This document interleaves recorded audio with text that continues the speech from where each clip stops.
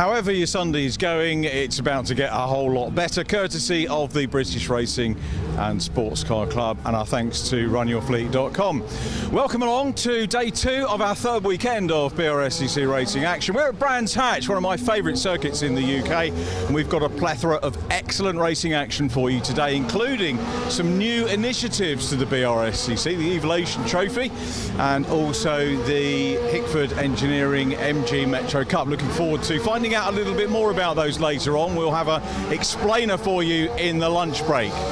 In addition to that, we've got the Nankang Tyres BMWs, we've got the first outing as well, another explainer required for the Audi TT Cup, and of course we're continuing our Mazda action from yesterday with the traditional Brscc Mazda Mark 1 Championship, and getting things underway today. The car's coming onto track now for the Brscc Mazda MX-5 Super Cup.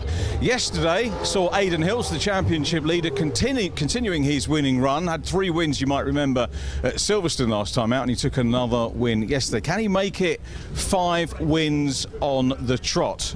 Well, we're about to fight. His dad's just walking past as well. There's his dad just going around. Nice little wave there from Darren Hills, an ex-racer himself. The man who's going to describe all the action, and because he's in the commentary box already, we may as well use him. Let's go up and say a warm Sunday morning welcome to Andy McEwen. Over to you, Andy.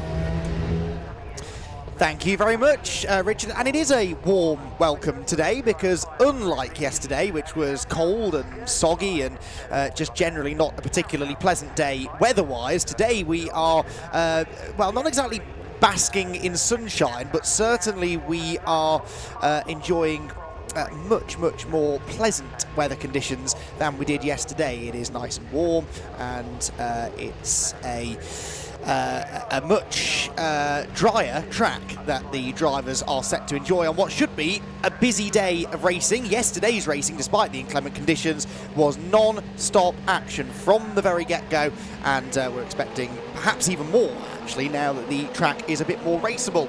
The green flag lap getting underway for our first race for the MX-5 Super Cup. The grid is on your screen now, and qualifying times, the second fastest qualifying times, giving us the grid for this one. So row 1 for Aidan Hills and James Cossins, row 2 for Will Blackwell-Chambers and Alex Stott, with Rich Damos and Chris Richardson together on row number 3. James Blake Baldwin was on the podium yesterday. He will start this one from 7th on the grid alongside Ali Bray, with Lee Britton and Joe Wiggin completing the top 10.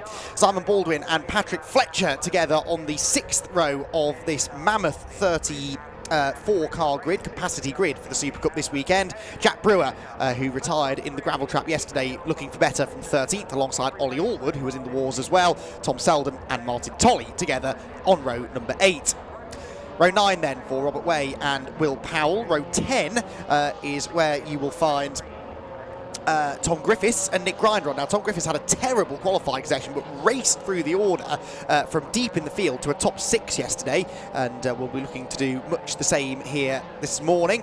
Josh Bromley and Clyde Powells are next on the 11th row. Row 12 then for Josh Morris and Nick Rutter, with George Grant, who had, I think he was telling me yesterday, his best ever race in the MX-5 Super Cup yesterday. Again, gained a lot of ground from outside the top 20 on the grid to finish 14th and 2nd within the Masters category as well. Really good effort that from George. He's got Stephen New for company on row 13, with Wilbur Tilley and Amy Watts together on the 14th row. The top 30 are completed by Christopher Ginn and Liz Walton, and then towards the back of the field, the penultimate row, row 16, is where you find Bruce Robinson and Adrian Burge, with James Wilson and Scott Wright at the back of the pack. Well, this second race of the weekend is a particularly special one for the MX-5 Super Cup, which started in 2013 on an April day at Castle Combe. 7 cars turned up to race at Castle Combe in that very first ever MX-5 Super Cup race. Since then, the grids clearly have grown and grown. The competition on track has exceeded all expectations, and in this second race of the weekend, the first of the day, the MX-5 Super Cup celebrates its 200th championship race. It is remarkable to think how far this championship has come since 2013, a race that was won by Andrew Clarkson on that occasion, our first ever champion that season. And to see now the way this championship's come, I've been lucky enough to follow it pretty much since its inception. It's been a real roller coaster ride, and it ain't stopping yet, because this year's grid is perhaps the most competitive we've ever seen. So On the front row then, we have Aidan Hills on pole position. James Cossons, who wasn't here yesterday because he was attending a wedding, is alongside him. The lights go out. Race number 200 in the MX-5 Super Cup bursts into life, and it's a great start by Cossons from the outside. Meanwhile, steaming up the middle of everyone goes Richard Amos. He made a great getaway yesterday too. There's a bit of bunching into the first corner. They will all, I think, survive that intact as they drop down the hill for the first time. Hills has got back ahead of Cossons now, who isn't looking race rusty at all, is he? He dives to the outside. They're 3 and 4 wide in the mid-pack as they go around the right-hand hairpin at Druids and drop down the hill towards Graham Hill Bend. Joe Wiggin, that is, running wide in the background. He's going to rejoin right at the back of the field, having had some sort of a drama at Druids Bend. Out of Graham Hill, then down the Cooper Straight they go, and into the left-hander at Surtees, where the top 3 already are starting to make a break. That's Ali Bray diving up the inside of Will Blackwell Chambers into Surtees, but not quite able to find a way through. Ali's first lap going much better today than it did yesterday. The same is true of Patrick Fletcher, the black and red car. He was in the wars early on yesterday too, and thankfully it looks as though he's going to complete the first lap well inside the top 10. So it is Aidan Hills then who leads the way across the line. Aidan Hills, 17 times a race winner in the MX-5 Super Cup now, and he's won all 4 races so far this season. Can he make it 5 from 5? He's going to have to go up against some very rapid drivers if he's going to do that though. Tom Griffiths there going up the inside line, making a move, whilst Alex Stott defends 4th place from Patrick Fletcher. That delays them both and allows the number 1 car, reigning champion Will Blackwell Chambers, to go around the outside. Joe Wiggin has pulled off down at Graham Hill Bend, so it must be a mechanical failure rather than accident damage that's taken him out of the battle. That's a shame. Our first retirement then of the race, and it's a potential top 5 finisher. Down towards Surtees, that's Ali Bray up the inside of the silver car of James Blake Baldwin. Neither of them drivers known for backing out of side-by-side situations. That could get quite tasty through Surtees. Yep, they're still side-by-side, and it's Lee Britton behind. I was chatting to Lee earlier on. He had a very eventful race yesterday, but was overall pretty happy with how it went. Side-by-side now between Blackwell Chambers and Alex Stott. Alex Stott on the outside line into Paddock Hill Bend. Blackwell Chambers is going to slip through into the first corner. And Will Blackwell Chambers, who yesterday was on the podium alongside James Blake Baldwin and Aidan Hills, is marching back towards those top 3 positions once again. And the right-hander, and out wide goes the Lee Britton car, so Ali Bray has got him, so too has Jack Brewer, and now Ollie Allwood coming through as well. Allwood on the outside line, can't go right round the outside at Graham Hill Bend, so slots back in line again down the back straight. Through the left-hander at Surtees. Full commitment in these dry conditions through Surtees, virtually flat out I would imagine in these MX-5 Super Cup cars. Freight train makes its way through clearways, past the pit lane entry and down onto the pit straight, where the top 3 definitely are making a break, aren't they? Aidan Hills leading the way, Cossons second, Amos in third. Cossons has got a slightly dodgy transponder, which is why he's periodically dropping down the order to then be reinstated back into second position. How about some of those coming from further back? Well, we'll get to that in a moment, because Ali Bray in the background is going up the inside of James Blake Baldwin into Druids Corner. Those two still battling away. And I think Bray has gone through. Yes, he has. Ali had an off on the first lap yesterday in the white and purple number 14 machine and dropped right down the order. He was carving his way back through, making some lovely moves into Paddock Hill Bend, and then he came up against Martin Tolley, and the pair of them tangled into the braking zone, and both ended up off in the gravel with damage as Alex Stott has a huge moment, and Ali Bray pounces on it immediately. Ali Bray is up for the fight today, his first full season of racing in the MX-5 Super Cup, the man behind the AB Motorsport Brigade, who make up a huge portion of all of our MX-5 grids this weekend, and Ali making a full-time return to racing himself, and has not forgotten how to do this, has he? Up into 6th position now with a top quality move there into Clearways Corner. The fastest lap for Blackwell Chambers, by the way, in 4th position, so he is starting to bridge that gap to the leading 3. Now, he did a 55.1 at that time. It was only a 10th quicker though really than the race leader. But the closer he gets, the more of a slipstream he'll start to pick up from Richard Amos in 3rd, and in theory, the quicker he can then go. Side by side here between Tom Griffiths, the blue car, and on the inside, number 9, Simon Baldwin. This is for 13th place. So Tom Griffiths, having started 21st for this race, has marched forward pretty nicely. Slips through on the inside at Surtees, gains another position. Griffiths just struggled a little bit, I think, in what was a very stop-start qualifying session yesterday. We had 4 red flags in the qualifying session, not for major accidents, just for people slipping off in the really treacherous conditions. and that left a few drivers feeling a bit frustrated. Jack Brewer in the yellow number 93 car was one of them. He's looking to the outside of Lee Britton, but that leaves an inviting gap on the inside for Ollie Allwood, who is only too happy to go through. Now, these two battled it out season long for the Mark 1 Championship a couple of years ago. It went right down to the wire here at Brands Hatch, where Ollie Allwood was able to seal the title, and he gets one over on his long-time rival again here. That was for 10th position that he's now moved into. As the battle packs now start to establish themselves into the middle portion of the race. Hills, Cossins, Amos the top three, with Blackwell Chambers charging after them. Ali Bray, though, this shouldn't really be a surprise. He's just set the fastest lap. As I said, he's well up for the fight today, and the 5th place man with a 54.735. That's significantly quicker than anyone else can go. He's the only driver into the 54s right now, and he's latched on already to Patrick Fletcher. So that battle that's going on for 5th position is perhaps the one we need to now focus on. I can see out of the window, Bray has gone up the inside into Paddock Hill Bend and has gone through. On your screen, you're seeing Ollie Allwood, who's also got some good pace in him, I think, today, on the tail of Lee Britton and Alex Stott, as there Richard Amos relinquishes 3rd position to Will Blackwell Chambers. Patrick Fletcher is back ahead of Ali Bray, who's made a liar out of me now, because I assure you he did go through at Paddock, but must have run wide on the exit, and so Patrick Fletcher steals the spot back again. Along the Cooper Straight then, top 2 now making a break. Amos must have had a moment somewhere, because he suddenly dropped away from the 2 Hills Motorsports drivers. They're not running the same livery, but they are 2 teammates. Aidan Hills, the team owner, in much the same way that Ali Bray is racing and running a team, so too is Aidan Hills. And Aidan is doing it and dominating the championship at the same time. So really impressed with what Aidan's doing this year. He's always been a front runner. He is 3rd on the all-time wins list. He's had 17 career victories in the MX-5 Super Cup.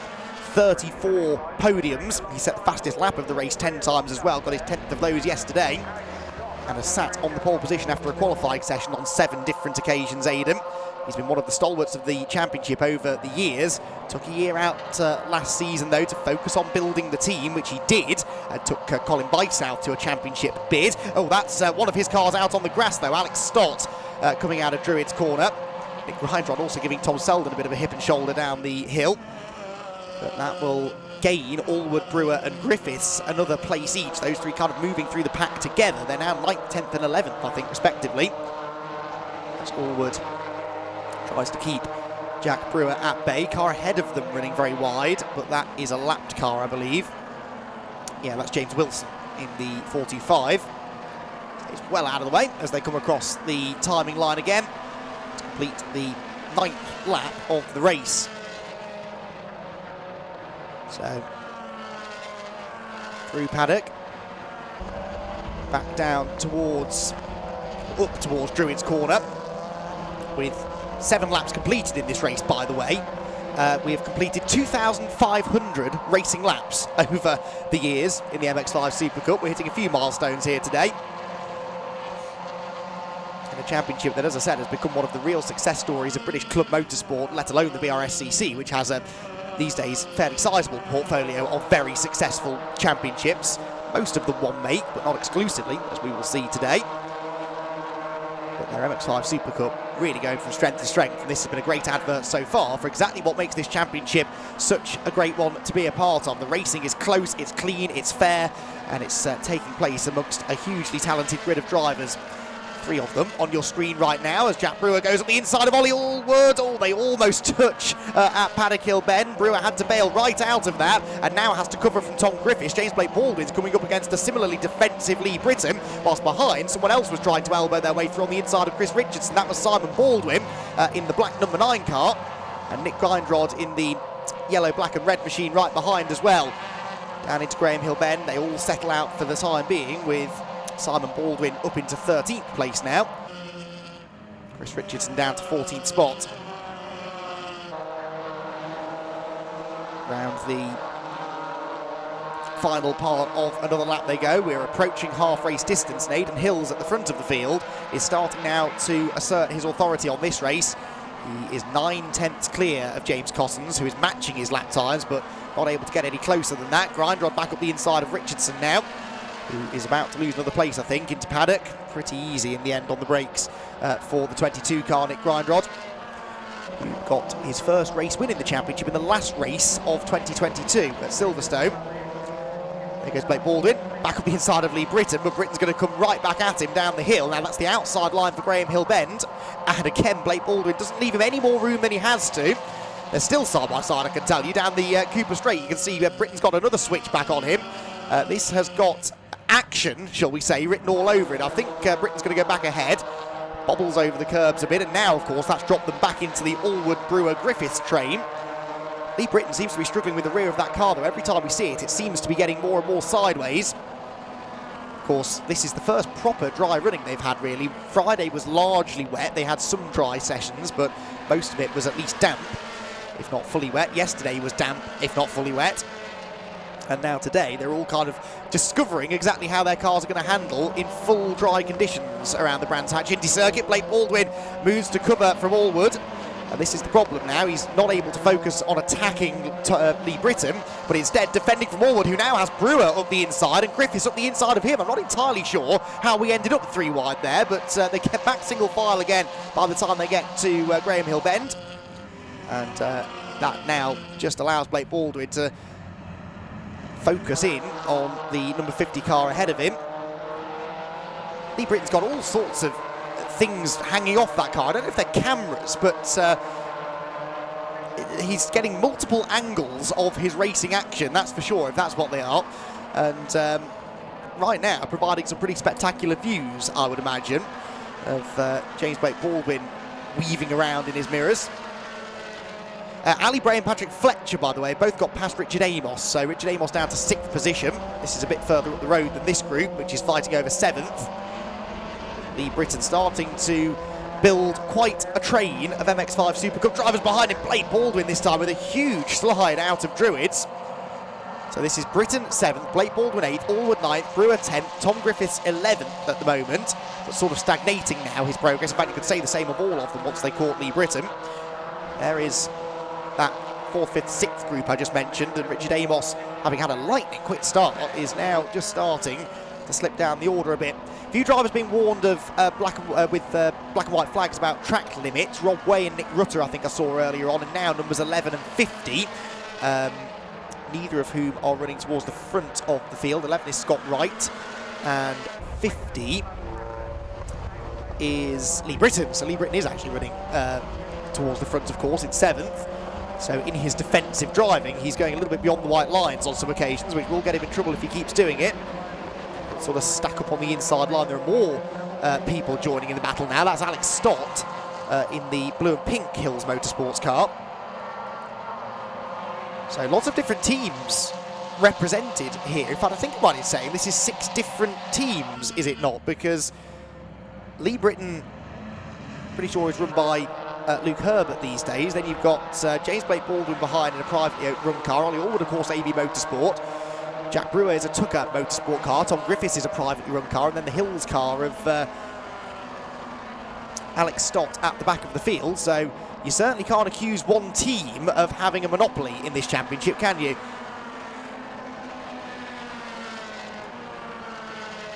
Towards Paddock Hill Bend go Grindrod and Simon Baldwin now. Turning through Paddock as they scatter ahead of them up the hill. Lap time wise, by the way, at the front of the field, nothing worth taking our eyes off this battle for just yet, but Will Blackwell Chambers is catching, in fact has nearly caught James Cossins for 2nd place, so Will Blackwell Chambers for P2 is a distinct possibility.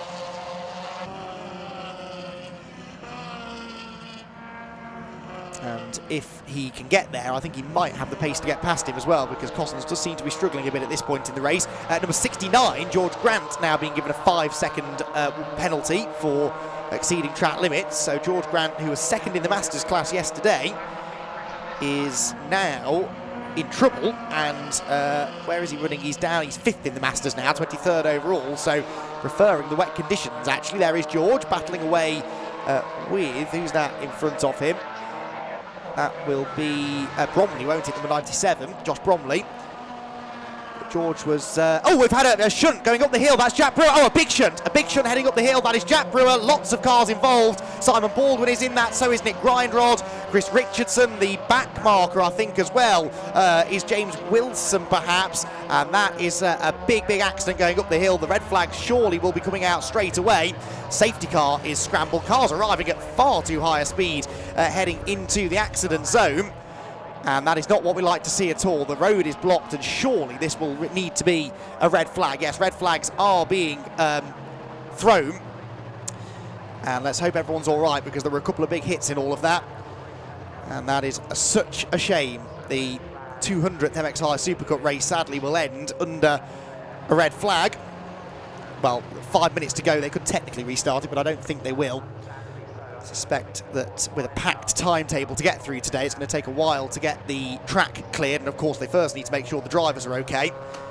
So that is a real shame, because that was a great battle that Brewer and Grindrod and others were in. Something obviously went wrong coming out of Paddock Hill Bend, and we will let the marshals do their work now to make sure everyone is okay, try and get the track cleared. Likely then this means that Aidan Hills, not in the circumstances he would want, is going to claim another race victory. And for Aidan, extending his championship lead as well, with 5 race wins from the first 5 races of the season. And James Cossons, on his return, having missed yesterday's race, on the podium as well. Will Blackwell Chambers never did have the chance in the end to find a way past him. So the cars at the moment being queued up on the grid. The timing screen has got now showing 0 seconds, but this is the way the timing screen operates. It will sometimes show no time left, even if they do intend to restart. But like I said, we've got so many races to get in today and not a huge amount of time to do it in. So I don't think we will have the time ultimately to get this one restarted. But more news as and when we get it. There you can see half the cars parked on the grid. We just saw the rest of the field who have not been able to make it through the danger zone. And they've had to stop at the bottom of Paddock Hill. So right now conversations going on about where to direct them, I'm sure, because the trouble is these cars that are on the grid have gone past pit entry, and they are therefore the only way back to the pits is to drive through the accident zone, and that's clearly not going to be possible for a while. So and we are now getting notification the race will not restart. The race is not going to be restarted. So this is unfortunately it. The results will go back a lap. It won't affect the leading contenders, because Hills, Cossons and Blackwell Chambers are they've been in those positions for a little while.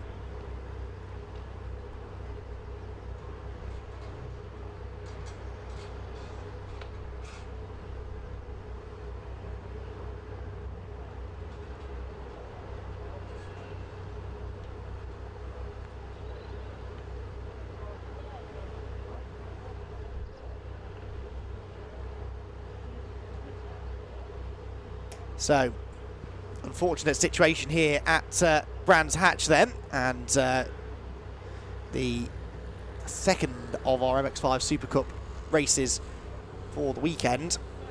Sadly not coming to the end that we wanted. Now we will have another MX-5 Super Cup race later on today, with at 3:35 the third and final race of the weekend beginning on what is a packed timetable. 3 races before lunch. This was the first. We will have the MG Metro Cup coming out next. They're making their debut with the Brscc. And the Mazda MX-5 Mark I Championship is also going to be racing before the lunch break. And then we will head into what is now, unfortunately, likely to be a shortened lunch break with lots of races after that. We've got 2 races for the Nankang Thai BMW Compact Cup, always an exciting championship. The MX-5 SuperCup will be back out again, as I've said. The Metros will race again, and then 2 sets of races, 2 pairs of races I'm particularly looking forward to. We've got the brand new for 2023 Audi TT Cup Racing Series, which is for, well, Audi TTs, you'll be shocked to hear, but those cars making their racing debuts this weekend. One of the many new concepts coming out of the Brscc at the moment, and it's proven to be incredibly popular with near 20 cars on the grid, all brilliantly prepared. They look like proper little touring cars, and they will have a pair of 15-minute races today. All of this coming in the afternoon. We've also got 2 races for the Brscc Evolution Trophy, which is another new concept for essentially series that are trying to get off the ground, but don't yet have big enough grids to sustain themselves as their own series or their own championship. So the Evolution Trophy is a place for those classes, if you like, of car to race against each other, but give those who have purchased a car or are looking at buying one to have a race, see what they're all about, develop their cars, and hopefully to demonstrate to the world just how good the series could be. So we've got an intriguing mix of cars that will be out in the Evolution Trophy a little bit later on, and they will essentially be in 3 completely separate races, but all taking place at the same time. So we've got the Renault Clio cars, the Cook Sport Renault Clios. We've also got the classic VW Racing Series and the Mazda MX-5 Mark IVs, who we hope will have their own series in the future to add alongside the Mark 1 and Mark 3 championships that already are so popular. So cars that were on the grid are being directed, I think, to go the wrong way down the pit lane. And directed into the paddock. So I doubt we are going to get any post-race interviews here, because I'm not actually sure where the leading 3 are stuck in Paddock Hill Bend. So we're not going to be getting to hear from them anytime soon, I don't think.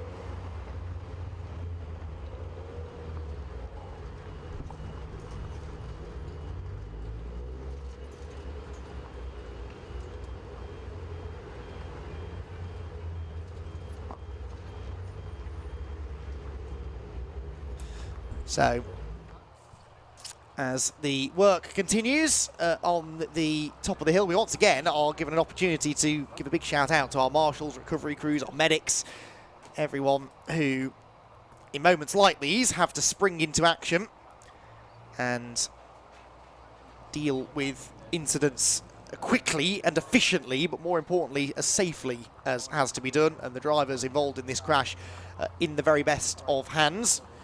And the marshals who are out in force here this weekend at Brands Hatch have had a few incidents to deal with, minor incidents yesterday, as you would expect really in the wet conditions, but actually driving standards have been largely very, very good despite the inclement weather yesterday.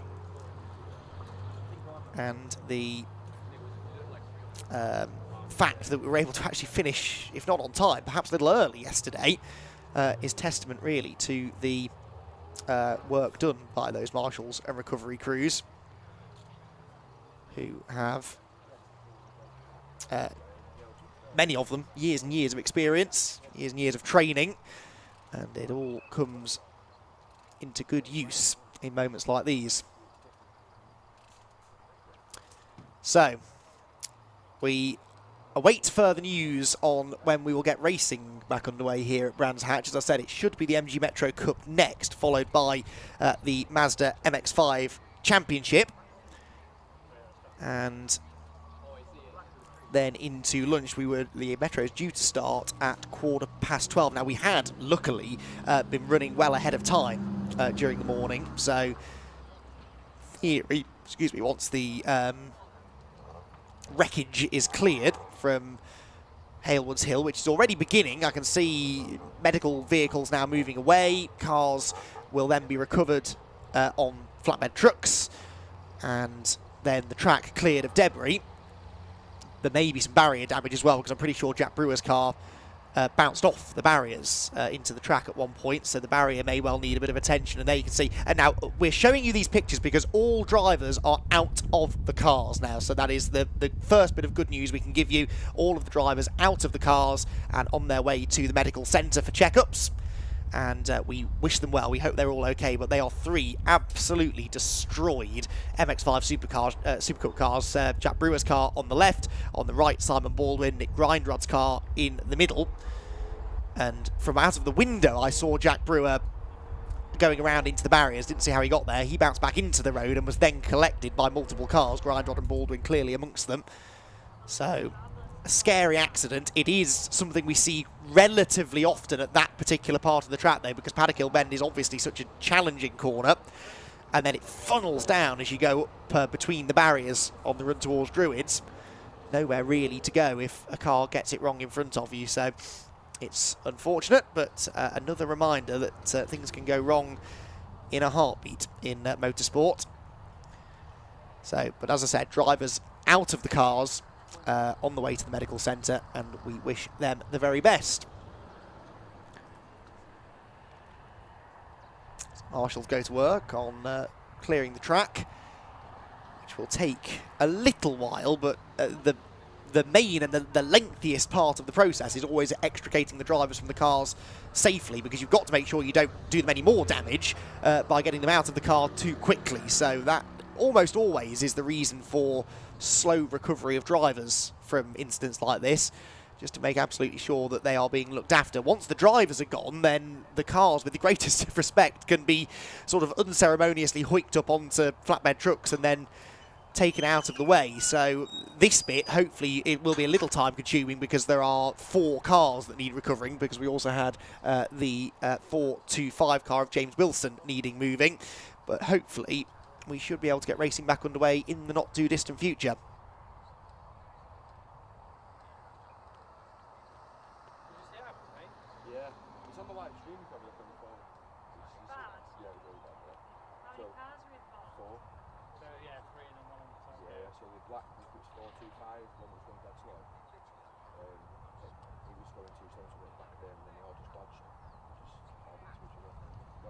The yellow car hit the fence.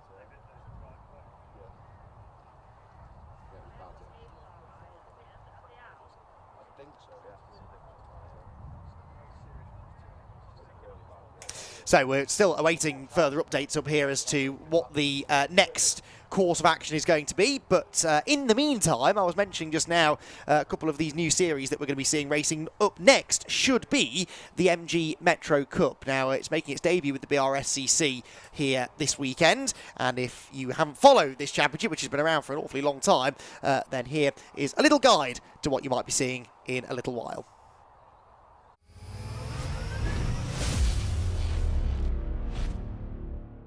The great news is that joining the Brscc for this year is the MG Metro Trophy. I'm joined by John Moore, who races. Tell us a bit about the formula, John.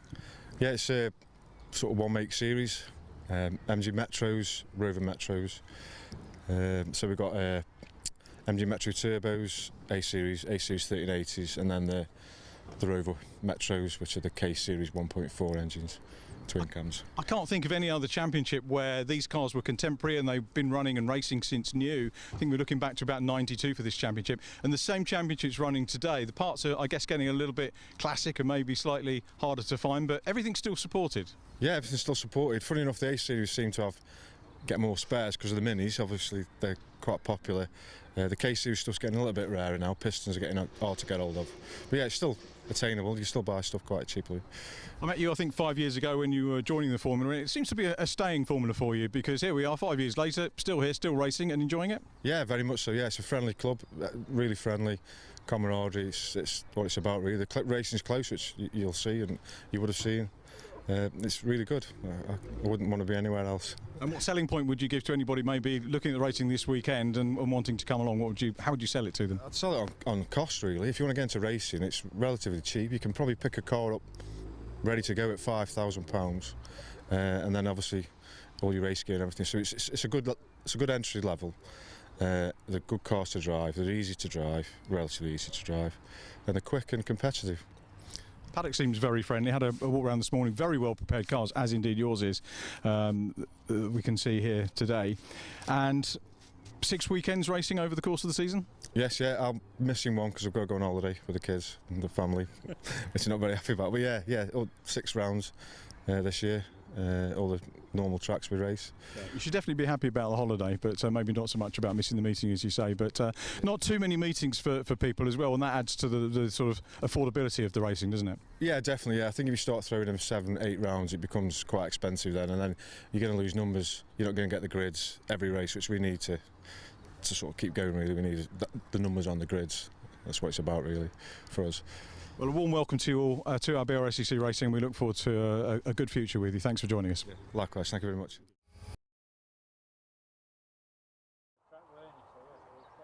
So we're very much looking forward to seeing the MG Metro Cup in action here before too much longer. The recovery process ongoing on the run up Halewood Hill after this sizable incident in the MX5 SuperCup race. To reiterate though, all drivers out of the cars and have been taken to the medical centre for an examination. So we hope that they will all be okay, and we will see the rest of the field racing in their third race a little bit later on. So whilst the marshals and recovery crews go to work at Halewood Hill, we're going to step aside for just a few minutes. Don't go anywhere though. Racing will be resuming, I anticipate, in the not too distant future, with the MG Metro Cup set to take to the track next.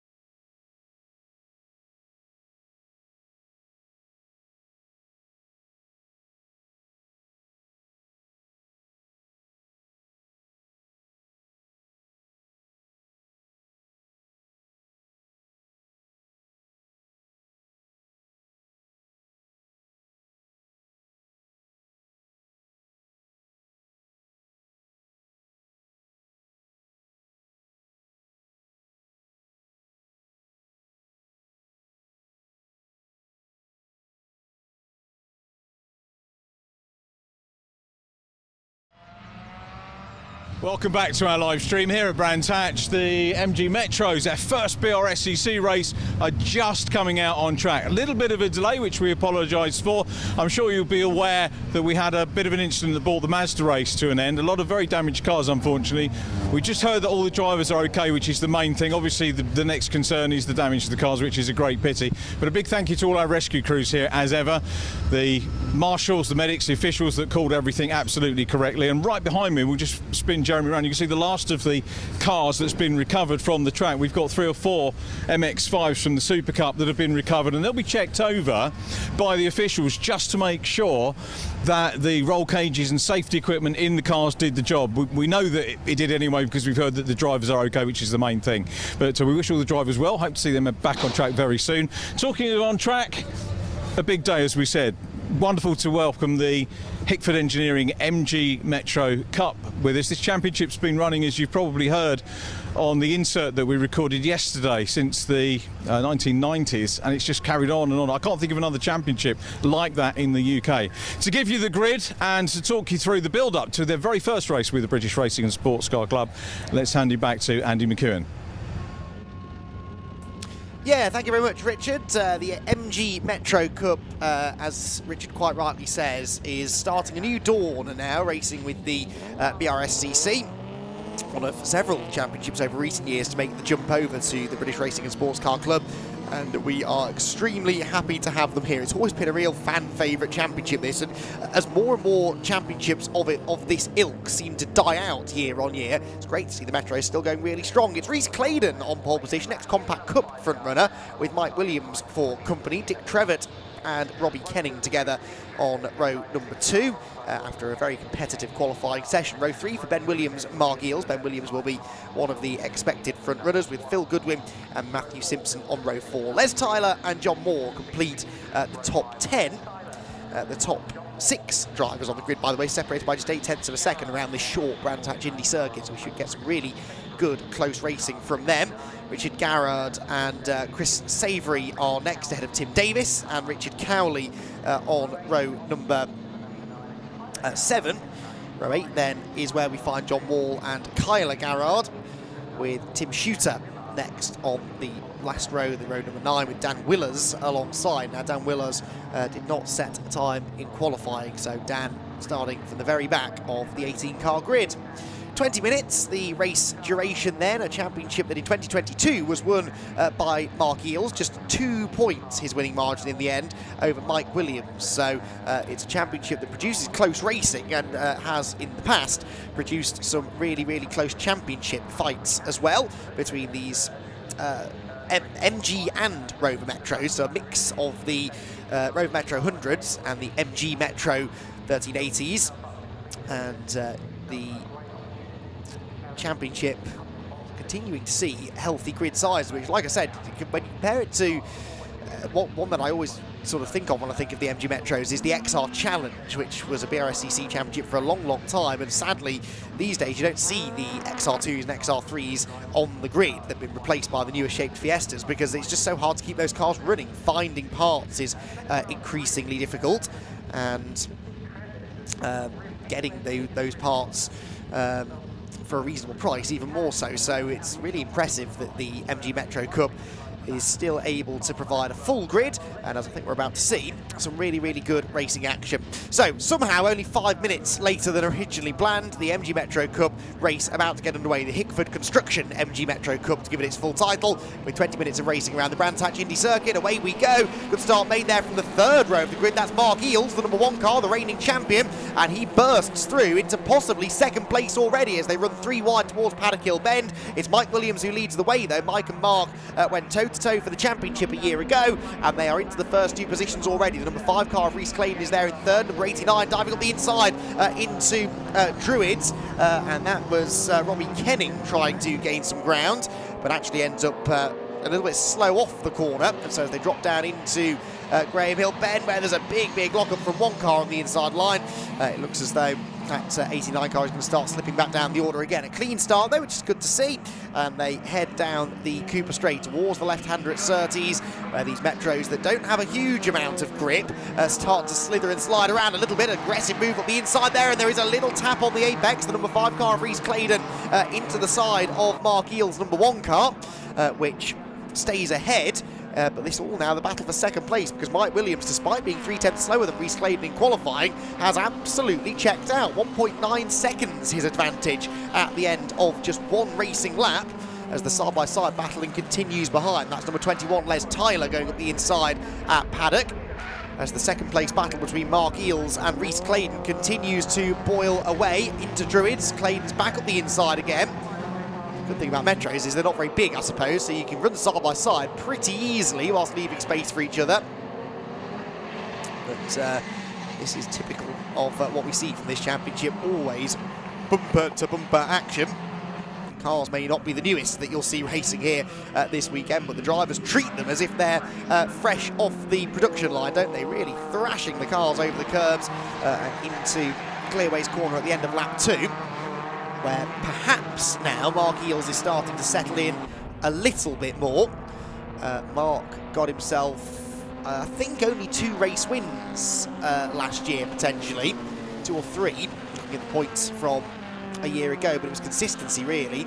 Only failed to score in 1 race, and that was at Snetterton at the end of the season. He did have a low score at Brands Hatch, though, actually, in the second race of the season, so Brands Hatch wasn't particularly a happy hunting ground for the number 1 car on its championship-winning campaign a year ago. But running strongly in second place at the moment. It was the season opener at Brands Hatch, in which Mark managed to get his first win of the season. To do that here today, he's going to have to go some to close in on the race leader, although was quicker by 4/10 than Mike Williams on that lap, and actually it was Claydon in 3rd who set the fastest lap, so they are starting to concertina back together, and they're sort of bringing with them Dick Trevitt in 4th and the 89 of Robbie Kenning. All of these cars qualifying inside the top 6. The one that's dropped back a little bit is Ben Williams, started 5th, he's 6th, but he's not really quite on the tail of this group. You can just see him there, the dark green car at the back of shot. Up into the braking zone at Paddock Hill Bend, and this time it is the second place man Mark Eels who sets the new fastest lap, a 58.36. But he's not shaking off Rhys Claydon, is he? Claydon was less than 1/10 of a second slower than him and goes to the outside line at Druids Corner. And as they get closer and closer to the overall race leader, this is going to further intensify the battle for second, I suspect. So out of Graham Hill Bend they go. Some good battles going on further back as well. That's the 72 car just saw going through in 8th position of John Moore. He's got a bit of a train forming behind him, but it's at the front of the field where things are really going to start spicing up, as again Rhys Claydon goes to the inside, and again there's a little bit of paint traded there with Eels as they turn through. That's all fair in Love and MG Metro racing, though.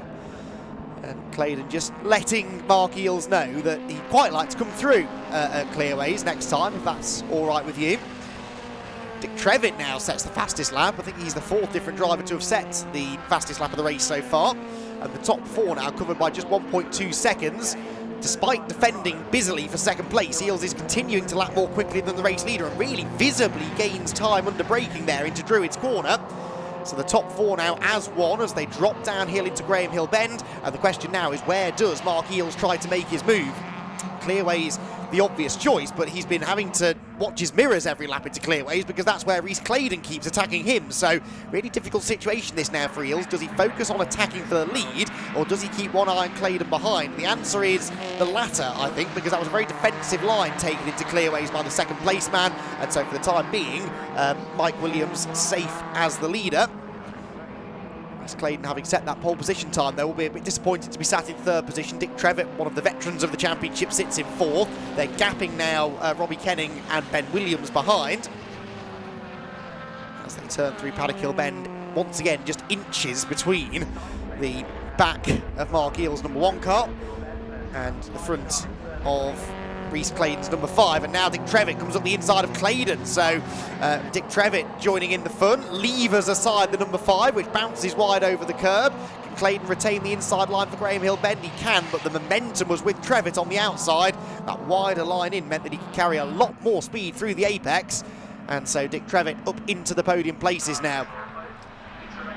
So now it's Trevitt in third. Does that maybe change the dynamic between the top two? Well, it might not be Trevitt in third for much longer because Rhys Clayton's got that car really on the nose, hasn't he? And he's sort of scared Trevitt off the road there. Took Trevitt off through the gravel trap. I think just because he was distracted by the wild lunge to the inside that Rhys Clayton attempted there. So Trevitt gets going again, but obviously a lot of gravel in the wheels and other places it shouldn't be, so that'll take a lap or so to clear itself out. And he's lost touch with the leading group now, really.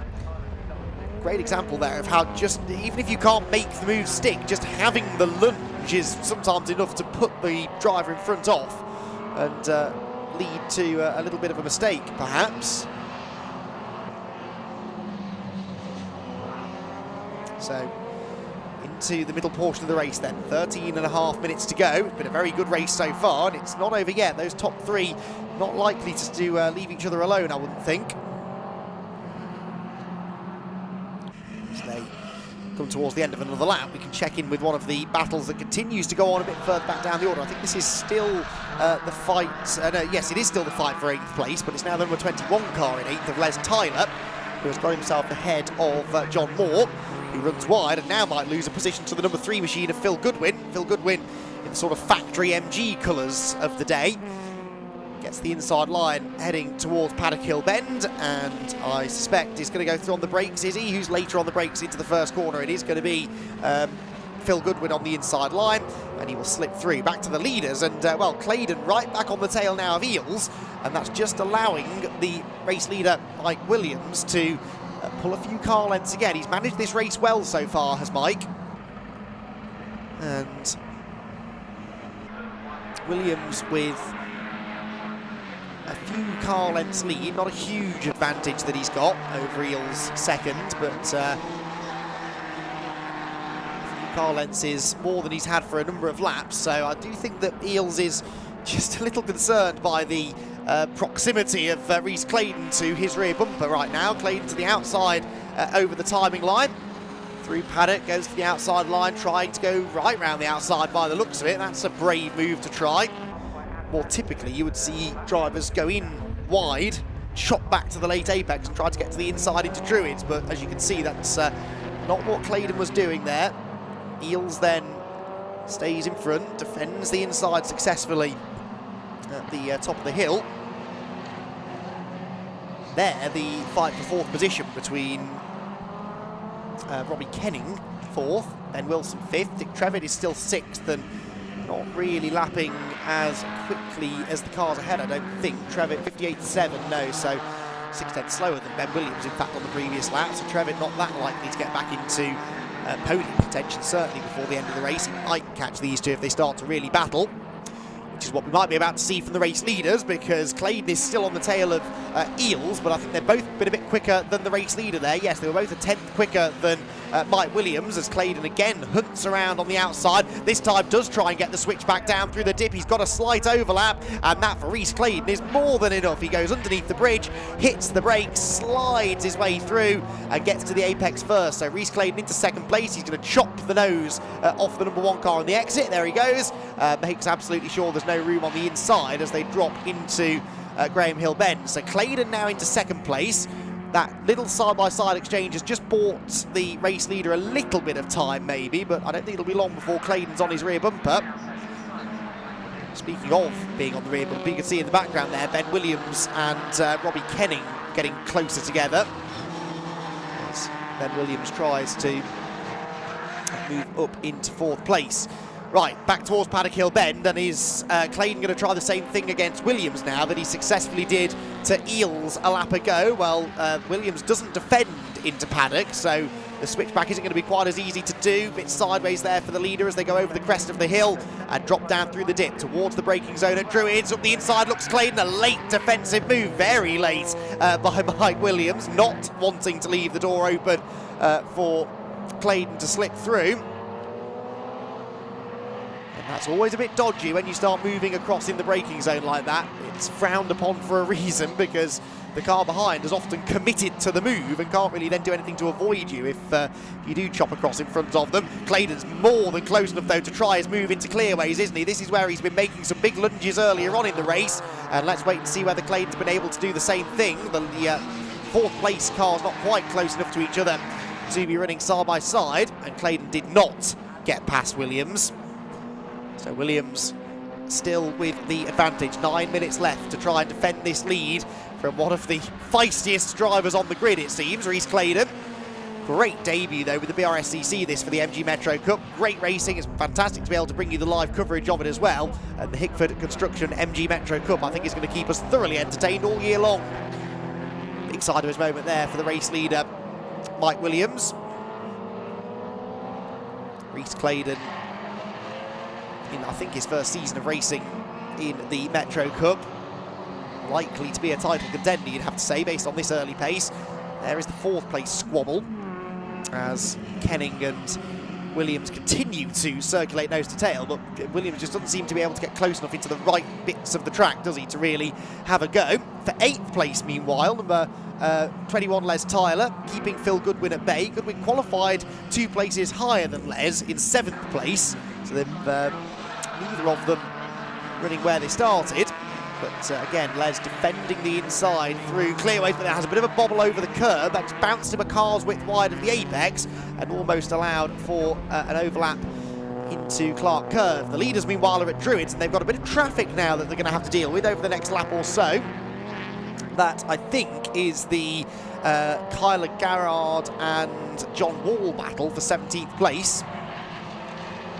And as and when they catch those two, there they are, you can see Kyler in the blue and white car, John in the green one.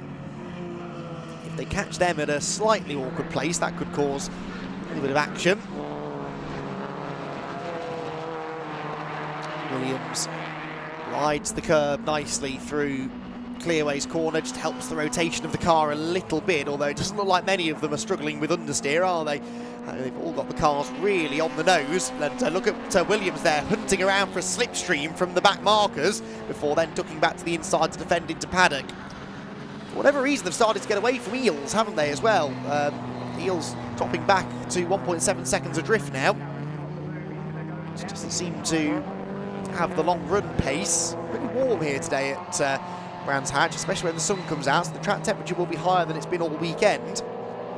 We've still got 6 3/4 minutes to go, already completed 13 laps, and that left front tyre on a front wheel drive car is the one that really takes the hammering here at Brands.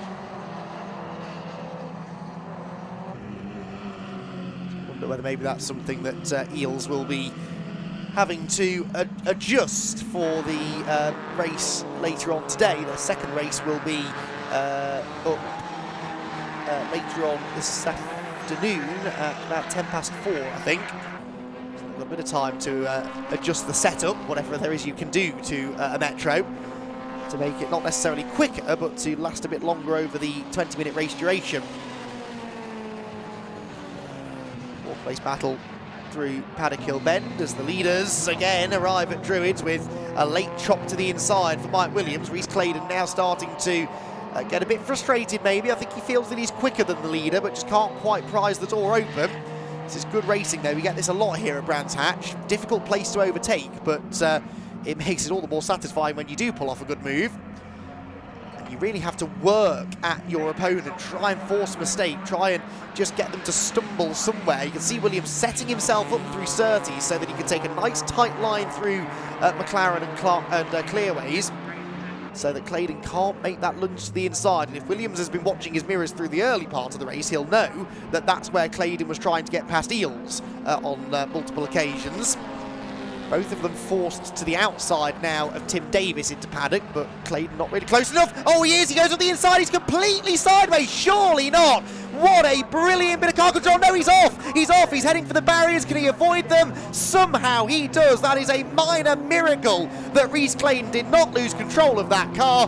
That was so late on the brakes, and I'd been saying earlier on, that car in particular looked really, really twitchy and pointy on the nose. He's throwing bits of earth out from underneath the number 5 car now, but that was one of the best saves you will ever see through Paddock Hill Bend. Just a bit too late on the brakes, I think. He saw that as a half opportunity to get up the inside of the leader, Mike Williams. And he was just a bit too late on the brakes. The rear started to overtake the front. Of course, front-wheel drive car, so you can mash the accelerator down, steer into the slide, hope for the best. But then as the car got light over the crest and then compressed in the dip at the bottom of Paddock Hill Bend, all of a sudden the weight distribution was all over the place, and it spat him back onto the grass. But really good save, really did well to avoid the barriers too, because that would have been a nasty hit. And thankfully he continues on, 2.3 seconds behind the race leader, but still in second place. Black and white warning flag, by the way, going out to car 89. That is Kenning, Robbie Kenning in fourth place. He's still keeping Ben Williams at bay, but has been exceeding track limits to do so. As there, the number 9 machine of John Wall still struggling to find a way past Kyler Garrett at the back of the field. And then there's another good little scrap going on just behind them here, dropping down into Graham Hill Bend. And that is another battle that's been going on for a while. There's Tyler, and it's not Phil Goodwin, that one, it's Richard Garrett. But Richard dropping right back with a slow run through Graham Hill Bend for some reason, and might now lose a place at Surtees. No, just manages to keep the 72 of John Moore at bay. This is for 9th position now, John Moore and Richard Garrett. The front of the pack, by the way, Rhys Claydon has not been deterred by that monster moment. He's just gone about 3/10 quicker than the race leader. He is 2 seconds adrift of Mike Williams with just under 3 minutes to go. So they'll get 3 more laps in, at least. And I wouldn't count Rhys Claydon out for the race win just yet. Look at the way that Dick Trevitt has sort of brought back into the fight for 4th as well, really closing in on Kenning and Ben Williams. And those 3 are going to put on a bit of a show in the closing laps as well, I think, as they bobble their way over the curbs through the left at Surtees, the right at McLaren, and then the tighter right there at Clearways and Clark Curve. Another 3/10 taken out of the race lead that time by Claydon, so he's consistently 3/10 faster. He'll need a bit more than that, though, with the time remaining, in order to be able to challenge for the win. There's no traffic, I don't think, that they're likely to catch before the flag, so that won't come to his rescue. There is Williams out of Druid. You can see the gap back to Claydon second, who's certainly been Mr. Excitement in this race, has Rhys. Often was in compact cup racing as well, it must be said. Number 1 car of Eels behind him, and then that almighty squabble for 4th position continuing to rage on behind them. And Ben Williams, I think, now getting a bit frustrated behind Robbie Kenning because he just cannot break through the number 89 car's defences. So there will be 2 laps to go at the end of this one. Let's see what the lap times are then. Williams comes across the line and will register a 58.6 and a 58.3 for Claydon. So again, it is consistently 3/10 every lap. Here comes Dick Trevitt now to the outside of Ben Williams as they cross the line. To the outside goes Trevitt. Williams on the inside line will perhaps be compromised now on the exit of Paddock Hill Bend, so watch for Trevitt, with all of his years of experience, to try and get that switch back, carry the momentum down the hill, and maybe pop up the inside into Druid, but I don't think he's quite close enough to Williams for now. On this, the penultimate lap of what's been an enthralling opening round of the Hickford Construction MG Metro Cup. Battles up and down the order, including for the race lead. One of the best bits of car control you'll likely see all day long. Leader Mike Williams then comes through Clearways for the penultimate time. I don't think Rhys Claydon's quite got enough time to catch him again. But they're both lucky, actually, to still be in the race, because for all the talk of Claydon's really good car control, there were some great reactions from Mike Williams as well, because he saw Claydon coming out of control, opened up the steering and managed to stay out of his way, but they can so easily have made contact and both been off the track and handed the win to Mark Eels, Mark Eels. But as it is, they're both still there. They are 1.4 seconds apart as they go on to this, the final lap of the race. Out of Druid's corner they go. There is the 4th place battle. Still Robbie Kenning ahead of Ben Williams and Dick Trevitt. And is that the way they're going to finish the race, I wonder, or can Williams or Trevitt go on the attack, pick one more place up before the flag? Well, maybe Williams can, because for whatever reason Kenning was really slow off Graham Hill Bend, and I think will lose 4th place by the time they get down to Surtees. But the race victory in the opening round of the championship is going to go to the man who narrowly missed out on the championship a year ago. It is Mike Williams who crosses the line to claim the victory in round 1 of the championship. Second place goes the way of Rhys Claydon, but quite frankly, he's lucky to still be running at the end of the race. Third for Eels, and fourth will be Ben Williams. So Ben Williams got himself ahead of Robbie Kenning on that final lap. Kenning got a slow exit from Graham Hill Bend, and through on the inside line went Williams. And then this battle that's going on is for 8th position. Les Tyler still battling away with Richard Garrett, and Garrett is on the outside line. It'll be an almost dead heat at the line, this for 8th spot. Through they go, and it will be Simpson 7th, Garrett 8th, Tyler in 9th, although I would have said that from that angle it looked as though maybe the 49 car was behind, but by 14 thousandths of a second officially it is the 21 who is given the nod, but that may well be amended after the race, of course. Fantastic stuff from the Metros. Very, very welcome addition to these Brscc events, and they will have another race later on today, of course, and then a calendar that takes them the length and breadth of the country. They'll be at Snetterton on the 28th of May, Donington in June, Cadwell Park in August, Silverstone's National Circuit on the 30th of September, and it all finishes on the 28th of October at Alton Park alongside the Fun Cup Endurance Championships final round. So Mike Williams the winner, Rhys Claydon second, Mark Eels in third ahead of Ben Williams and Robbie Kenning, with Dick Trevitt, Matt Simpson, Les Tyler, Richard Garrett and John Moore completing the top 10. 11th was Dan Willers ahead of Chris Savory and Tim Shooter, with Phil Goodwin, Tim Davis, Richard Cowley, Kyler Garrett and John Wall completing the 18 runners, all 18 starters getting to the flag, and Rhys Claydon setting the fastest lap of the race and setting pulses racing with that massive moment at paddock earlier on, which really was a sight to behold. So lots of great storylines after that race, and down there to chat with our podium finishers, as he will be all day, is Richard John Neal.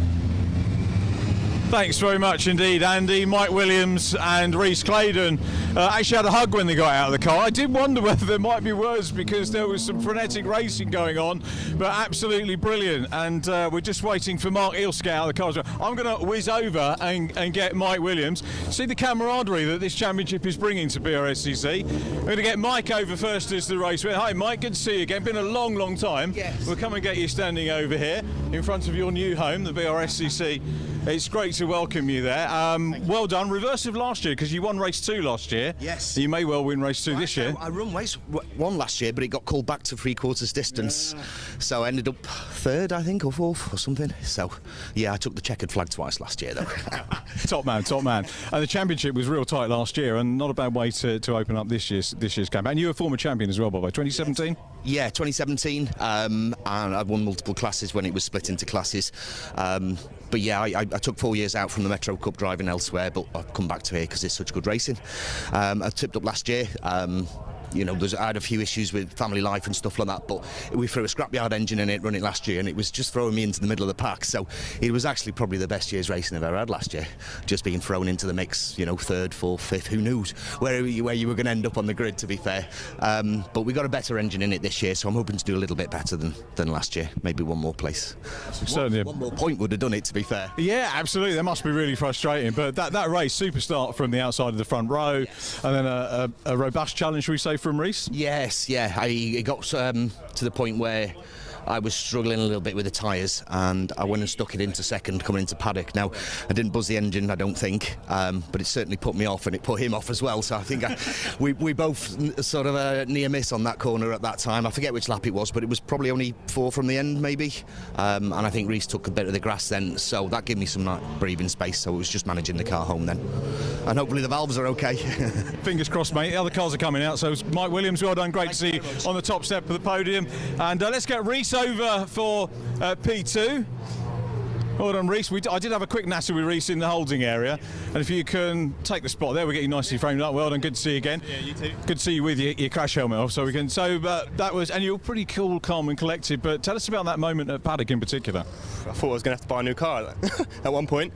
Yeah, that wall comes up pretty quick, especially coming through there. So I think Mike put it into second instead of third, and then I had to hit the brakes, and that was it. sideways and onto the grass, and you're just a passenger from there, really. Some great racing. You were racing with Dick Trevette in the early stages as well, and the podium could have gone anyway. Yeah, that's it. At one point I was thinking, am I going to step on that step or not? So, yeah, I'm glad. It was good, really good. Young family here. Look into the camera and say hello to the family. Hello, family. Sarah, 2 kids, Henry, Isabella, Dad and Mum. Nice one, Reece. And you've moved across, and we'll probably elucidate on this later on in the year, but from Compact Cup year off. But, you know, this is a new Brscc formula, and you found out about it, and an ideal home for you now. Yeah, that's it, yeah. So we bought the car as a track day toy. And when we heard that they were joining the Brscc, we thought it was good with the BMWs, why not try it with the MGs? Brilliant, well done. We're going to grab a quick word with Mark as well. Good to see you, Reece. Congratulations.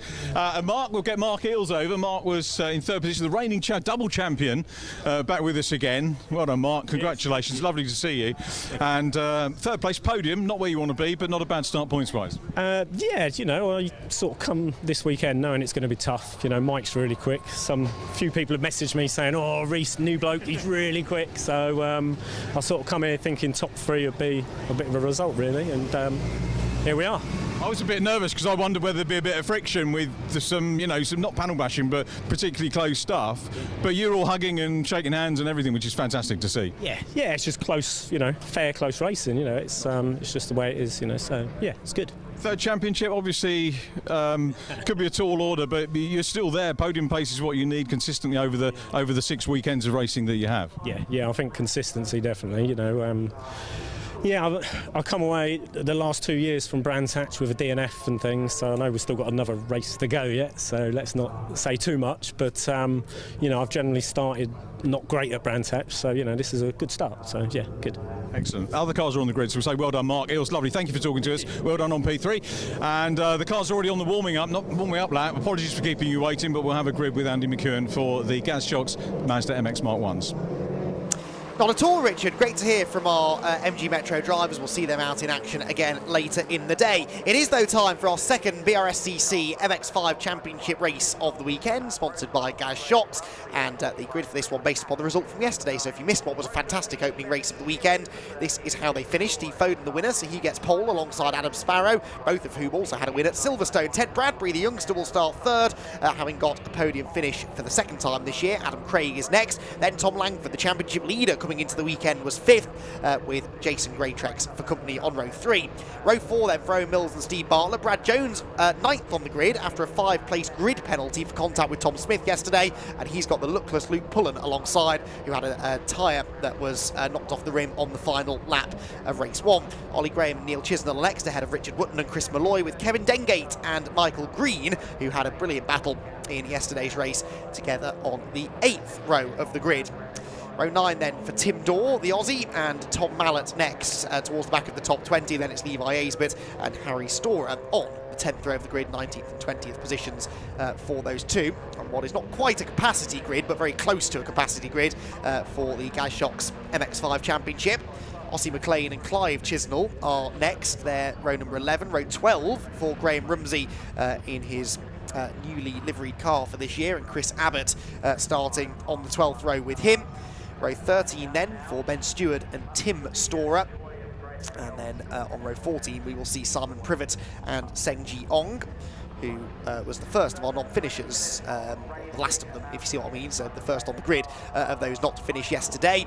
We also had non-finishers for Tom Smith, the Mike Comber racing car, fired off into the gravel trap at Clearways. Ben Manchette also failed to reach the flag, and Jack Noller also had some damage sustained on a turn 1 bit of contact, I seem to recall. So engine problems at Silverstone for the youngster, and Jack Noller, unfortunately, in strife again yesterday. He will be coming from the back of the field, so he and Tom Smith, two worth watching out for, 44 and 36 from the back of the pack. At the front of the pack, though, Steve Foden and Adam Sparrow together on row number 1. Adam Sparrow having a really, really good start to the season. The lights are out, we're away in racing. Ted Bradbury doesn't get away all that well, which means that Jason Greytrex and Tom Langford go either side of him on the run to Paddock Hill Bend, and watch for some action in the mid-pack as they are 3 wide going into Paddock for the first time.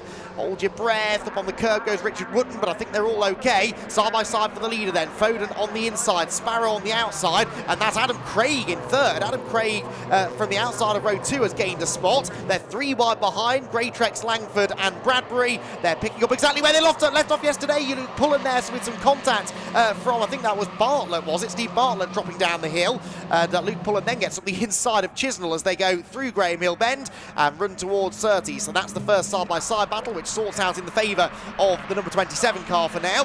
Through Surtees into McLean's, and that's Bradbury up the inside of Greatrex. Ted Bradbury gaining confidence every time he gets out there and races these MX-5s in what is his first season of car racing. Already had a couple of podiums to his name. Still not quite got the starts down, it must be said, but he's not lost too many places this time, and we know his race pace is really, really good. So across the line we go then. Foden, Sparrow, Craig, Greatrex, Bradbury the top 5. Now in yesterday's race, Steve Foden and Adam Sparrow had a bit of a truce called at the start of the race. They agreed to work together to try and gap the rest of the field. They're not really able to gap them at the moment though, so we'll wait and see how long Sparrow is willing to sit on the tail of Foden's race-leading car. Further back, that's Luke Pullen out wide as he comes up behind his teammate Brad Jones. Those two had a bit of a close call at Paddock yesterday, and they find themselves together on track again here this morning. Well, this afternoon now, actually. 10-1 in the afternoon at Brands Hatch it is, as our second Gas Shocks MX-5 race is well underway. Ted Bradbury is going to go up the inside of Jason Greatrex again, this time fully commits to the move, and Greatrex has to leave a car's width on the apex. They maybe lean on each other slightly on corner exit, but Greatrex will hang on to the position as they come out of Clark Curve. The slipstream starting to take effect, bunching everybody together, and they make their way into the braking zone at Paddock, where Greatrex again is going to be under fire. Bradbury tries to get to the inside, just managed to abort that move because he realised that he was on track to get into the back of Greatrex's car. Greatrex runs wide though, and the Masters leader, one of the older drivers on the grid, the Masters or Class 3 drivers over the age of 45, going up against the youngest driver on the grid, but Jason Greatrex with all of those years of experience, one of the hardest racers out there. And Ted Bradbury is going to learn a lot probably by having a battle with the number 33 car. There is Jack Noller and Tom Smith, so those two are working together to come through the field. At the start of this lap, Smith was 19th, Noller 20th, so they're inside the top 20, having started 29th for Smith and 31st for Jack Noller. So they are moving through the pack as one and gaining some really good ground. Of course, the further up the order they get, the harder those overtakes become. Right, towards Paddock Hill Bend we go. Ollie Graham now catching this sort of lead group, if you like, in the number 24 car. He got ahead of Neil Chisnell on that lap and is onto the tail of Pullen and Jones. As the leading two again, nose to tail down the dip. Tom Langford in the background having a tasty little battle with his teammate Ted Bradbury. But Sparrow, is he working with Foden? I think he might be for now. I think Sparrow's quite content just to try and gap the pack. It worked well for him yesterday. Did seem to run out of a pace in the second half of the race though, did Sparrow. Oh, contact of Druids, and one of the Go For It racing cars involved in that. Might have been 66 Aussie McLean that they tangled with. Didn't quite spot which of the Go For It cars it was.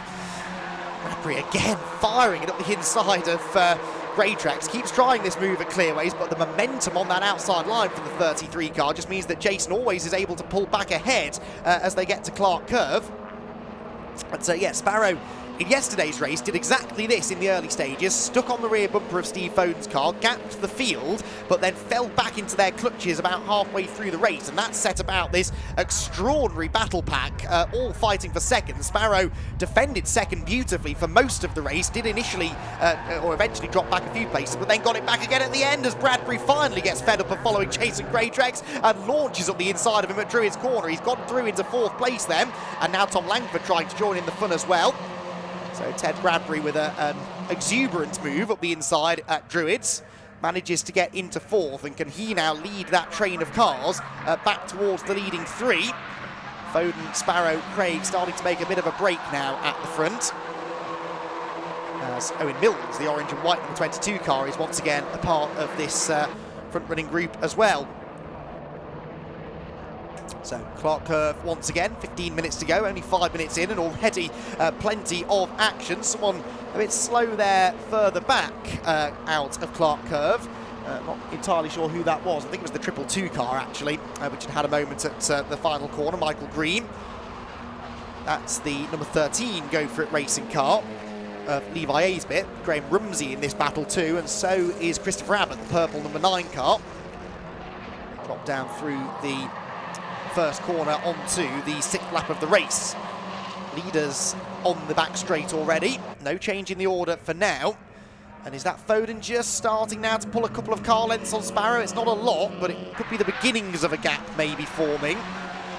Bradbury is slightly getting away from Greatrex, but again, not a huge difference in lap times, as you'd expect, really, around such a tight circuit. Qualifying yesterday, the top 9 of them covered by just 9/10, and that was in the damp as well. It's even tighter in the dry conditions.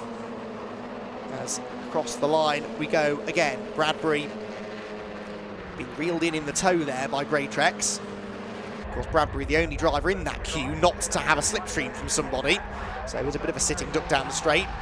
Oh, Langford to the inside of Greatrex, perhaps trying to replicate what his younger AB Motorsport teammate did a few laps ago. But Greatrex, wise to it, was just late enough on the brakes to retain 5th place. But this has got a bit of a pressure cooker feel to it, this group, hasn't it? Like at some point, the lid is going to get blown off it and we'll get action as we saw in yesterday's race. Bradbury on course then perhaps for another podium finish. Had a podium in his very first race at Silverstone, which was an astonishing achievement. 2nd place on the Grand Prix circuit. Backed that up with another one yesterday.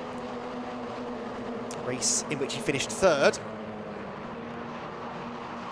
Further back, check in on Jack Noller and Tom Smith. Well, Tom Smith's making a bit more progress now. Noller is 16th, but Tom Smith is 14th. So actually, no, so they're pretty close together again. 16th and 14th position, so they're the 44 car. That doesn't look right though, does it? I think he's lost a place, Jack Noller, has he? Because there are 3 cars between them, there should only be 2. No, I just can't count. That's what's going on. There are 2 cars, and there might be 1 car now because Jack Noller's going up the inside of the 21 machine there of Chris Malloy at Graham Hill Bend, and that's Kevin Dengate now trying to take advantage all over the grass going down the Cooper Straight. Jack Noller was not letting him through there. So, through clearways again. There is Tom Smith, the number 44 car, repaired after its collision with Brad Jones yesterday. As they turn their way towards the start of another lap, it goes to show again, wherever you are in the field, you're likely to be involved in a scrap. We've had a change for 2nd, I think, there at Paddock Hill Bend. Yes, out of the window I can see Adam Craig is now ahead of Adam Sparrow. So Craig, at this point, looks like one of the fastest drivers on the track, actually. He might even have some pace for Steve Foden, as we see Tom Smith slip up the inside of Richard Wootton, that was, to claim 13th position. Of course, your finishing position from this race will decide your grid position for race number 3, so it's crucial that Tom Smith and Jack Noller and some of those that were deeper in the field than they should be gain some ground before the end of the race. There is confirmation then of that 2nd place change. Adam Craig ahead of Sparrow. Now, can Craig chase down Steve Foden? He's probably still getting a little bit of a slipstream here as they go across the line. 57.5 for the leader, 57.48 for Craig, so half a tenth quicker, and that was with an overtake at Paddock. So in clean air now, not having to battle too much with Adam Sparrow. He might be able to close in on the leader. The fastest car on the track, though, that time around was Ted Bradbury in 4th. Personal best lap for Ted, and he is now within a 2nd of the podium battle as well. And of course, he's kind of bringing that whole group of cars behind him with him. So it's going to get even more exciting before the race gets into its 2nd half, which is 40 or so seconds away. 330s. Oh, and Adam Craig a bit wide there through the left-hander, and now he's starting to lose time to Foden. Foden does just seem to be able to switch the pace on at will, doesn't he? And we saw this at times from him last year. It's almost like he can manage the race from the front, and it's quite close for a little bit, but then when he really needs to pull out that extra quick lap time, like just there, he is able to do so. 57.3. In fairness, it wasn't the best of laps for Adam Craig. 57.5, about a quarter of a second off what he's capable of doing. Foden now starting to pull the pin, 9/10 of a second, the biggest lead that he's had so far in this race. Craig second, Sparrow third, Bradbury almost with them now in fourth. And then Jason Greytrex perhaps starting to look a little defensive now against Tom Langford and Owen Mills. Brad Jones and Luke Pullen are together still, but they're dropping Ollie Graham slightly now. As along the Cooper Straight they go, but that is your top 10, all in the same shot after 10.5 minutes of racing. Shows just how evenly matched and competitive this grid is. The two AB Motorsport teammates, Brad Jones and Luke Pullen, good friends off the track. Fierce rivals on the track, particularly in yesterday's race, where neither was really giving a huge amount of quarters to the other. Lead gap coming down there, as that was a particularly slow lap for Steve Foden. A 57.6 was half a second slower than Adam Craig, who set a personal best lap and was the quickest of the leaders that time. So Adam Craig suddenly right with Foden. So this is not what I expected. Steve not able to pull a gap at will, seemingly. And if he now has to start defending from Adam, this could have a knock-on effect to those behind as well. Further behind, Jack Noller still having fun. He's got past Richard Wootton and Chris Malloy now, so Noller is 15th. Tom Smith, though, is marching towards the top 10. He is in 12th position, right behind Neil Chisnell, but then has got about a 5.5 second gap to Ollie Graham in 10th place. So I think 11th might be as good as it gets for Tom Smith, unless others drop out ahead of him, which did start to happen towards the end of yesterday's race, in fairness, so never say never. But Smith from 29th on the grid. This has been a fantastic recovery drive, and the same true of Jack Noller in the Go For It racing machine. Meanwhile, that lead, the lead group starting to really intensify their battling now. I think we've had some big changes. Yes, we have. Bradbury is somehow second now, so it has all changed around in the lead pack. It's still Foden leading. There they go, but Bradbury second, and Adam Sparrow back up the inside of Adam Craig now for third. So big shake-up towards the end of that previous lap. And Ted Bradbury, could this be the day that the teenager gets his first ever win in the championship? He's got a big run on Steve Foden, who was delayed in traffic. Down the Cooper Straight they go. There is contact as Bradbury is squeezed onto the grass. And this is we've got a real race on our hands now, because Bradbury will be well and truly up for the fight here, and will not want to let Steve Foden get another race victory. This could very easily be the fight for the championship this year. If Bradbury progresses in the way that people expect him to, he is going to be winning races. He is going to be a thorn in the side of Steve Foden, who has come close to the championship the last couple of years without actually claiming it. And he won't now want the new kid on the block, quite literally, to come in and start beating him. Through paddock they go. Adam Craig back to the outside of Adam Sparrow, but watch for Bradbury. He's into the back of Foden's car. Foden sideways. They scatter behind them. Bradbury somehow still there in second place, but is he? Craig round the outside. There is a car in the gravel in the background. We'll get to that in a moment, though, because Bradbury has got Adam Craig going right round the outside of him. That will give him the inside line for Graham Hill Bend, and all of a sudden this is a proper MX5 championship race again. We've got the top 9 all under a very small blanket. It is the 991 of Simon Privet in the gravel trap, though, and that is probably going to require a safety car. The RunYourFleet.com Jaguar pulling into position, but they're still racing for the time being. Craig back into second, Bradbury down to third. And, well, we're unfortunately going to have to put this on ice just as it was starting to get interesting, because a back marker has gone off at paddock, and Simon Privet bringing about our safety car, first safety car of the day, actually. We had a brief one in the SuperCup race, but that race pretty quickly red flagged after that. This hopefully will be a fairly brief safety car interlude, but with 6 minutes 20 to go, it's going to eat into the final portion of the race. There is the 991 of Simon Privet, who doesn't appear to have any damage. I've just caught in the background a shot that he lost it coming down the hill, slid into the gravel trap, and then got beached right on the edge, though, so they probably push it back, actually, with enough strong marshals there to dig it out of the gravel. So Foden the leader then, Craig back to second position, Bradbury third, but he was almost in the lead at one point. Then it's Adam Sparrow fourth, Jason Greytrex fifth, Tom Langford is in sixth position ahead of Owen Mills seventh, Brad Jones eighth, Luke Pullen ninth. Those two haven't really made a lot of progress, actually. They've just been sort of following each other around at the back of the top 10, which is completed by Ollie Graham. And of course, Tom Smith is now on the back of the top 10. So suddenly a top 10 finish could be on the cards for Tom, depending on how much more racing we get. Steve Bartlett, by the way, has been given a 5-second penalty. I can only assume that is track limits related. So he will drop down from his 13th place that he occupies right now. And of course, the safety car bunching everyone together means it will likely cost him more positions than it would have done otherwise. So Steve Barton, one of the drivers, not particularly happy to see the safety car come out. Nor am I, really, because that was just starting to get really tasty. And they haven't yet got this car out of the gravel either. It's going to take another lap, I think. The back wheel is on the concrete, so I'm kind of surprised that they couldn't just get the car in reverse and drive it out. But anyway, it's going to be towed out of the way, and it's going to take at least one more lap because they've got to get the car out of the gravel and then the recovery vehicle out of the way as well. I'm not convinced Simon Privet is still in the car either, so he's not going to be able to drive it out of the way.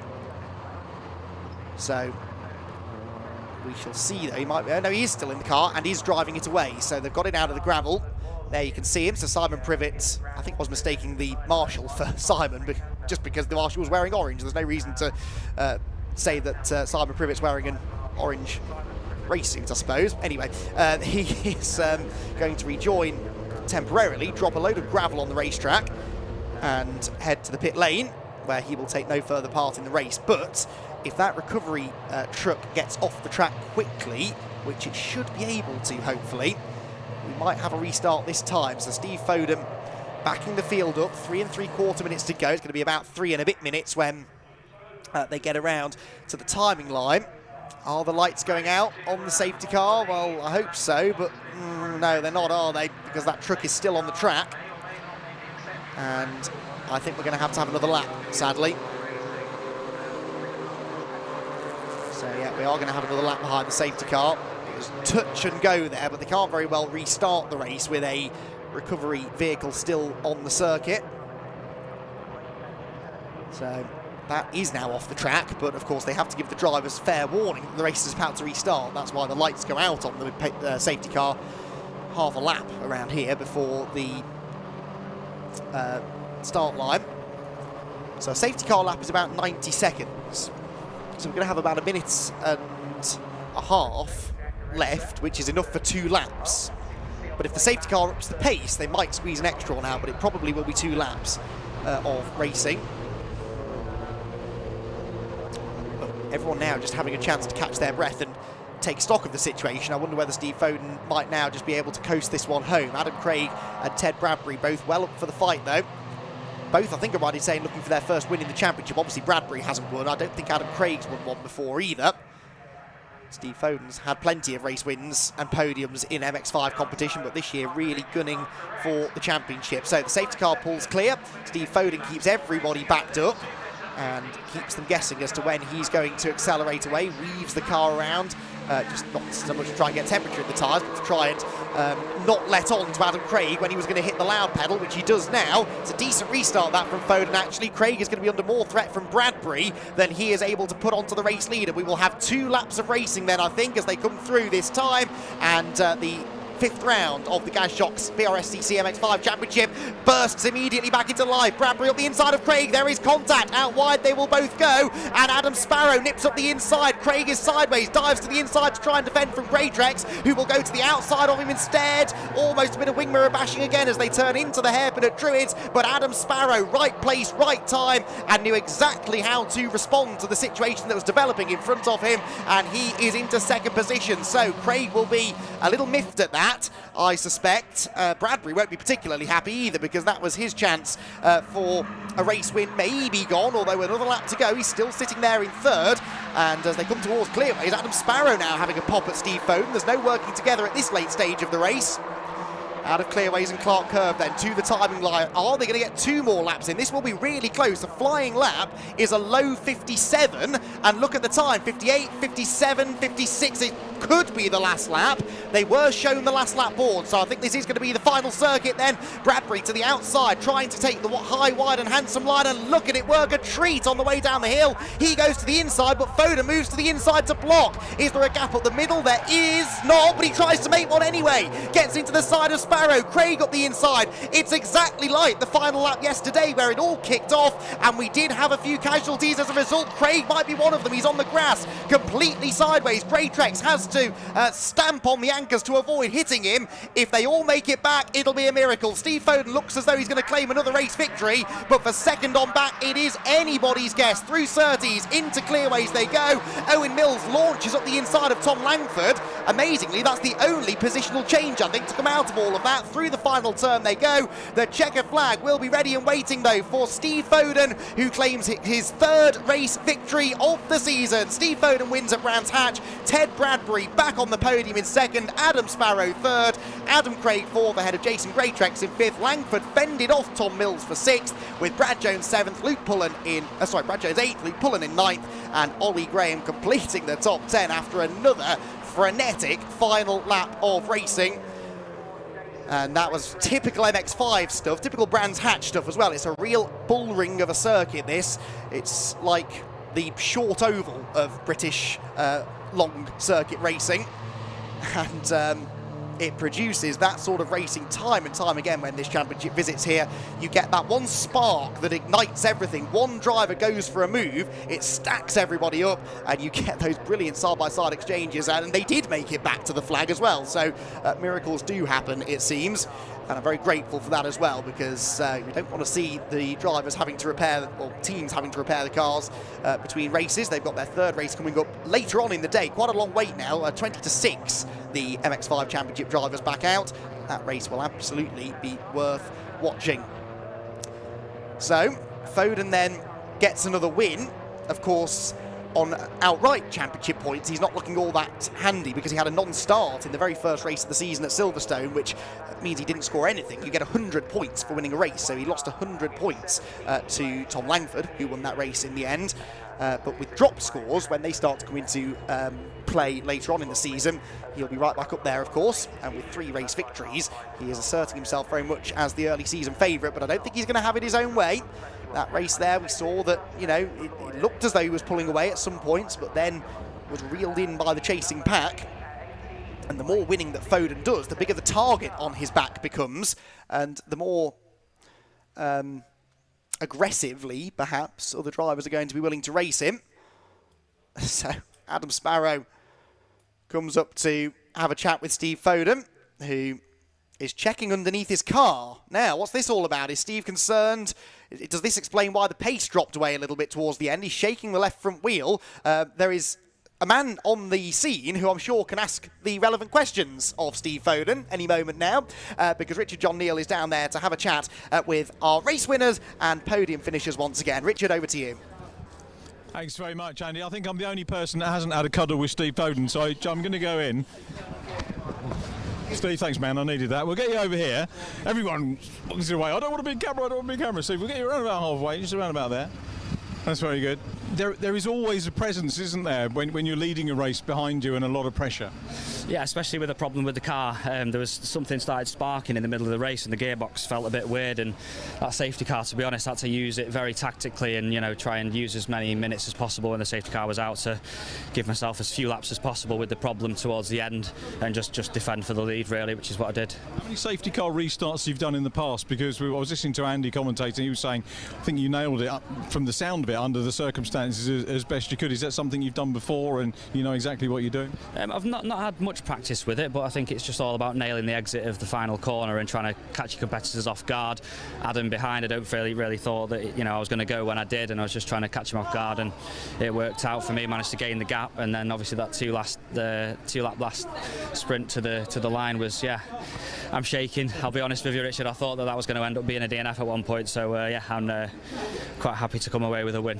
It's those ones where you feel the rub of the greens going with you, isn't it? And we got a long way to go, but that can only help. Yeah, exactly. I mean, you know, obviously we've had one DNF at Silverstone, and if we DNF'd in this and then had to get back up in race 3 today, it would have put us on the back foot a little bit. So I'm just very pleased that we had that safety car period. Well, many congratulations on the win, and thoughts going forward to race 3. Obviously you've got some diagnostics and possibly repairs to do now. Yeah, absolutely. We'll have an investigate. Rob Boston and the team will have a look, and they'll get it fixed for race 3, and then obviously we've got to go for the hat-trick, right? Excellent. Well, good luck with that, and thanks again. Congratulations, Steve Foden. Another win for Steve, and second position goes to Ted Bradbury.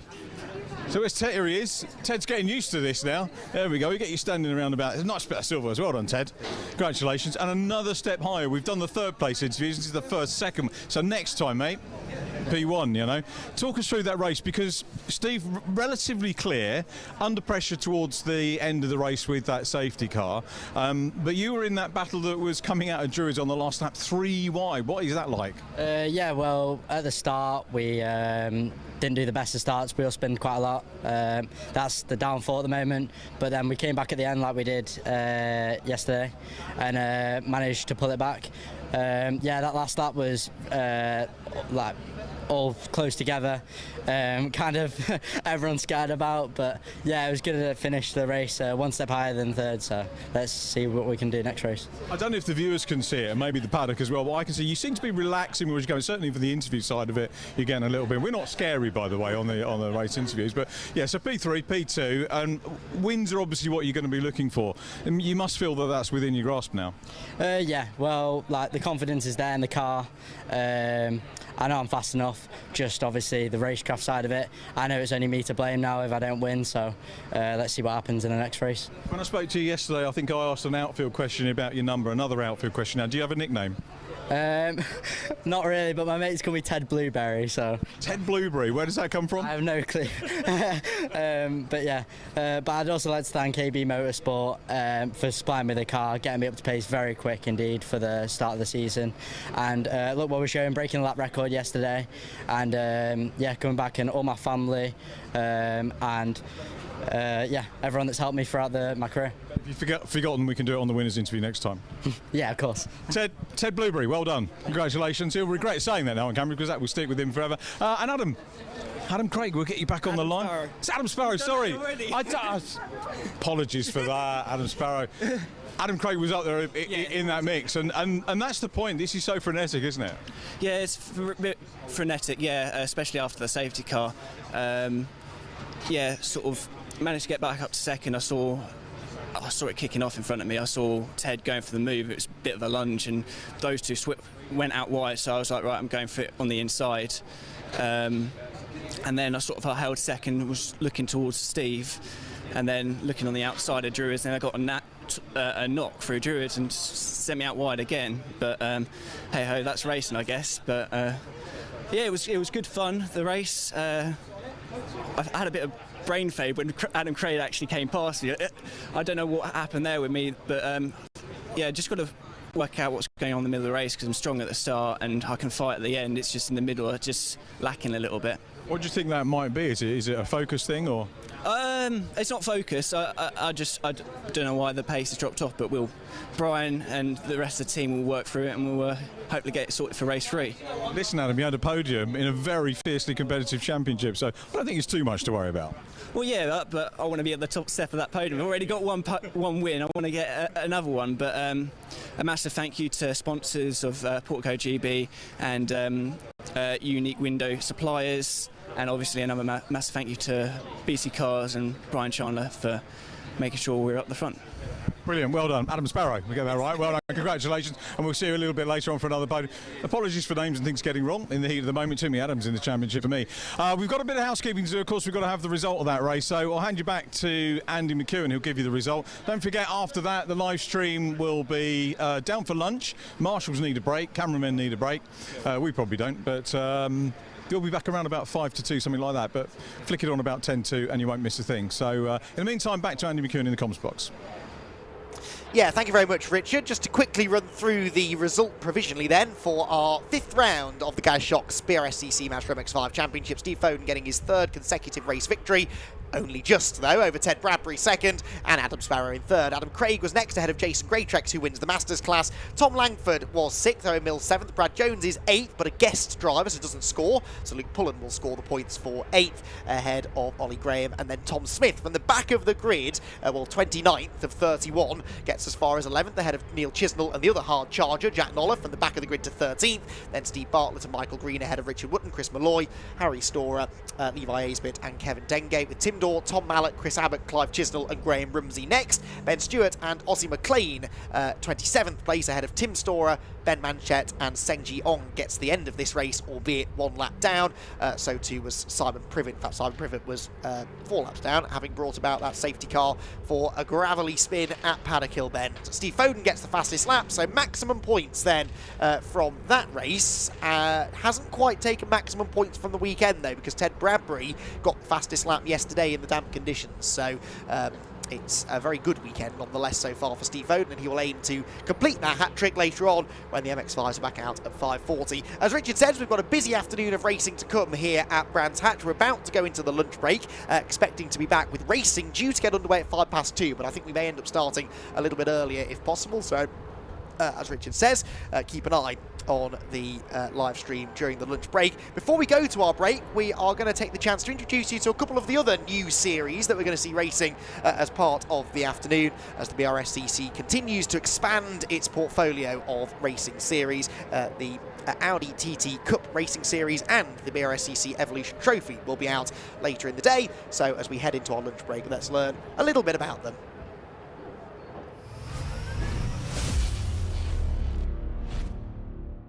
A new formula graces the circuits for the British Racing and Sports Car Club this season, and kicking off at this meeting it is the Audi TT Cup. I'm very pleased to be joined by Paul Maguire.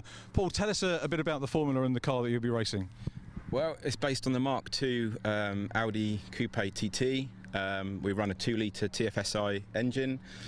Some of the cars are going out DSG gearbox and some are manual, so it'll be interesting to see the difference between them as the series unfolds. And it's basically a pocket rocket. When it was launched, there was huge excitement. Wow, that is a great car to bring to the circuits, and the number of kits that have been sold have been, it's a big number, isn't it? It is a big number for a brand new series, as it hopefully will be a championship next year. But I think the 35 build kits actually ongoing as we speak. People are still building. We've got a grid of 16, 17 tomorrow for the first round. And then 5-6 weeks time we're at Snetterton, so hopefully we'll have a few more there. But no, really looking forward to it. I mean, I had a year out last year, so I wasn't going to race, and I went to Autosport, and it was sat on the stand at Autosport. And how could I not buy it? I went up to buy a helmet, and I ended up coming home with a car.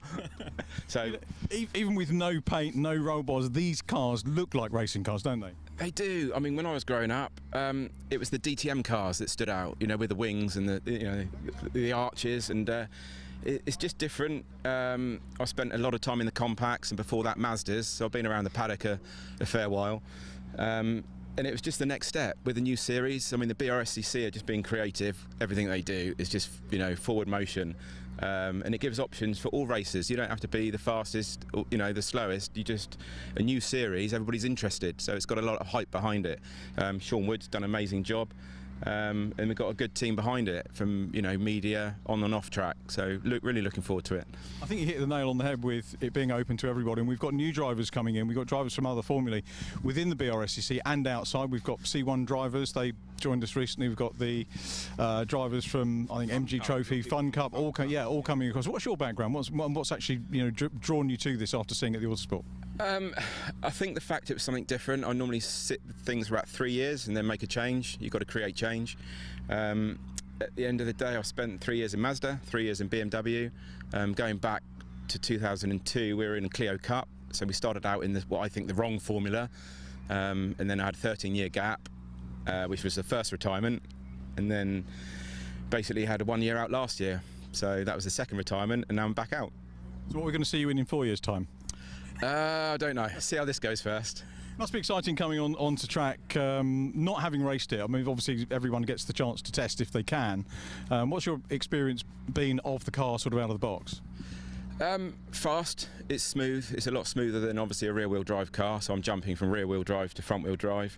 You just keep it smooth. It is a quick, you know, they're quick cars. It's fun. It's 250 brake, and when we get side by side, who knows? It's, you know, it's down to the racers.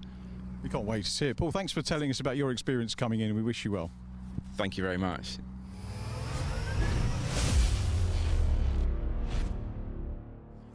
Time to catch up again with Greg Graham from the Brscc. Greg, tell us a little bit about the Evolution Trophy. Evolution Trophy was, or is, a series that we've put together as a concept to allow series that haven't yet reached their potential, that haven't yet got the numbers to justify a single grid, to have somewhere to grow, to race together, you know, with other cars, but as their own class within Evolution Trophy. The goal of being that once you get to 12, 14, 16 cars, we offset that, or we put that into its own championship, own series for the year after. It's a super idea, isn't it? If someone's got an idea, they can come to you, they can talk to you about how to get that idea to fruition, and it doesn't have to go bang with 20 cars straight away. They can have a plan to build up. Absolutely, and that's always an issue within club motorsport, that people have some really good ideas to bring into the marketplace, and there's always a struggle to get it launched. Nobody turns up with 20 cars, nobody turns up with a full grid first year, so we're going to allow people the option to develop it, develop the technical regulations and the sporting regulations within Evolution Trophy, and when it justifies its own grid, that's what they're going to get. We've got some fantastic machinery, haven't we, racing in it? Yeah. We've got the new Cook Sport Renault series. I think the Audis we're talking about it. They've got their own grid, so they've not needed to go into it. We've got the newer Mazdas, which we've got an example of here, and we'll talk to the driver. Any other classes that we can talk about? Yeah, we've got BMW 1 Series coming as well, but for the moment we've got classic VW. There's 13 of these cars in the grid this meeting, so that's going to expand quickly. The Cook Sport Renault Cup, I think we've got 7 or 8 out for the first meeting, and the Mark IV Mazda, as you've alluded to, there's 3 of them out for the first meeting, all of them with massive potential to grow through the year. So it's going to look like a nice, exciting grid, and within that, first, second, third in the race doesn't matter to us. It's first, second, third per class, and give everybody their own individual identity, if you like. It's going to be exciting for us to watch the individual classes racing and see how everything develops going forward over the future years. Yeah, hopefully. Yeah, it's going to be an exciting year for Evolution Trophy. Greg, thanks for that. Thank you very much. Joseph Ritchie is competing in our opening meeting for the Evolution Trophy. Joseph, tell us a bit about the car that you're racing. Well, it's a Mark IV Mazda MX-5, the newest shape, and it's had a lot of development by my team and my team boss, Paul Sheard. We've got a wonderful Sedev gearbox, flat shifting up and down, lovely diff, and some semi-slick tyres, which equates to some quite fantastic lap times around the Brands Hatch Indy circuit. Sort of further on from that, we've got bigger brakes, different roll bars and different coilovers, which makes it more of a racing car when we look at the Mark I and Mark III examples, and a bit more of a raw challenge for the drivers. Looking back, what's your experience prior to trying this car? Well, I was in the Mark III SuperCup last year. Bit of a struggle, a little bit slow, should we say, but I enjoyed my time there, and I was in a historic Mini the year before that, in a Swift Tune Mini, where I did get some good results up in Knock Hill, and my experience in that has actually sort of flown over to the Mark IV with the driving style. That's the pull factor for me, and the pull factor for many of the drivers emigrating over to the Mark IV Championship. It's important, isn't it, to move things forward and to have the newer machinery coming in. We look to the future. Brscc are doing that. How important is it for you as a driver to make the move into the more modern machinery? I think on a sponsorship level it helps. It's a more attractive package. The car is more of a racing car than a converted road car, and as a driver, if you wish to go racing, you've got to sell your sponsorship, and if the sponsorship pays for the racing, the sponsorship pays for the car. So the nicer the car, the better the racing.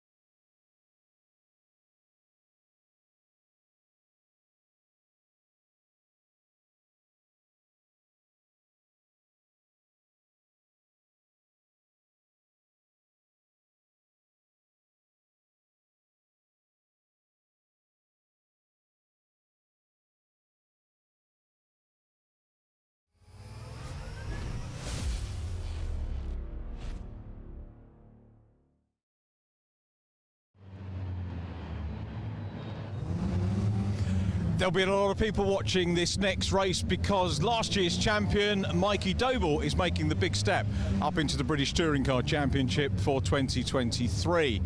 We've still got two other Dobles on the grid, Dad Mike and Mikey's younger brother Joe, so they're on the grid. Pole position for this one, we've got Guy Davis with Ollie Fowler alongside. It's the Nankang Tyres BMW Coupe Cup. They're on track now. They've disappeared from the holding area behind me to give you more information, and I look forward to what promises to be another cracking race to open a new season. Here once again is Andy McEwen. Yeah, thanks very much, Richard. And yeah, time for a championship that is had a very, very close place in my heart, the Nankang Tyre BMW Compact Cup. It has always been a firm favourite of mine, this one make BMW rear-wheel drive tin top series that year on year produces some of the best racing you'll see anywhere in the country, and has indeed produced some really talented drivers over the years, many of whom have gone on to race in other one make categories, and as we just heard, our reigning champion making the big step up to the very top of the British motor racing scene. It's Guy Davis who's got pole position for this first race of the season. Ollie Fowler will start alongside him on row 1. Row 2 then for Jim Barrett and Rudy McMillan, with Joe Doble the best of the Dobles, and perhaps we could have another Doble champion in 2023. He starts 5th alongside Ross Stoner, with Mike Doble, father of the Doble clan and very esteemed one-make racer in the past himself, lining up alongside Gareth Claydon, who's we saw Reese out in the MG Metro Cup earlier on. Matt Flowers and Matt Milson are next, completing the top 10 ahead of Dale Wharton and Sam Strong. Row 6, row 7 then for lead Andy Sadler and Tom Middleton. And the 8th row of the grid is where you'll find Max Noble, not Doble, I will possibly get that wrong at some point, Jonathan Williams for company on row 8. Row 9 for Brscc and Henry Cook. Looks to have had a couple of amendments perhaps to the grid, with Matt Kendall and Greg Pryor on the 10th row of the grid. Back row for Craig Arkell, number 91, and Tim Seaford, the slowest in qualifying. So last year's champion Mikey Doble, who achieved something of a record, I believe, certainly not something that's been done all that often in the past. He managed to win 2 national level champions here in the championships in the UK in the same year. Won the Compact Cup and won the Ginetta GT5 Challenge as well, and that was enough to catch the attention of the Powermax Racing team, and he'll be racing a Vauxhall Astra in the British Touring Car Championship this year. We wish him the very best of luck. I believe he's been here this weekend. It's the Doble's local circuit, and I think Mikey, certainly I saw him around the paddock earlier on this weekend, and he'll be cheering on his brother and his father over the 2 15-minute races that are to come. The Brands Hatch Indy circuit has been a firm favourite on the calendar in the Compact Cup in the past. Here last year it was Mikey Doble who won both races, began a 5-race winning streak, and that really allowed him then to sort of focus his attention on the Ginettas a bit more through the rest of the season, because there were a couple of clashes last year between the Ginetta Championship and the Compact Cup. And that, along with a couple of non-finishes for Mikey, meant that it was a bit of a battle against the odds to wrap the championship up, but he did manage to do it with a couple of races to spare at Silverstone, which I seem to recall the finale for the Compacts was on the same weekend as the finale for the Ginettas. So the Compact Cup were at Silverstone, and the Ginettas were about an hour or so north at Donington Park, and he wrapped up the Compact Cup on the Saturday and then travelled up to Donington to wrap up the Ginettas on the Sunday, although it was actually decided some time after the final event. It was a slightly controversial final race, but anyway, Mikey won't care. He managed to claim the championship and achieve something that was something many people thought he was crazy to even attempt. But who will be following in his footsteps in 2023? That's the question. We will have a new champion. We know that. We don't have any former champions lining up on the grid this season. And Guy Davis and Ollie Fowler, perhaps the 2 favourites then, having qualified at the front of the grid for this season opening race at Brands Hatch. 15 minutes on the clock. The red lights go on, they go out now, and we are away and racing, and it's a great start initially anyway for Joe Doble on the inside of row number 3, but a really good start is made by Ross Stoner, the orange car, to go from the outside of the 3rd row to challenge for 3rd into Paddock Hill Bend. They head through the right-hander, bit of bunching in the midfield there, but everyone getting through, I think, in one piece, with Ollie Fowler, the leader, and Guy Davis, the pole sitter, slipping down into 2nd position.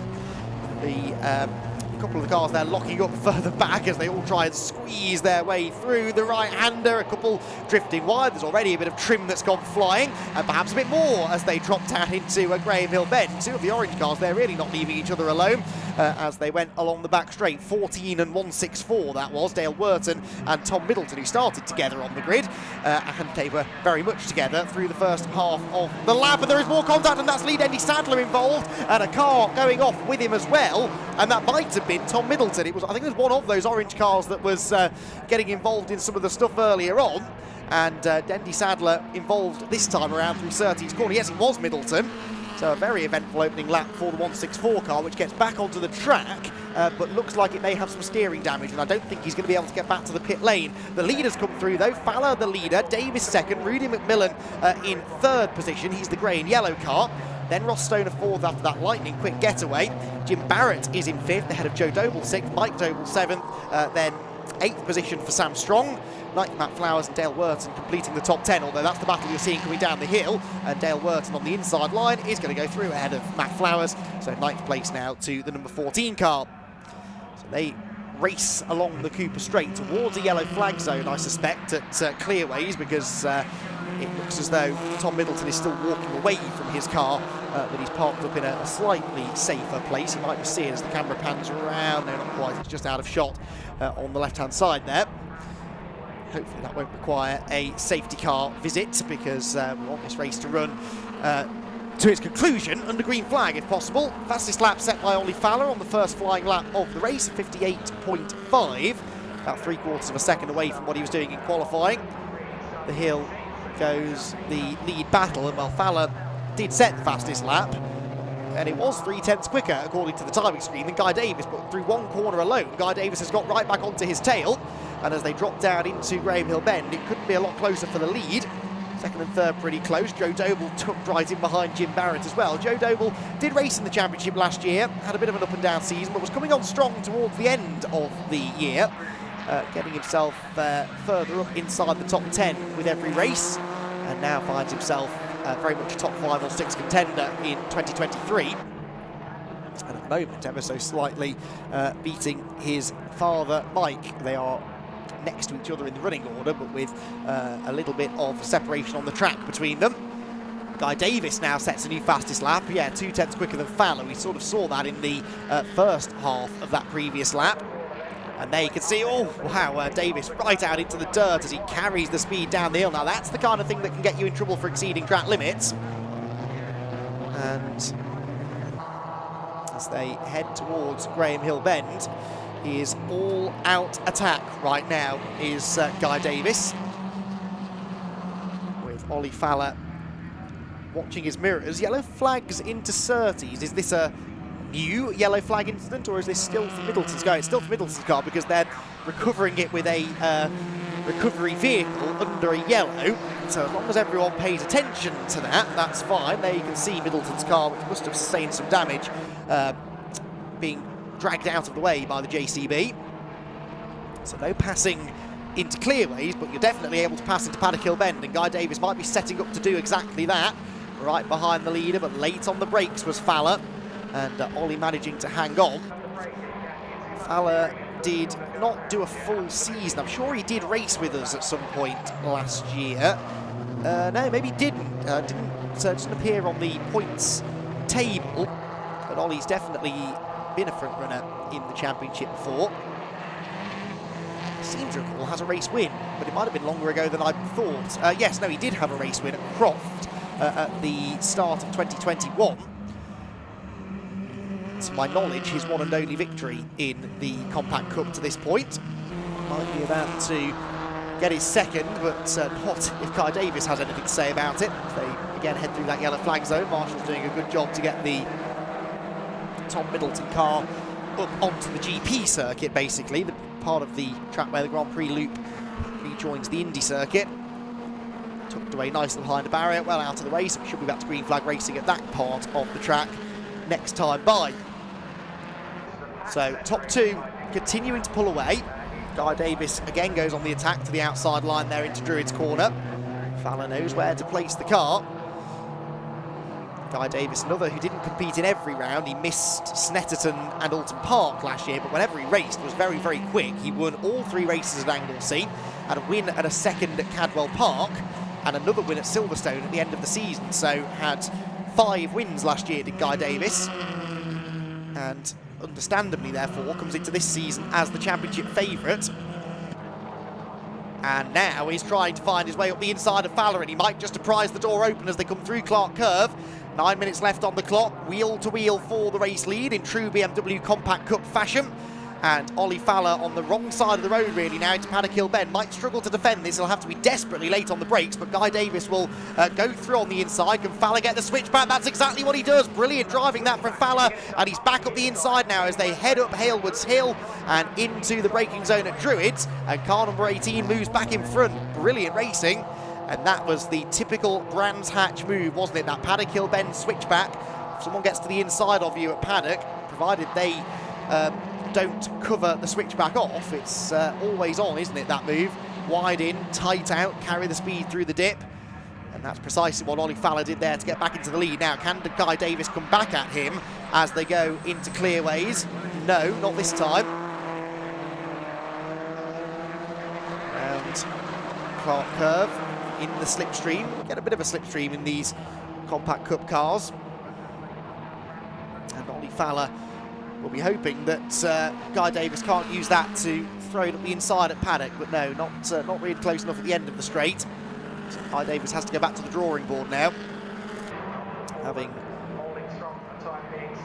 briefly made this move stick a lap ago. Brilliant cat and mouse stuff this. We've seen a few of these battles here this weekend at Brands Hatch, including a particularly exciting one in the Fun Cup race yesterday, where it's not necessarily constant passing and repassing, but when you get 2 drivers as evenly matched as Guy Davis and Ollie Fowler clearly are, it's nip and tuck the whole way around the track, absolutely nose to tail, inches between front and rear bumper, and the slightest mistake from the car in front will open the door for an overtake from the car behind. Big moment there for Rudy McMillan as he landed a bit awkwardly off the curb through Surtees.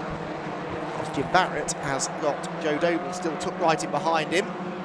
So people generally sort of settling down into a rhythm now. Not a huge amount of positional changing going on up and down the order on this tight circuit. Means if you're going to make a move, you have to fully commit to it. And this first race of the season, perhaps a few drivers just minding their P's and Q's, although these two are certainly going at it. Clean racing so far, though, which is what we want to see. And they're checking out from the rest of the pack, aren't they? Now, here's some side-by-side. That is Mike Doble and Dale Wortham. Dale Wortham on the outside into Graham Hill Bend, snatches a break, tries to go right round the outside of Mike Doble, who, in fairness, leaves him the space. And this now brings Matt Milsom into play. So the 3 of them about to descend upon Surtees as one. Worton has gone through, and it looks as though Mike Doble will lose another place, and maybe one more as well, because Sam Strong now takes advantage to throw the 110 car up the inside. Guy Davis is up the inside of Ollie Fowler again, though, for the race lead as they head for Paddock Hill Bend. But Fowler's car performing well in a straight line, isn't it? By the time we get to the braking zone, he's pulled clear again. Now, that's not to say that his car is more powerful than Guy Davis. There's a lot that goes into good top speed, and a big part of that is what sort of exit you get out of clearways and Clark Curve. So Ollie Fowler getting off that last turn well, perhaps, was able to just carry that extra mile an hour or so down the pit straight. It's all over Fowler, though, is Davis, as they head towards the completion of another lap with 5.5 minutes to go. What's been a very tense opener for the Nankang Tyres BMW Compact Cup. Guy Davis up the inside, late lunge, really late lunge. Fowler saw him coming, opened the steering up, left the gap on the inside line. Again, knowing that that wide line through clearways gives you the momentum onto the pit straight, so it's almost an action replay of what we had a lap ago. This time, though, Guy Davis perhaps a bit further alongside. He's really coming at Fowler now, and maybe even had his nose ahead. They were 1/100th of a second apart, and Davis was the leader, as he is when they get to Paddock Hill Bend. Now, can he cover off the switchback maneuver this time? No, I don't think he can, because back up the inside goes Fowler once more. Exactly what we saw a handful of laps ago, and Ollie Fowler reclaims the advantage. Got that down to a T now, hasn't he, that switchback move? Guy Davis tries one of his own coming out of Druids, but that only gets him the outside line into Graham Hill Bend, which he decides is not the place to be. Uses that new curb and concrete on the inside at Graham Hill to help turn the car through that awkward left-hander. Lead you out along the Cooper Straight.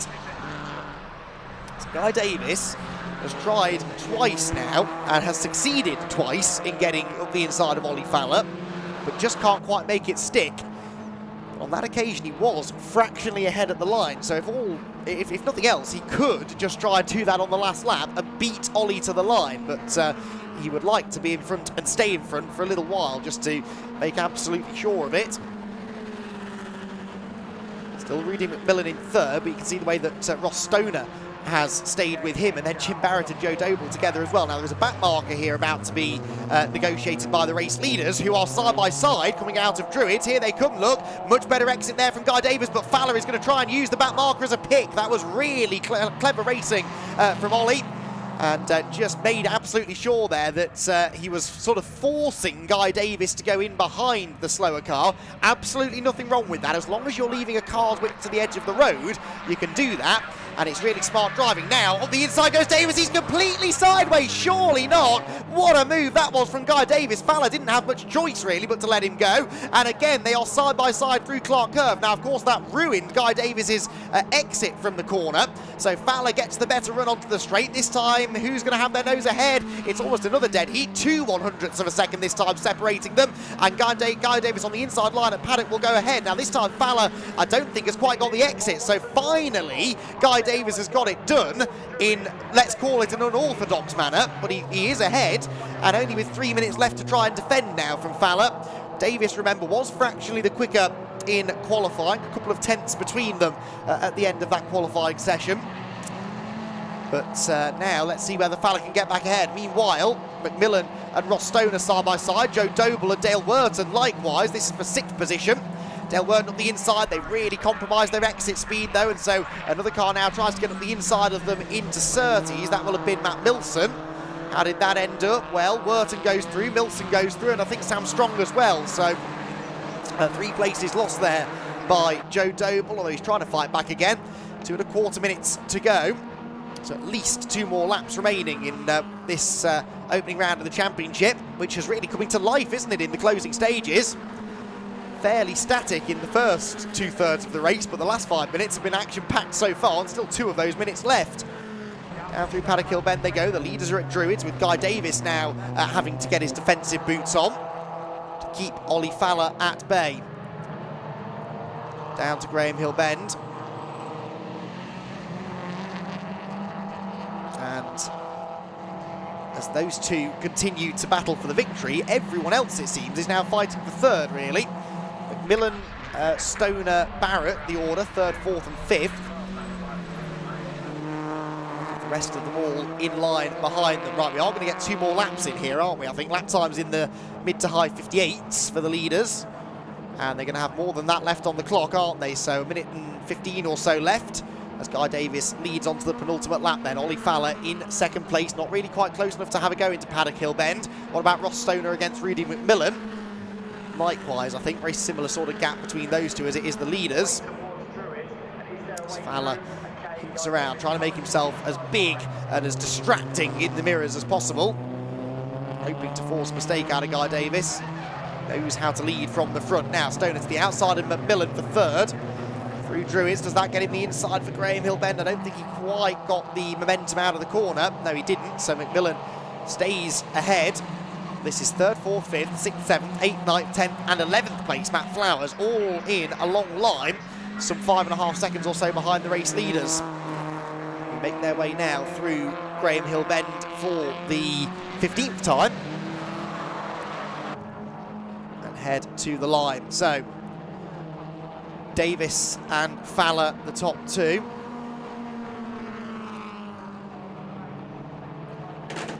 So the 3rd place battle also now heading into Paddock Hill Bend.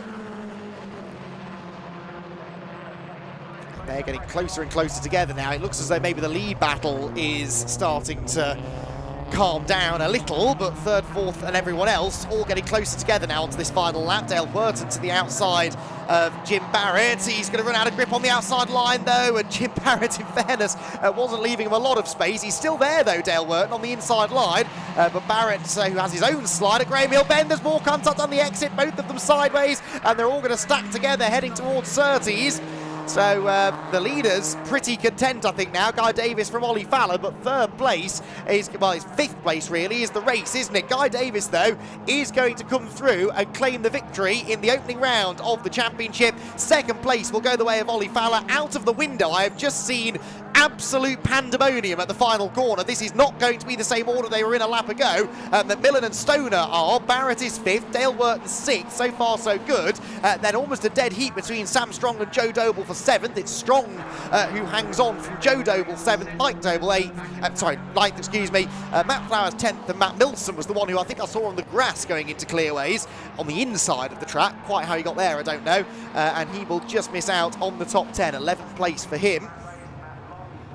Then it will be number 73, sorry, Jonathan Williams in next, but that was proper compact cup racing, wasn't it?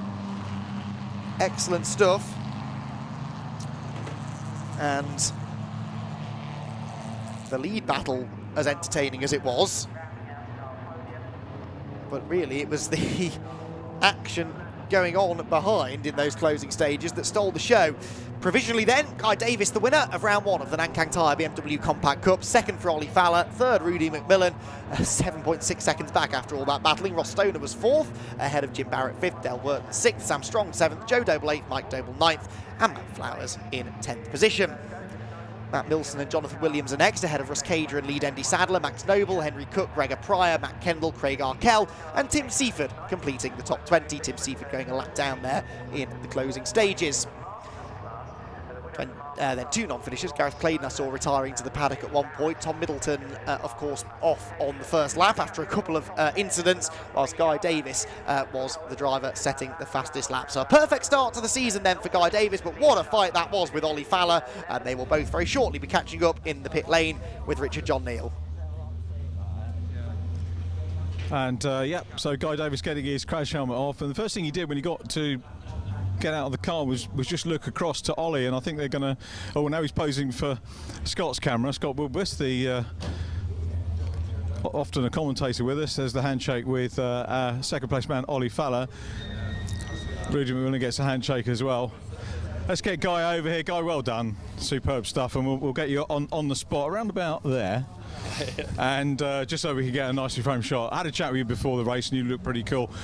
Maybe not expecting what was coming up. I've got to congratulate both of you for some fine motor racing. If anyone's just joined us, watch it back, because that was a terrific race. But tell us about it from your point of view. Yeah, it was all kind of started from the bad start from me. Couldn't really even get alongside him, so I had to concede initially, and then it was just a case of trying to pick my moments. The grab up there didn't really help, because that was definitely one place where I could get the speed and carry it into the corner. All of the rest are a bit suicidal. So yeah, I tried a good couple of times, and then obviously he was wise to it and got me back at the first corner. But yeah, really good racing, and yeah, really enjoyed. Yeah, those paddock hill switchbacks, as you say, you have to try and make the move, but then run a little bit wide. Ollie's back on the inside for Druids. It doesn't always work, because the cars maybe lock up if you push too much, but you've got to at least go for it, and then it's just adding pressure and waiting for the moment, really. A win's always good. A hard-earned win must be even better. Yeah, it's really great to get a win like that, and yeah, even better when you can battle with your competitors. Is that the first sort of race that you've had like that with Ollie? Probably. I think we've had some racing, but not just us two for the whole race. Mega stuff, mate. We've got cars on the grid for the next one, so sorry to cut it short, but Guy, brilliant to see you again. Very well done. Ollie Fowler in second position. We'll get Ollie over.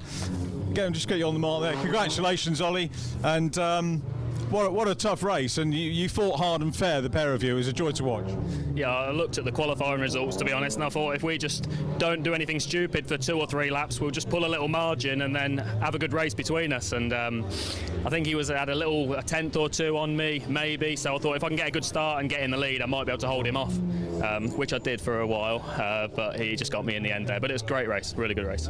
Fantastic to watch, right? One of the memorable ones, I think, for me. And what a great championship this is. Yeah, it's really good. You know, the racing you saw there for yourself was really tough, but you know, I don't think we touched each other once, so it's really fair. And hopefully the second one's just the same. Much to do for race 2? I might have a trick or two up my sleeve to find a bit more speed, but who knows. Good man, Ollie. Congratulations and thanks for a great race. Well done indeed. Third place driver was Rudy McMillan. So let's welcome Rudy. Gets a bit of a whoop as well. Well done, Rudy. Obviously, a job to know where to look because you had some close quarter attention as well, particularly in the later stages. Yeah, it was definitely busy. I was defending all the way through that. Definitely hard work. And you know, what goes through your head when is it a big pressure thing being in front of a group like that? Yeah, I guess so. Just take it tight line and just hopefully nobody gets past. So for our viewers, what's your background prior to coming into the Nankang Tyres BMW Coupe Cup? Nothing. All I've ever done is the compacts, and hopefully this will be my first full season, so we'll see how it goes. And that's a good thing for our viewers watching. You can come in, you can be maybe like Mikey Doble and come in and win and move on to touring cars, but it can be a place for brand new drivers to come into. Yeah, that's it. Yeah, you don't have to do karting to be in the compacts, and you can still do quite well. So, but I definitely recommend going with KC Motorsport. Thank you so much, Paul, and thanks to my dad. Rudy, good lad. Very well done. We've got cars on track already. Apologies to those who were lining up to grab a chat with us, but let's head back for a historic moment for the Brscc because we've got the Audi TT Cup having their race debut. So back to Andy for that. Yeah, really exciting moment this, Richard, as it always is when a new championship arrives on the scene, especially when they turn up with 16 cars for their very first race. That's a really, really good effort that's been put in by everyone at the Brscc for our first ever Audi TT Cup Racing Series event. Pole position going the way of Andrew Dyer with Richard Forber alongside. Ross McCarr and Max Lewis will make up row number 2 ahead of former Compact Cup racer Paul Maguire and Patrick Booth on row number 3. Row 4 then for Harry Yardley Rose and Christopher Jackson. Row 5 for David Robb and Ryan Edgecombe. And then towards the back of the field, Anthony Park and Tim Evans will be together on row 7. Row 8 for Julian Daniel and Paul Savage. But yeah, first race for these new TTCR cars, and a car that has been devised alongside the Brscc by SW Motorsports, who are a roll cage manufacturer and have developed a number of very popular series in the past, based around front-wheel drive 2-litre TFSI versions of the Audi TT. 250 brake horsepower, front-wheel drive. You can run either a manual gearbox or a DSG gearbox, and the cars, of course, as always, tightly regulated to ensure close competition out on track, which we definitely saw in qualifying, because of the 16 cars, 13 of them, were separated by less than a second. So this should be a really close race. And I mean, looking at them lining up on the grid, they really do look like mini touring cars, don't they? Front-wheel drive as well. Not that many similar championships out there, let's be honest, and certainly not for this sort of value. You can get the box of parts that make these TT Cup cars for just under £8,000. Great value for money. So who's going to get the first win of the season? It is time to find out. One car doesn't go anywhere from the middle of the grid, but it's a really good start from Andrew Dyer on pole position. A good initial getaway from Richard Forber, but now he is slow as they go up through the gears. Perhaps a missed gear there as he went towards Paddock Hill Bend, but they all make it into Paddock in one piece, thankfully, dropping down the hill, and the pole sitter Andrew Dyer leads them towards Druids for the first time. That's Ross McCarr, number 73, behind him. The 71 is Max Lewis. Around the outside of him going Patrick Booth, the number 33, but he gets hung out to dry, and Paul Maguire, the ex-BMW man, gets briefly alongside him. Down towards Graham Hill Bend, everyone, I'm sure, a little bit nervy as they try and feel out these cars, figure out exactly how they're going to race. There's a lot of testing been done, of course, with these machines, and we had that qualifying session this morning, but this is the first time we're going to see what sort of racing we're going to get from these cars. I'm anticipating it's going to be very close, but because everyone's so evenly matched, overtaking isn't going to be easy. Bit of a slide there, perhaps on cold tyres for somebody as they came out of clearways, but they're all still going. No one pointing the wrong way completely, and side by side here as Paul Maguire gets back up the inside of the number 33 of Patrick Booth into the braking zone at Paddock Hill Bend. Patrick is late on the brakes, not as late though as was that Jackson behind making a move, or was that Forber? I think it was Forber getting back ahead of Jackson for 6th position. Really good stuff on the brakes into Paddock Hill Bend, and Jackson trying to come back at him there into Druids, but to no avail. Drop down the hill, another lunge being made into the tight left-hander. That's the number 19 car of Harry Yardley-Rose, who qualified 7th, but finds himself, well, now back into 7th place after that move at the bottom of the hill. So Dyer and McCarr, the top two, they were separated by 3.5 tenths in qualifying. Richard Forber, of course, well out of position now, so perhaps not surprising to see him making those big moves. He qualified 2nd, a 1/10.5 off pole, but that poor start means that he is having to dig himself out of a hole already. Fastest lap for McCarr, but as you can see, very, very little to choose between the lap times at the front, as Max Lewis just bobbles over the curb slightly through the first turn. Turns his way into Druids corner, so Maguire on the outside of Booth for 4th. Then it's Forbes, the front row man behind them, in 6th place. The red and black machine then perhaps, you could argue, would be the quickest in this group. But track position always vital here at Brands Hatch, so losing all that ground at the start of the race is going to make it a very difficult job for him over the remaining 12.5 minutes or so. Everyone, though, really staying in one long line. We're not getting anyone pulling away at the front, but also not really any stragglers at the back, to be honest. Everyone's seemingly able to keep pace in the early stages. Cars, touch wood, all working well. And as they barrel back towards Paddock Hill Bend, again, very, very close lap times at the front. Max Lewis fractionally now the fastest in 3rd. As just over a second covers those top 3. McCarr will want to try and make the move as soon as he can, so as to not end up having to worry about defensive driving if Max Lewis arrives on his tail. It's Graham Hill Bend, the number 73 car, Ross McCarr, looking for any opportunity to get through. Of course, these being front-wheel drive cars, it's going to be interesting to see how the tyres fare over the course of a race distance too, because there is a chance that left front tyre might start to give up a little bit, not necessarily through excessive wear, but through just heat and pressure build-up as the race goes on.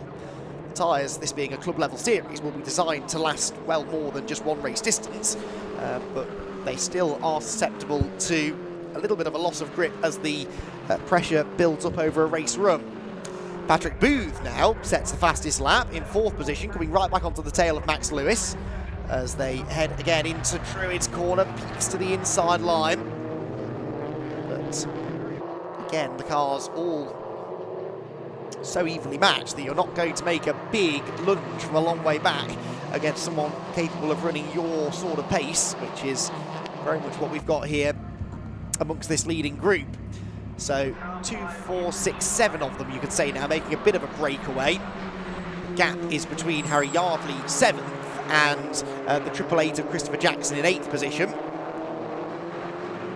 So a little bit wide there in that second pack, but it does look to me as though Max Lewis is starting to reel in the top 2, isn't he? So Max Lewis, yeah, well, okay, pretty much matched Ross McCarr that time. But they were both about a 10th faster than the race leader, and now David Robb sets the fastest lap.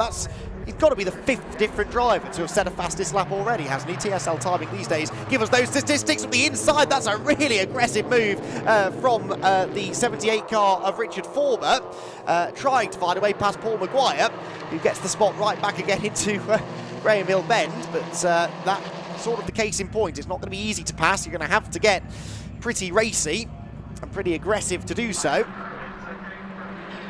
So they settle back in the same order, and now actually the number 19 car of Harry Yardley tries to get back ahead of Richard Forber. Can't quite do it at Clearways Corner. The drivers then who have had fastest lap, it currently is held by the number 37 car of David Robb. Number 33 has had it as well at one point, that Patrick Booth. 71, Max Lewis has had the fastest lap. 73, Ross McCarr has had it. Number 15, Andrew Dyer has had it as well. So yeah, 5 different drivers have held the fastest lap at one point or another during this race. We've only done 6 laps. So that shows you the strength in depth on this field and just how evenly matched the cars are. No matter where you are in the running order. Robb, who currently holds the fastest lap, is all the way down in 11th place, but he's just as quick as the race leaders, who again were jockeying for position there through Druids and Graham Hill Bend without any positions actually changing. Surtees. Cars look like they're handling really well, don't they, as well? Drivers, with every lap that goes by, will be getting more and more to grips with what I think is going to be a hugely popular concept, this. The battle pack here deeper in the field. I think that is for 12th position. Number 30, Richard Sanders, at the front of it. Number 75, just behind him as well.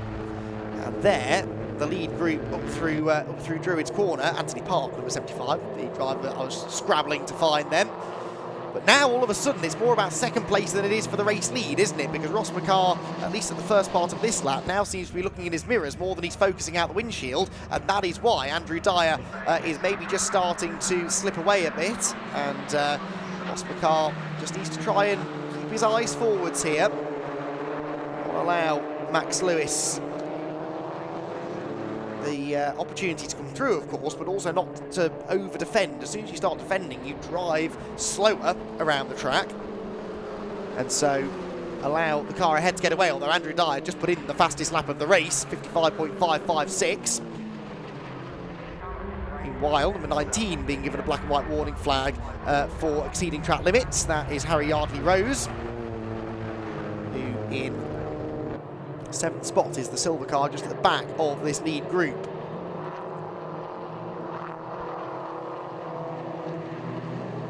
There is the second pack, so this is 8th, 9th, 10th, 11th positions. 8th, Chris Jackson. 9th for Brian Edgecombe. 10th place then for number 11, that's Charlie Cudlip, and the red and black car at the back of that group is the number 37 car of David Robb, who's just lost the fastest lap. It's only a series for the time being as well, the TT Cup, so it's not a championship as of yet. We don't need to worry about championship points, but I'm almost certain will become a championship next year, where there are more cars being built, some that perhaps have been built but just haven't been entered for this first round of the championship.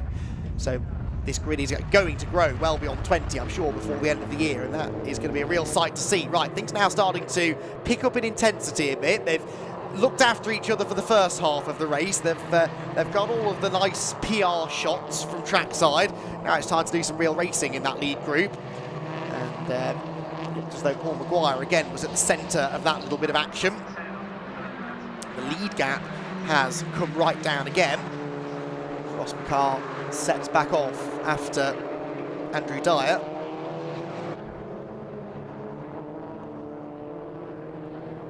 Small gap back then to Lewis, 3rd, 4th Booth, 5th Maguire, 6th Forber, 7th for Harry Yardley-Rose. There he is, the silver car just starting to slip back. More drivers being warned about track limits now as well, including Ross McCarr in 2nd place. And number 37, and that is from 4th position. That's Booth off through the gravel trap. Can he save it? Yes, he can, but I think there might have been some contact with Max Lewis. Max Lewis is going straight on and has damage. So Max Lewis buried into the gravel trap at Druids Corner, and that will certainly be a yellow flag. It might require a safety car. Was he tangled up with Patrick Booth? I'm not so sure. If he wasn't, then it was just a coincidence that they both had dramas at the same time. Of course, they were battling for 3rd place, but there were 4 tenths between them at the line, so I'd be interested to know how they did end up meeting, if that is the case. Booth has carried on and doesn't appear to have any damage. Of course, it was Booth who was behind Lewis anyway, so I'm not entirely sure what went on there, but Max Lewis out of the race. Patrick Booth drops down the order. Paul Maguire now under threat as well, and to the outside of him goes Richard Forber, who just like that is back into 4th place again. Carries a bit too much speed into paddock, runs out wide, but of course there's a yellow flag at the top of Halewood's Hill, so no overtaking allowed here because of the 71 car that is stuck at the side of the road. So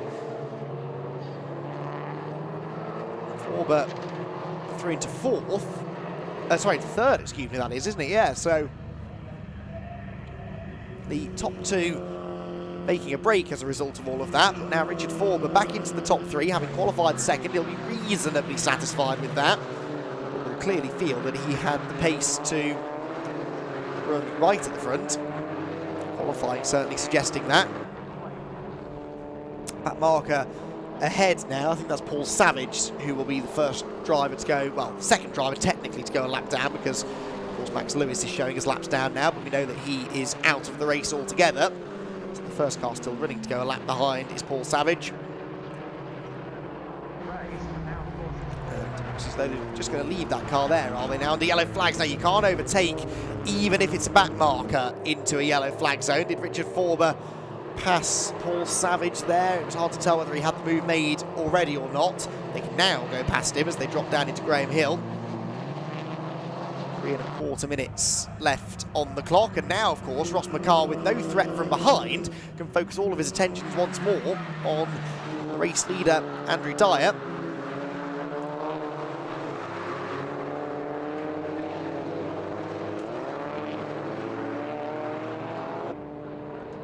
Across the line they will head again. This is now 13 laps in the books. Andrew Dyer, I'm presuming this is the same Andrew Dyer who was runner-up in the City Car a couple of years ago. He's certainly carrying the same number, so I'm going to go ahead and say it probably is. So Andrew Dyer making the step up from the front-wheel drive City Car to the front-wheel drive TT Cup machine. Natural progression, really, that, I guess.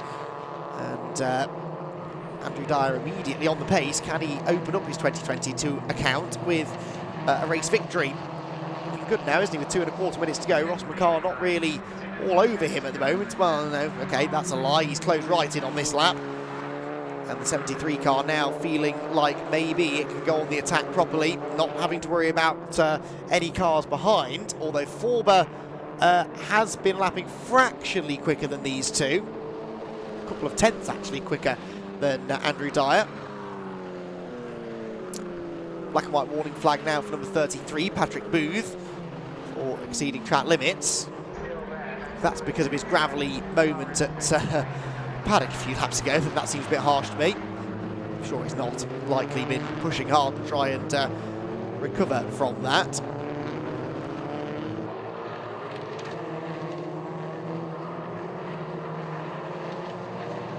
So down into Graham Hill Bend comes this fight now for 8th position, so that's and this might be a change of position actually now, because Ryan Edgecombe has got the number 11 car of Charlie Cudlip up the inside of him through Surtees. Cudlip, though, didn't quite have the momentum there into the left-hander to commit to the pass. And as they run out of clearways and Clark Curve to take the checkered flag. Checkered flag comes out early. They like to do that every so often, don't they? Once every event, they like to just throw an early checkered flag out just to catch us on our toes. And Andrew Dyer, therefore, does not have to defend for that extra lap over Ross McCarr. And it will be Dyer who claims the victory. Now, this might be why there's another car off now. I think going up towards Druids again. That's number 24, Paul Savage, who was a lap down anyway.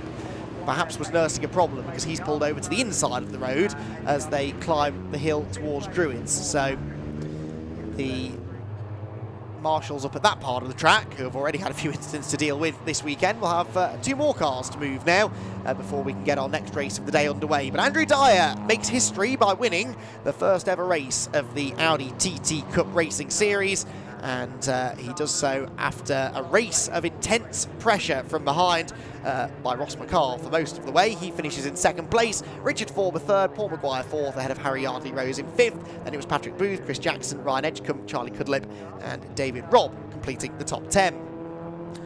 Andrew Dyer setting the fastest lap as well. Richard Sanders was 11th, ahead of Tim Evans, Anthony Park and Julian Daniel. Paul Savage retiring towards the end with apparently mechanical issues, and I'm not quite sure what happened to Max Lewis, but there was damage of some description to the left front corner, and Max ended up skittering off into the gravel trap at Druids, bringing out the yellow flags, but ultimately not the early conclusion to the race. So, Andrew Dyer led every lap of that one, but doesn't really do the race justice. It was a very close race, and as the first race of the championship, I'm sure drivers were being perhaps a little bit more polite with each other than they will be in race 2, which is coming up later in the day. About 5:10 we're anticipating getting those cars out, but we will run ahead of time if at all possible.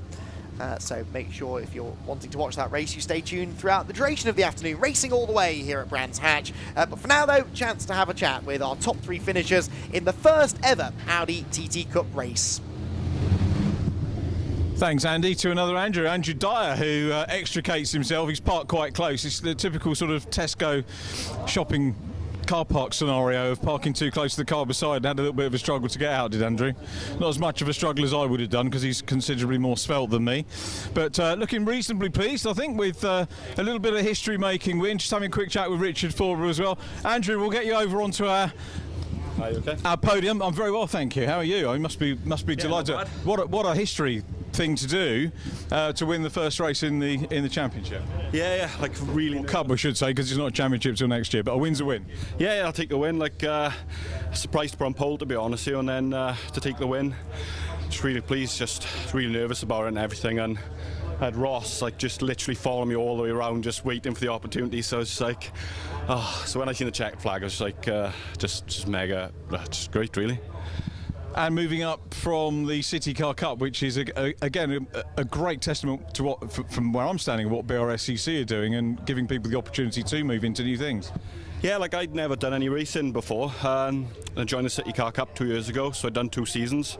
I'd done a race last week as well, so yeah, just hopefully keep on this momentum really. And to be honest, a massive thanks to Rick and Kyron who helped me last week and this week. So without them, I probably wouldn't have actually done anything like that, to be honest with you. That's fantastic, and much to do in terms of setup. Obviously, you're learning. Not just race by race, but every time you get in the car at the moment, because it's that newer concept. Yeah, like the car was massively different again to what it was in quali. Like I was getting loads of understeer that time round, so I think we need to have a bit of a think of where we go for the next race. But I don't know, I'm happy now. Doesn't matter if I go home now. We're happy as well. Well done, first win in the TT Cup. Well done, Andrew Dye. Congratulations to Andrew. Ross McCarr was in second place. Let's get Ross over. Ross. Keeping Andrew Dyer honest throughout that one. Ross, great pleasure to see you. Many congratulations. Podium in the first ever Audi TT Cup race. Tell us a bit about your race first of all. Decent start, obviously capitalised on Peter's bad start, and then I thought I'd just tuck in behind Andrew and try and make sure we weren't fighting. I had no intention of doing anything, just try and get a bit of a gap, and we had a little bit of a gap for part of the race, and then there was an incident behind us where they sort of ran wind at paddock, and that gave me a lot of breathing space. I closed back up on the gap. We had the wave yellows at Druids, but I thought, I was looking at the race timer, I thought I had one more lap. I thought I could maybe force a little error from him, but it wasn't to be, so it was a great race by Andrew. He didn't put a foot wrong. You've got to do the whole thing again a little bit later on. What's the change in perception to, having done test runs and driving it around, to actually getting out and racing the car?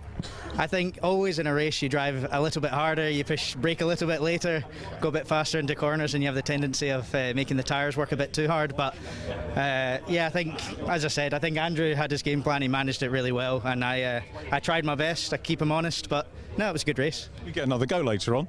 Certainly do. Look forward to that, Ross. Congratulations. Great to see you on the podium. Very well done. And third position goes to Richard Forber. Richard's engaged in chat. We'll get Richard over here. I'll get you to stand around about there. I'm very well, thank you, Richard. Nice to see you. Sorry, I shouldn't do that. No, it's good to see you. And I think first time I interviewed you was when you started your winning run in the Porsche Club, Boxsters, which you went on to become champion. So we're getting drivers from all backgrounds in this formula. And that was a hard race for you. You had a bit of ground to do and make up. Yeah, I should have probably practiced starts a little bit more, maybe once more or two times, because yeah, I basically didn't practice at all start. So yeah, that showed then. How different is it starting one of these to say the Boxster? Rotation point of the car is totally different. So I'm used to the back, the rear pushing me around the corner rather than everything going through the front. It's a lot different, as in I'm used to changing down and having the rear end locking up a little bit, whereas now I've got the front end locking up and I'm going straight on. So I've just got to adapt to that, and then we're I feel like we did all right then. This is your new home. You happy with it? Yeah, I'm made up to be in the Durenza car. So yeah, it's been really good. How quickly did you make the decision to come into this particular competition? Because it was a relatively new announcement, and we know you from Porsche racing. There's a little bit of a ladder for Porsches, as indeed there are several other championships. But was it an easy decision to make? It was one of them. It was kind of on a plate type of thing. So SW Motorsport, they've done all my cages in all the Porsches. I say all the Porsches too. And the Boxsters. So I was friendly with Sean. So yeah. yeah, it's basically through Sean, and then we basically got the drive in the Dorenza car. So it was one of them things that I really love a front wheel drive, which I didn't think that was going to be coming out of my mouth today, but. Great stuff. Anyway, well done, Richard Forber. Great to see you on the podium again. Good to see you again. Well done to our top three. I don't know if we're going to be able to get Greg Graham over, because he doesn't like things sprung. Greg, are we going to ask for a quick word for this one? We are going to get Greg Graham, which is good news. Greg, thank you very much. We just suggested grab a quick word with Greg. Yes. That was the first race for this new initiative. That was great to watch. Unbelievable. And in the last lap, looking at the lap times of these cars first time out, I think 10 cars covered by half a second. So nobody breaking away, nobody, the DSGs, the manuals, the setup, the racing, chuffed to bits. Really, it's worked. And the drivers are all smiling, so what more can you ask? They are at the moment until it gets even more frenetic. It'll get closer, not frenetic. Yeah, no, the drivers are loving it. The cars are fresh out the box, a new development over the winter time, and to see them racing in such close proximity to each other is just a dream. Fantastic. Chatting to Scott Woodward this morning, so many different backgrounds of drivers coming in, not just drivers from Porsche or City Car Cup, but lots of different formulas and backgrounds looking at this, taking it seriously, and thinking, hey, we want to go, and I know more to come. Absolutely. I mean, the top two, you've got Ross Macker, who's a very experienced racer, Andrew Dyer, who was a novice 2 years ago and has only raced City Car Cup, and to fight at the front like that from start to finish, there's some talent. The cars are quick enough. 55 seconds round here is fairly respectable. So, it's a proper race car. They work. Everything seems to work well, and everybody's enjoying it. And talking of working well, I take my hat off to the club with the Evolution Trophy, which we've got coming up next, and the cars are sitting there in the holding area ready to go. Another great initiative, and the way you've worked it, championships that need a bit of time to grow and to be nurtured, they're getting that time, and they're getting competitive time. Absolutely. Now, the Audi TTs might have been part of Evolution Trophy until everybody jumped on board and started building them, so it became its own grid straight away. But Evolution Trophy, as we spoke about briefly yesterday, it gives good ideas and good projects a chance to develop, a chance to grow, to develop into the next Audi TT. Looking forward to that race next time. Let you get away and enjoy it. Greg, thanks for taking the time to talk to us. Appreciate that.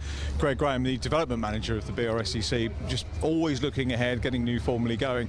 Another exciting race ahead, because we have got the development trophy with the different categories that are looking to grow and be nurtured within the Brscc ranks. So looking forward to that. To give you a full breakdown and tell you who's on the grid is, of course, Andy McEwen back up in the comms box. So back to you, Andy. Thank you, Richard. Interested to see how this race goes, that's for sure. Something very, very different, and I think a really good idea, because it's not easy to get a new championship off the ground. It's a very competitive market these days. The Brscc are particularly good at it, and every so often they do seem to strike gold, and a championship just finds sort of instant success, as was the case with, it seems, the TTs, things like the MX-5 SuperCup in the past as well. The City Car Cup immediately sprung into massive grids in their very first season, but sometimes it isn't quite that easy. So this is a fantastic opportunity for these cars and drivers to still get the chance to race and race against each other, but out on a full grid of cars. So 22 of them will be starting, but it's not so much about who wins the race as such overall, but who wins within their respective classes. So 3 different series represented here. You've got the Classic VW Cup, which was another series now to make the move to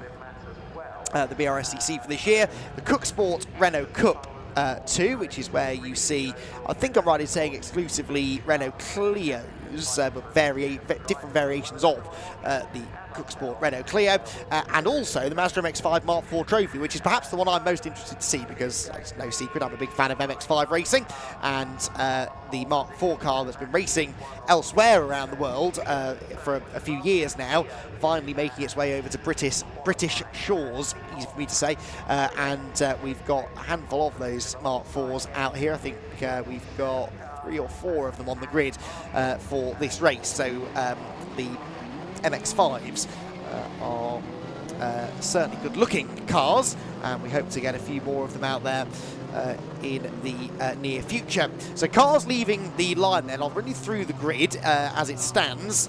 overall terms, but again, the classes all intermingling with each other. Row number 1, you find the Renault Clio of Matthew Hollier, alongside the VW Golf GTI of Adam Marshall. Of course, both of them class pole sitters as well. Then Nick Gwinnett, he is going to be Matt Hollier's big rival within the Renaults. He starts 3rd, and likewise, Chris Adams perhaps will be challenging for VW honours against Adam Marshall. They're both competing in the same class within the VW Classic Cup as well. Row 3 then for Tony Hunter and Richard Clark, a pair of Renault Clios, and then the Seat Leon SuperCup of Nick Sanderson. Now that is a part of the Classic VW Cup, even though it's not a VW, it's a VAG group car, the Seat owned by Audi and VW these days, so it's eligible for the Classic VW Cup. Starts 7th on the grid alongside the Golf GTI Mark V of Dawn Butcher. Simon Tomlinson and Tommy Gillam should be next in a pair of VW Golfs, and then 2 of the Mazda MX-5 Mark IVs that were excitingly separated by only 1,000th of a second in qualifying. Ben Taylor and Sam Hicks, they should have a really entertaining fight for the victory in the MX-5 portion of the race. Then you get to a couple of Renault Clios, the 182 of David Mycock and the Gen 4 Cup Clio of Dave Tyson. Ken Lark's VW Corrado, that's been out in British motor racing for a long time now, lines up 15th alongside the Audi TT of Harry Scott, again eligible for the VW Cup because it is a VAG car. Then the Renault Clio of Frank Pettis alongside the VW Scirocco Mark II of Stephen Watson. Tim Moll's VW Golf is next alongside Kerry Lewis's example, with Phil O'Halloran's Audi on the back row and Joseph Ritchie's Mark IV MX-5 bringing up the rear. So 15 minutes, the race, 3 different races to watch out for essentially, and subclasses within a couple of those too, which I'll get into as the race gets underway. And really, you're watching the 2 cars on the inside, well, the 3 cars on the inside of the top 3 rows. They're all Renault Clios, and then the 2 cars on the outside of the first 2 rows, the top 2 of the Classic VW Cup competitors, as we get ready to go racing then in the Evolution Trophy here at Brands Hatch, the first race of the season. The lights go out and away we go, and it is a good start from the 2 cars on the second row actually, so we're going to have immediately lead changes in 2 of the classes as Chris Adams comes through to claim the lead in the Clio Cup, and Nick Gwinnett will come through, Nick Gwinnett to lead the Clio, to beg your pardon, and Adams to lead in the VW. So it's the number 14 car that leads the way at Druids Corner, and it looks as though slotting through behind him will be the pole sitter Matt Hollier. Again, all of them safely through Paddock and Druids for the first time, dropping down into Graham Hill Bend.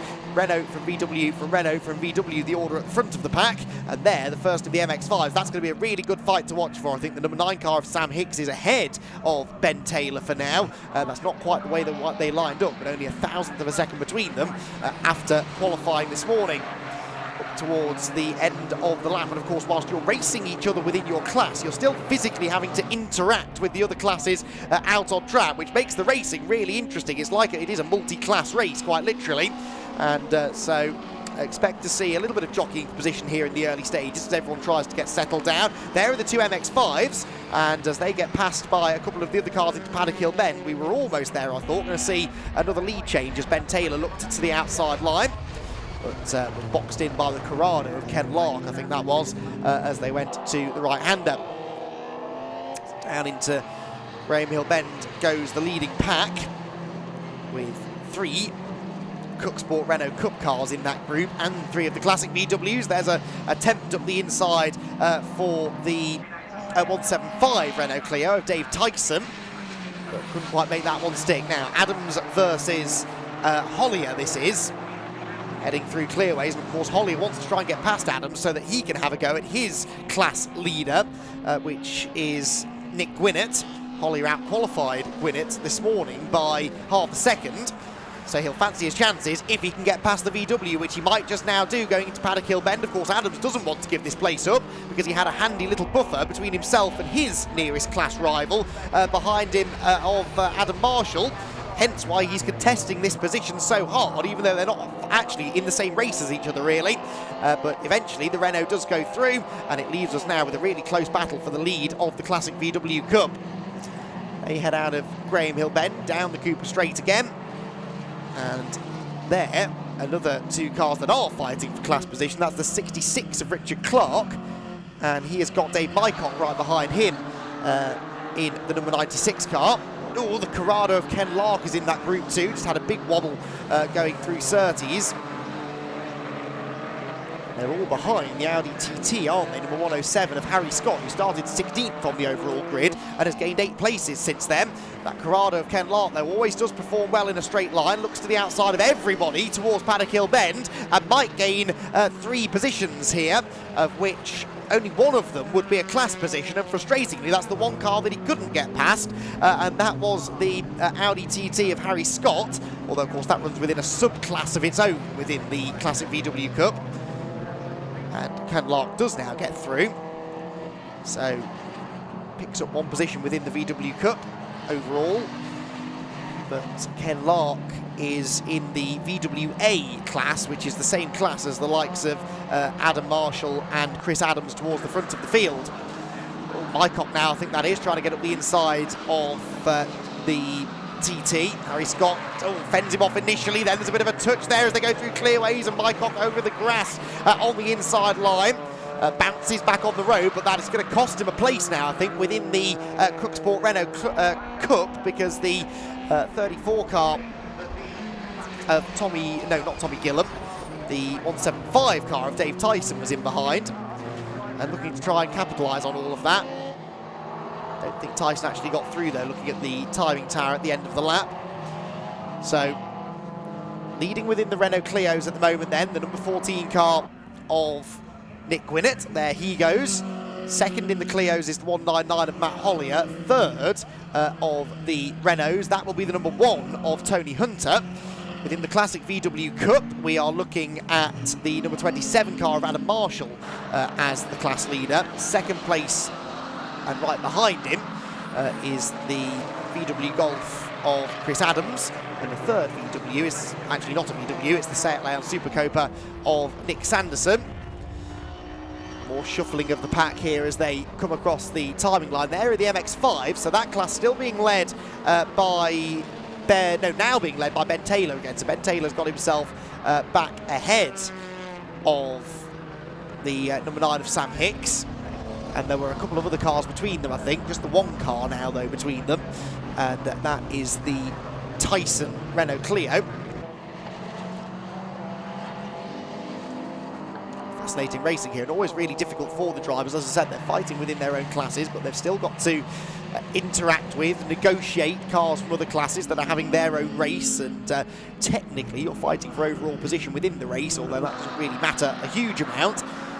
But you try telling that to the drivers when they're out there, they just see another car in front of them that they want to get past, or a car in their mirrors that they don't want to let past, and you get really good racing as a result. Way, way wide goes Dave Tyson, and that does now allow Sam Hicks through. So Samuel Hicks will now try and set off again after Ben Taylor, as the TT of Harry Scott slips behind the David Mycock Renault Clio. That was into Paddock Hill Bend. And there, a big lunge up the inside. That is for class position. That's the number 40 of Simon Tomlinson. And he's trying to get past Tommy Gillam, and will get past Tommy Gillam. So, change for overall position and position. That was second place within the VW GT class. So, subclass within the Classic VW Cup. The two Golfs changing positions. Now the Mazda gets up the inside as well of Samuel Hicks. Sam doesn't really want to get too involved in this because he's got a little cushion right now over Ben Taylor over Sam Hicks, I should say, but can't afford to just sit behind these other cars either, so kind of has to get involved, which he does, going up the inside through Paddock Hill Bend, then sets off after the Audi TT ahead of Harry Scott, but Harry defends the inside. To the outside goes Gillam, and just like that, the top two in the MX-5s are nose to tail again, because I think Gillam might go back through here at the Graham Hill Bend. No, not having it at all there was Taylor, determined to keep that buffer between himself and his class rival.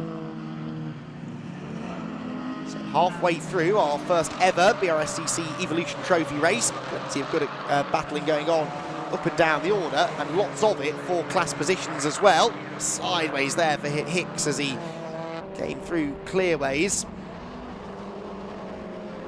It's the closest of the battle packs for the time being. Black and white warning flag for David Mycott for exceeding track limits. That's the red Renault Clio just ahead of this group.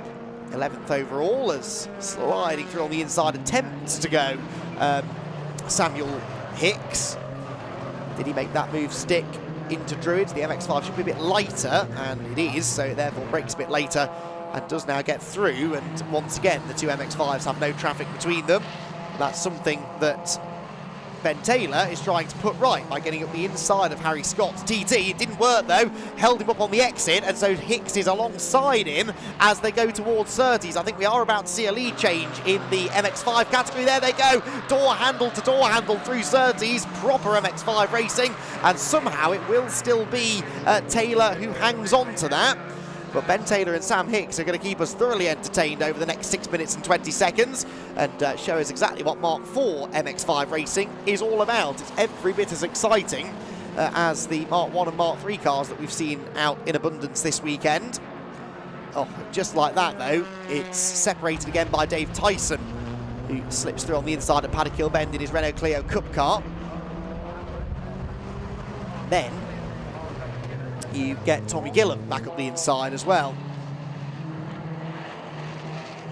2 seconds at the moment separating the top two within the Cook Sport Renault Clio Cup, or Renault Cup I should say, the overall head of the field as well, Gwinnett and Hollier.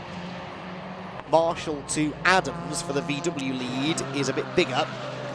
Marshall really asserting himself now in that group, 8.3 seconds. In fact, no, Adams is, has got an intermittent transponder, so he is still there, but he is 8 seconds adrift of Marshall. There is your leader in the Renault Cup. And Hollier safe in second place because third Hunter is all the way down in 5th place overall.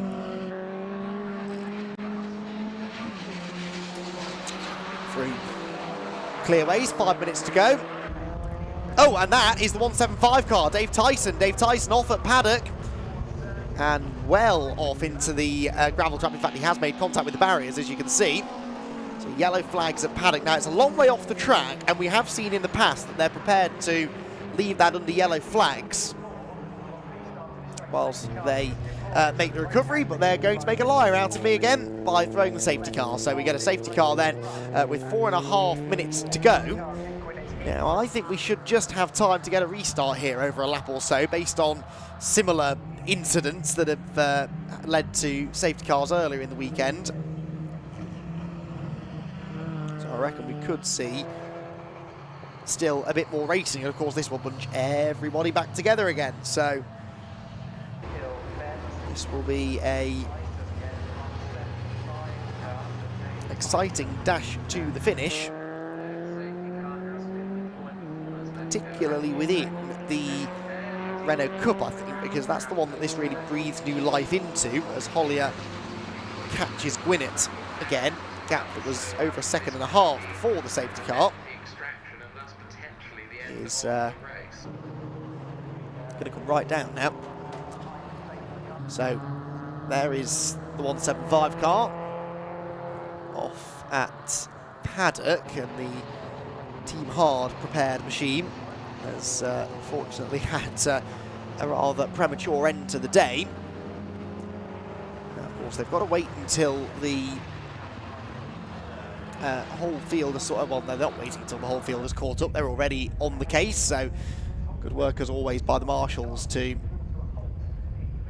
get the recovery process underway as swiftly as possible. And the safety car period likely to last at least one more lap, but that might just leave us time for a lap or two of racing at the end. We'll have to wait and see. So, podium finishers then, podium runners, not finishers, we're not there yet, podium runners within the classes. The Cook Sport Renault Cup led by Nick Gwinnett, the overall race leader. Second is Matthew Hollier, who was on pole, remember, but didn't get such a good start. He now gets another bite at the cherry if we do get a restart. And third, running 4th overall, is Tony Hunter in the Renault Cup.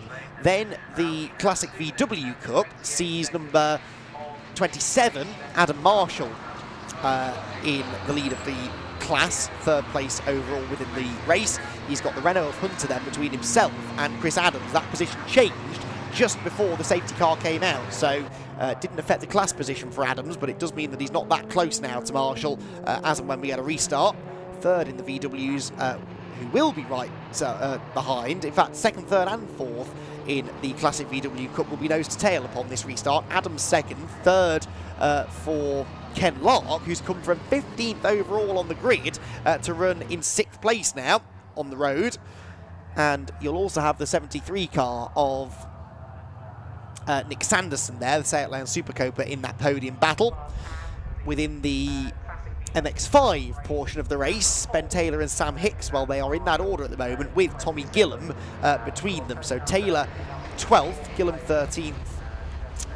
So in the MX5, sorry, 12th overall for Taylor, 14th for Hicks, and separated by the VW of Gillam. And then as far as subclasses are concerned, well, within the VWs, you've got VWA and VWGT. So VWA being led by Adam Marshall. No, it's not. No, it's not. It is being led by... Adam Marshall's been entered into the GT class since qualifying. So the GT class being led by Marshall, the VWA class by Adams, and then the VWTT class, class of 1, for Harry Scott. And the Renaults, are they split? Yes, they are. So you've got RNA, which is being led by Nick Gwinnett, and RNRS, which is being led by Richard Clark. Right, I hope you got all of that. We've got 30 seconds left on the clock and 1 lap of racing to go, so everything I've just spent the last 5 minutes trying to explain is probably going to change now. Nick Gwinnett leading the way and just has to defend for 1 lap from Matthew Hollier to claim the victory in the Renault, the Cook Sport Renault Cup. They haven't actually completed the recovery process at paddock, so interesting that we went racing. But anyway, yellow flags presumably were still out at the first corner, and the pack now makes its way up through Druids, with already Gwinnett slightly ahead of Hollier.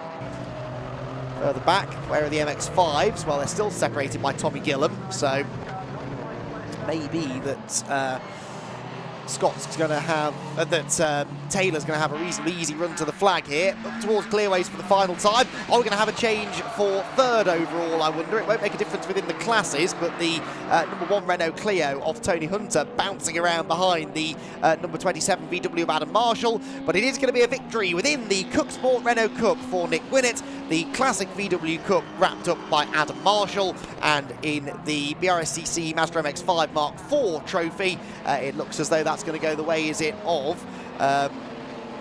the driver who qualified at the front of that pack, Ben Taylor. Yes, it does. Ben Taylor comes home 13th overall, and Sam Hicks comes home in 15th place.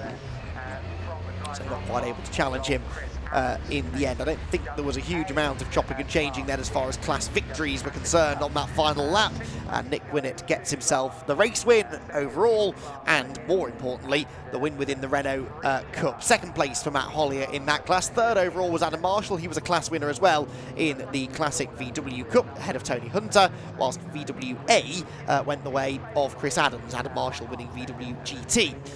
Then Ken Lark, Sanderson, Clark, Tomlinson and Butcher complete the top 10 ahead of David Mycock. Harry Scott was, of course, a class winner in the WTT class ahead of Ben Taylor, who won in the Mark IV MX-5s. The other class winners, Joseph Ritchie, was winner, apparently, in Mark IV Class A, but it was... no, so yes, there are 2 classes of the Mark IVs. Had missed that. So the other 2 were running in Class B, Ritchie in Class A. Whilst VWB, which again I think I had only 1 entry, went the way of Stephen Watson in his Mark II VW Scirocco. So, I'm not quite sure who Richard's going to be interviewing, quite frankly, but he will have some drivers. He's certainly going to have Nick Gwinnett, and it looks like maybe they're pulling in class winners, overall class winners, I would hope, not subclass winners, otherwise we'll be here all day, but should have a few drivers to have a chat with in a moment or two. So I think if Richard's ready, we can head down there and see who he's got. Let's put that earpiece out. So here we are down in Park Ferme. Sorry, just taking one earpiece out because I've got two lots of audio coming in. And our race winner, Nick Gwinnett. What we're going to do is talk to the winners of each of the three main categories. There are classes within those categories, as Andy has said. And Nick Gwinnett is going to be our first interviewee on our Evolution Trophy. Just takes his crash helmet off, having extricated himself from the 172 Clio, race number 14, and there he goes. Looks pretty cool about that. Nick, we'll get you over. Many congratulations. Our first winner of the... Don't worry about sweat, we get plenty of that. We'll get you standing sort of somewhere around here, just so we got you nicely framed for our interview. But a little bit of history being made, and our first winner in the Cook Sport Renault Trophy as part of the Evolution Trophy as well. How does that feel? Quite good, to be fair. Tell us about your race. Had a good start. They separated and I went and I just got out of there because I know Matthew's really late on the brake, so I just just kept smashing quick laps in, and that was it really. And then the safety car came out and I'm like, my leader's gone, so yeah, I'm happy. It's only one lap after the safety car. What's the history of the car and your history with the car? Oh God, I've had that clear about 8 years. Raced with a track attack for a few years, and Cook Sports said we're doing something, Evolution. I was like, I'm coming across. Good. Start something new. And obviously, do you know the history of the car? Was it in Clio Cup back on the Toka package back in the day? Yeah. No, that's just a standard 182 that's been messed about with by Pure Motorsport. But is that something you watched back in the day? You used to watch the likes of Rivette and company hacking them. And Matt Neal, Plato, all the real boys. Is that something you can develop? I mean, is development an option? Obviously, you've got the different classes once we get enough numbers up to run them separately. Will you do any more development, or you will leave it as it is and just enjoy your driving? The car's staying as it is. The car is where it is. It's staying there. Hopefully, see how this year goes, we get standalone grids. That's the dream, isn't it? Absolutely. But you got another race to do a little bit later on. So is there much to do, or is it just top it up and you're fairly laid back about it? Fairly laid back. Put some fuel in it, check it over. She's not that bad maintenance. She's an easy girl. That's what we like to hear, and there'll be a lot of competitors or potential competitors who want to hear that. Nick, many congratulations. Logan, thanks for coming talking to us on the podium. Our next class, of course, is the Classic VWs, and that was won by Adam Marshall in the wonderful looking Golf as well. All these cars terrific. Adam, many congratulations. We'll get you standing over here, just if we may. Yep. And Classic VWs, welcome to the Brscc. Great to have you guys along. Multi-class. I apologise to the other classes. We don't have time to run through, obviously, 3 or 4 class winners in each of 3 categories. But what does that mean to you, that win? Everything, really. It's first round of the season, new car. After doing the C1 Endurance last year, it's a fantastic result for us and the team. Something we were talking about development with the winner of the Renaults. Is development ongoing on these cars? Yeah, very much so. So it's in the Golfs for probably a couple of years, and then see where we go from there. And any changes you can make before race 2? Trade secrets, I guess, usually when I talk to drivers on the podium. Something like that, yeah, but probably a bit of a better start for us. But apart from that, yeah, cracking result. Brilliant stuff. Thanks for chatting to us. We've got cars on grid for the next race. I'll say thank you very much for joining us and congratulations on the class win. Our final category were the Mazdas, the Mark IVs. Ben Taylor takes the win. Here is Ben. Good to see you. It was a little bit of a frenetic race, wasn't it? It certainly was, yeah. After a shocking start for myself and getting blocked in by a couple of Golfs, then tried to find my way. Well, I lost place to the other Mark IV, and yeah, it's a bit of a struggle to get past him again, but managed to get there and thoroughly enjoyed the rest of the race from there out. Great battles with him, and yeah, thoroughly enjoyed it. Yeah, Andy McKeown on the main commentary was saying it was typical Mazda action within the Evolution Trophy, and what a great way to be able to nurture the Mark IVs along. Exactly so, yeah, it was a fantastic battle between me and Sam, so it was just great to see, really. I hope it was good for the spectators as well. Which team are you with? Who's prepping the car? Island Garage is prepping, well, I'm helping prep them as well, but yeah, Island Garage is my main sponsor. I got Paul Sheard team helping me out as well, so a lot of thanks to both of those. Yeah, brilliant. Ben, many thanks for talking to us. Many congratulations as well for taking the win. Ben Taylor, our third winner of the categories in our first ever Brscc Evolution Trophy race. It was a great start. I'm looking forward to the second race a little bit later on in the afternoon. But we've got another huge grid to look forward to now, and that means there's plenty of rundown to go for our Clapham North MOT Centre Mazda MX-5 SuperCup race, the last race of the weekend. So back to Andy in the commentary box. Indeed so, their last race of the weekend. Certainly we've still got a lot to get through today with another, how many? 1, 2, 3, 4, 5, 6 races, including this one, to be enjoyed. But indeed, the final MX5 Super Cup race of the weekend, both of them have been won fairly convincingly by Aidan Hills so far. But this time around, he'll have to fight his way through on the grid, because we have a partially reversed grid, as always, in race 3 for the Super Cup. And so it's Richard Amos, who's had 2 really good starts to races this weekend, who will be starting on the pole position. So I'll rattle you down the top 10 or so on the grid. It's Richard Amos on pole alongside Patrick Fletcher.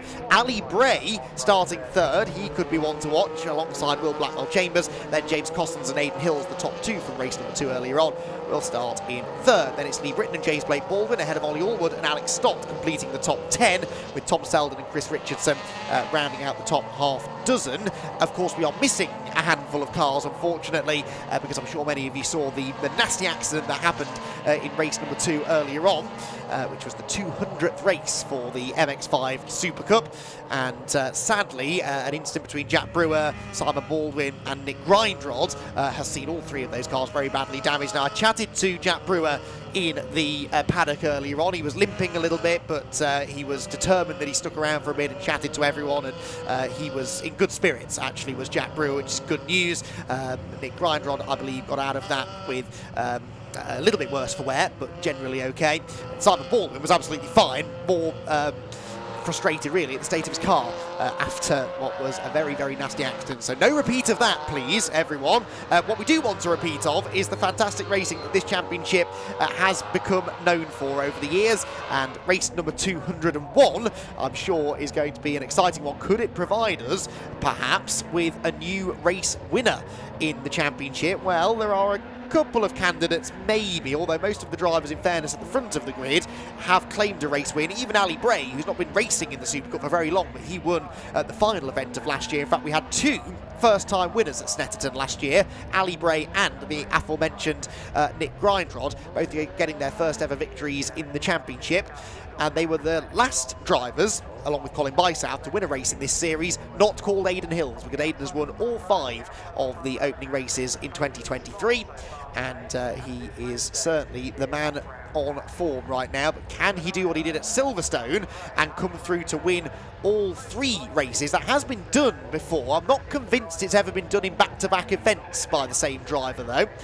So I would have to scan through my stats database in a bit more detail to figure that one out, but I don't recall a time that one driver has managed to win all 3 races in 2 consecutive events. So if Aidan can do that, he really is impressing everybody, especially given how strong this grid is. Right, revs starting to rise, red lights are on, they go out, and Patrick Fletcher makes a good start this time from the outside of row number 1, and Richard Amos strangely not getting the sort of starts that he has become used to this weekend. Aidan Hills chopping to the inside of Ali Bray there, who tried to cover him off, but just a little bit too late. I think Ali actually has stayed in front, though, as they go down through the dip. So Fletcher leads, Amos 2nd, Blackwell-Chambers in 3rd, Ali Bray 4th, and that is James Blake Baldwin in the silver car going round the outside, having started 8th on the grid.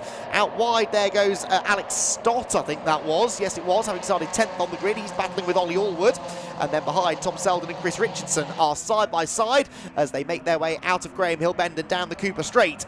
So Fletcher, Amos, Blackwell-Chambers, top 3 as they turn into Surtees. And, well, Aidan Hills, despite making a good start, is still only 6th, having started 6th. So he's actually made no progress on the opening lap, even though he was battling for 3rd briefly into turn 1.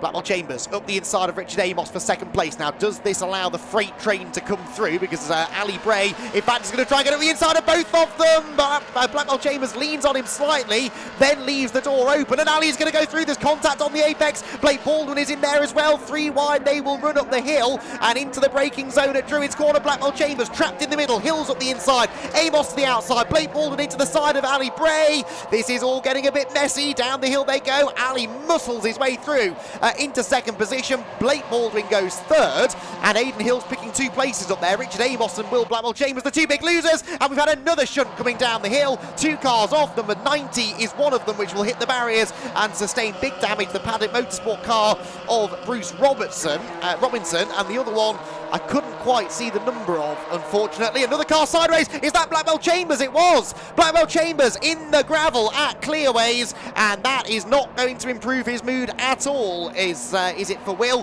His race is surely done if he's stuck in the gravel trap. Did he get going again? I think he might have dug himself out, actually, just about. But we've got these two cars off. It's the 108 car, the other one that's gone off coming down the hill. That's Amy Watts, daughter of former British touring car racer Patrick Watts.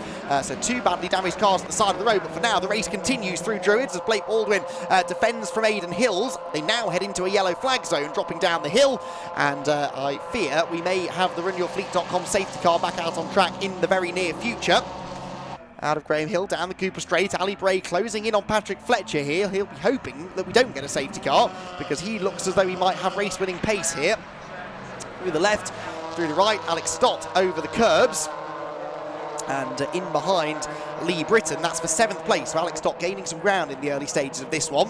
Unlike the earlier race where he did seem to slip backwards. Safety car board's being held out though, and we are not yet being told about it officially on the timing screen, but the safety car is being scrambled. I can see it waiting in its position, so the field slows down, and we will come under the control of the RunYourFleet.com Jaguar.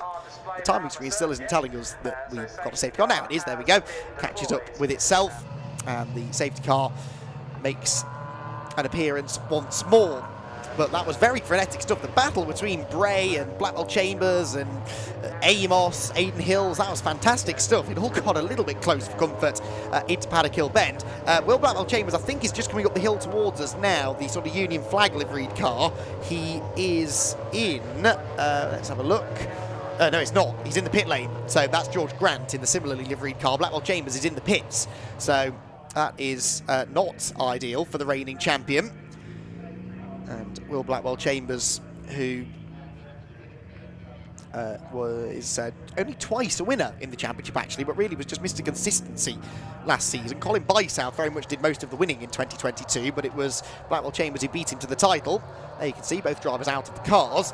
I caught it out of the window. One of them, and they're both white, so I couldn't tell which one it was, but one of them lost it coming out of Druids and spun across the road into the other. Looking at the damage to the left front corner of Amy Watts' car, I could perhaps suggest that it was Robinson who was sideways and Amy Watts had nowhere to go, but it was the secondary impact with the barriers that really did the damage. And unfortunately, two more broken MX-5 SuperCup cars at the side of the road. It's been a bruising weekend here, quite literally, at Brands Hatch. So the race neutralised for now. We're not even 5 minutes in yet, though, so hopefully it won't take too long to get the cars removed from the scene. Will Blackwell Chambers, I can tell you, has rejoined the track and is still on the lead lap. So with the safety car, he'll close in on the back of the pack and we'll have a chance to gain some places upon the resumption of the race. But how much time he's going to have to do that, we shall have to wait and see. So Patrick Fletcher leads, Ali Bray second, James Blake Baldwin is third, Aidan Hills is fourth, Richard Amos fifth, Lee Britton sixth, having a really good weekend is Lee Britton. Has Lee had a podium before? Yes, he has. Oh, he's had one podium, has Lee. Now I've got to try and remember where it was. Was last year, I think. Yes, it was at Snetterton, the first of 2 visits at Snetterton.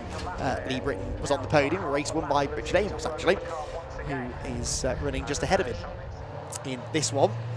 There's Bruce Robinson's car being pulled out of the way. Just to continue running down that top 10. Britton 7th, Alex Stott 8th, Ollie Allwood 9th, and Tom Selden 10th. An exhaust hanging off the 25 car there. That is Stephen New, who retired late on in the earlier race too. Not, I don't think, as a result of the... Oh, sorry, that was yesterday's race. Oh, there's number 26. What's happened to that? Well, it hit something, obviously. But Will Powell, I'm not sure what he's run into. But you can see the radiator fluid, I think that is, that's sort of bleeding out of the front of the car.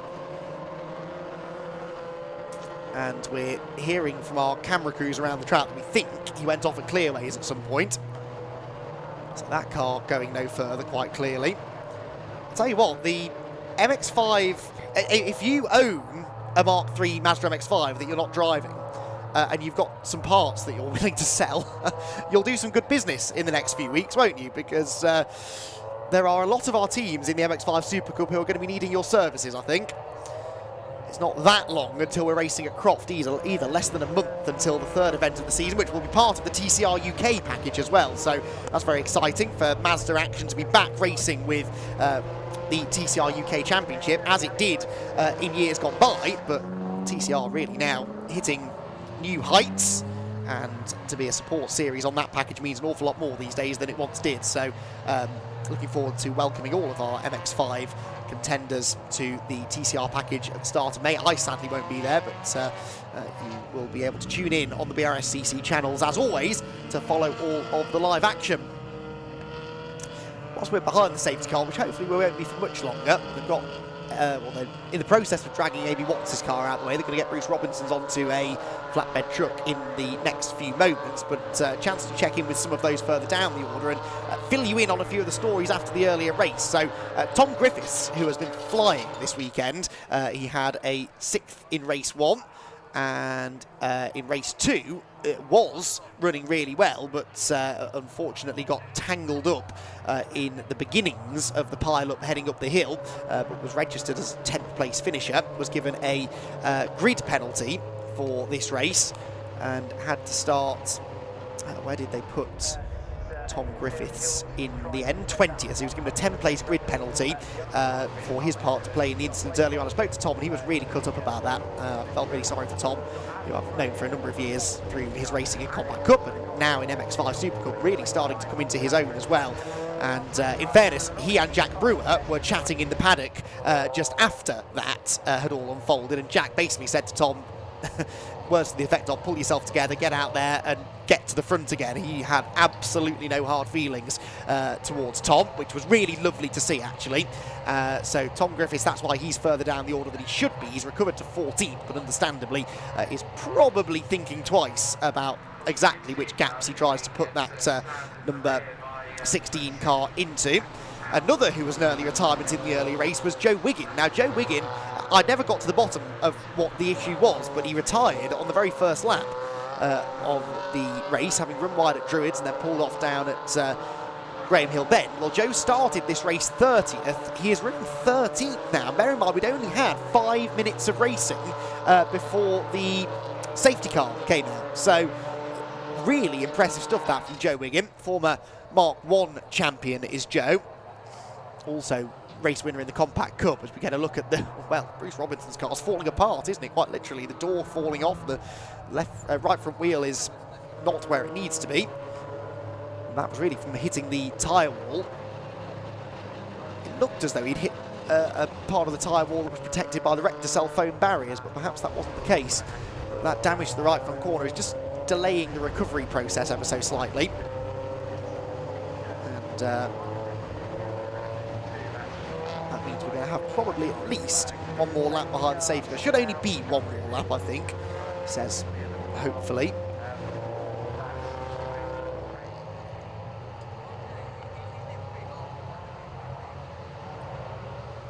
So,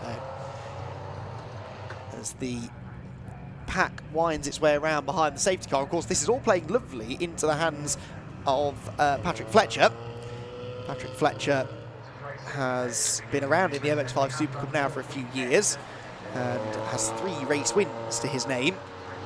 Most recently, did he win a race last year or not? I don't think he did, actually. It would have been 2021 where he won his last race, which was at Silverstone. In fact, he won all 3 of his races in the first 5 races of the 2021 season, did Patrick Fletcher, I remember now. Everyone kind of thought he was going to be the championship favourite and then never won a race again after that, but did have some more podium finishes. Ran Jack Harding and Sam Smith close for the championship that year. Patrick, having got that first race win at Croft, they were in fact won the first 2 races of the season at Croft that year. Won another race at Silverstone, none of them coming from reversed grid races, so which is odd because when he first came across into MX-5 SuperCup, that was kind of when you saw Patrick at the front. He was always at the back end of the top 10 or top half dozen or so, and then would kind of have a chance to star at the front of the pack in the third and final race of the weekend. There's the 25 car in, by the way, that's Stephen New, and that is a hole in the front of the car, which shouldn't be there.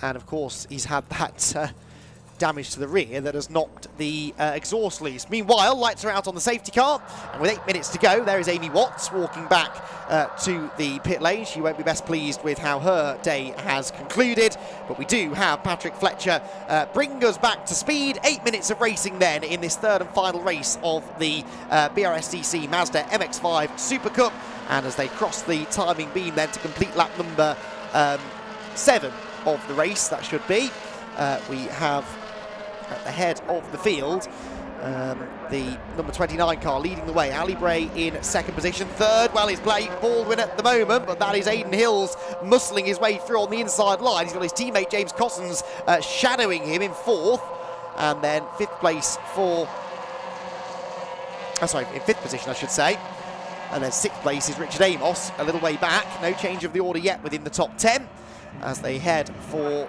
the left-hander at Surtees. Leaders continuing together though, and Ali Bray looking up the inside of Patrick Fletcher. What a move that could be, and I think he's done it cleanly too. He's sideways at the apex, but Ali Bray with a full commitment pass. Well, has he got the lead? Fletcher's coming back at him. Blake Baldwin in there as well, and as they head for the timing line, Ali Bray will lead the lap with a shove from the number 2 car of former champion James Blake Baldwin. Into paddock they go. Ali Bray now having to try and cover off the number 2 machine as it drops into the right-hander. And they plunge downhill with Aidan Hills joining in the fun as well. Up towards Druids Corner they go, they're 3 wide. Oh, I hope Patrick Fletcher on the outside knows that he had 2 cars to his inside. I think he did. He leaves the door open. Blake Baldwin holds second, Hills to third, and James Cossons now trying to come through into fourth position. Fletcher dives straight back up the inside though and reclaims the position turning into Graham Hill Bend. So Ali Bray then looking for his second victory in the MX-5 Super Cup. He's really not been feeling very well either over the last month or so. He's had a really tough time as Ali since Silverstone, and it would mean the absolute world to him, his wife Nikki and the whole team, who I'm sure are watching on the spectator banking at Paddock Hill Bend, if he could come through and claim a win. Bray leads the way then, Blake Baldwin second. Aidan Hills could be the big threat here, but this is unstoppable force meeting immovable object, isn't it? Aidan Hills, arguably fastest driver on the grid. James Blake Baldwin, arguably the most stubborn driver on the grid, and he will not relinquish second place without one hell of a fight. He moves across to the inside to defend from Aidan as they turn towards Druids. Just, by the way, I use the word stubborn in a loving and respectful way because I love watching James Blake Baldwin race. He is always exciting. You're guaranteed action when James Blake Baldwin is out in the MX-5 Super Cup, and it's great to see him properly on the pace here after a bit of a trying return to the series a few weeks ago at Silverstone. Towards Surtees, Lee Britton there was dicing with someone. He was going up the inside of Richard Amos, so Lee Britton into 6th now. This is a brilliant performance from Britton. Can he get even further, I wonder, before the flag? That looked like Joe Wiggin. It was Joe Wiggin gaining another place. That was Martin Tolley he was going past, so that puts Wiggin 11th. If Joe Wiggin can get into the top 10 by the flag, that is a truly remarkable drive from wherever I said he started, 30-something. 30th on the grid he was. And now into, well, he is into the top 10. Here comes Aidan Hills at the inside of Blake Baldwin into Druids. Blake Baldwin will close the door. Aidan Hills won't back down, and I think we'll go through. Patrick Fletcher's just got back ahead of James Cossons, or is defending from James Cossons in 4th position. But Aidan Hills through to 2nd, so now we've got a race on our hands. 4.5 minutes to go.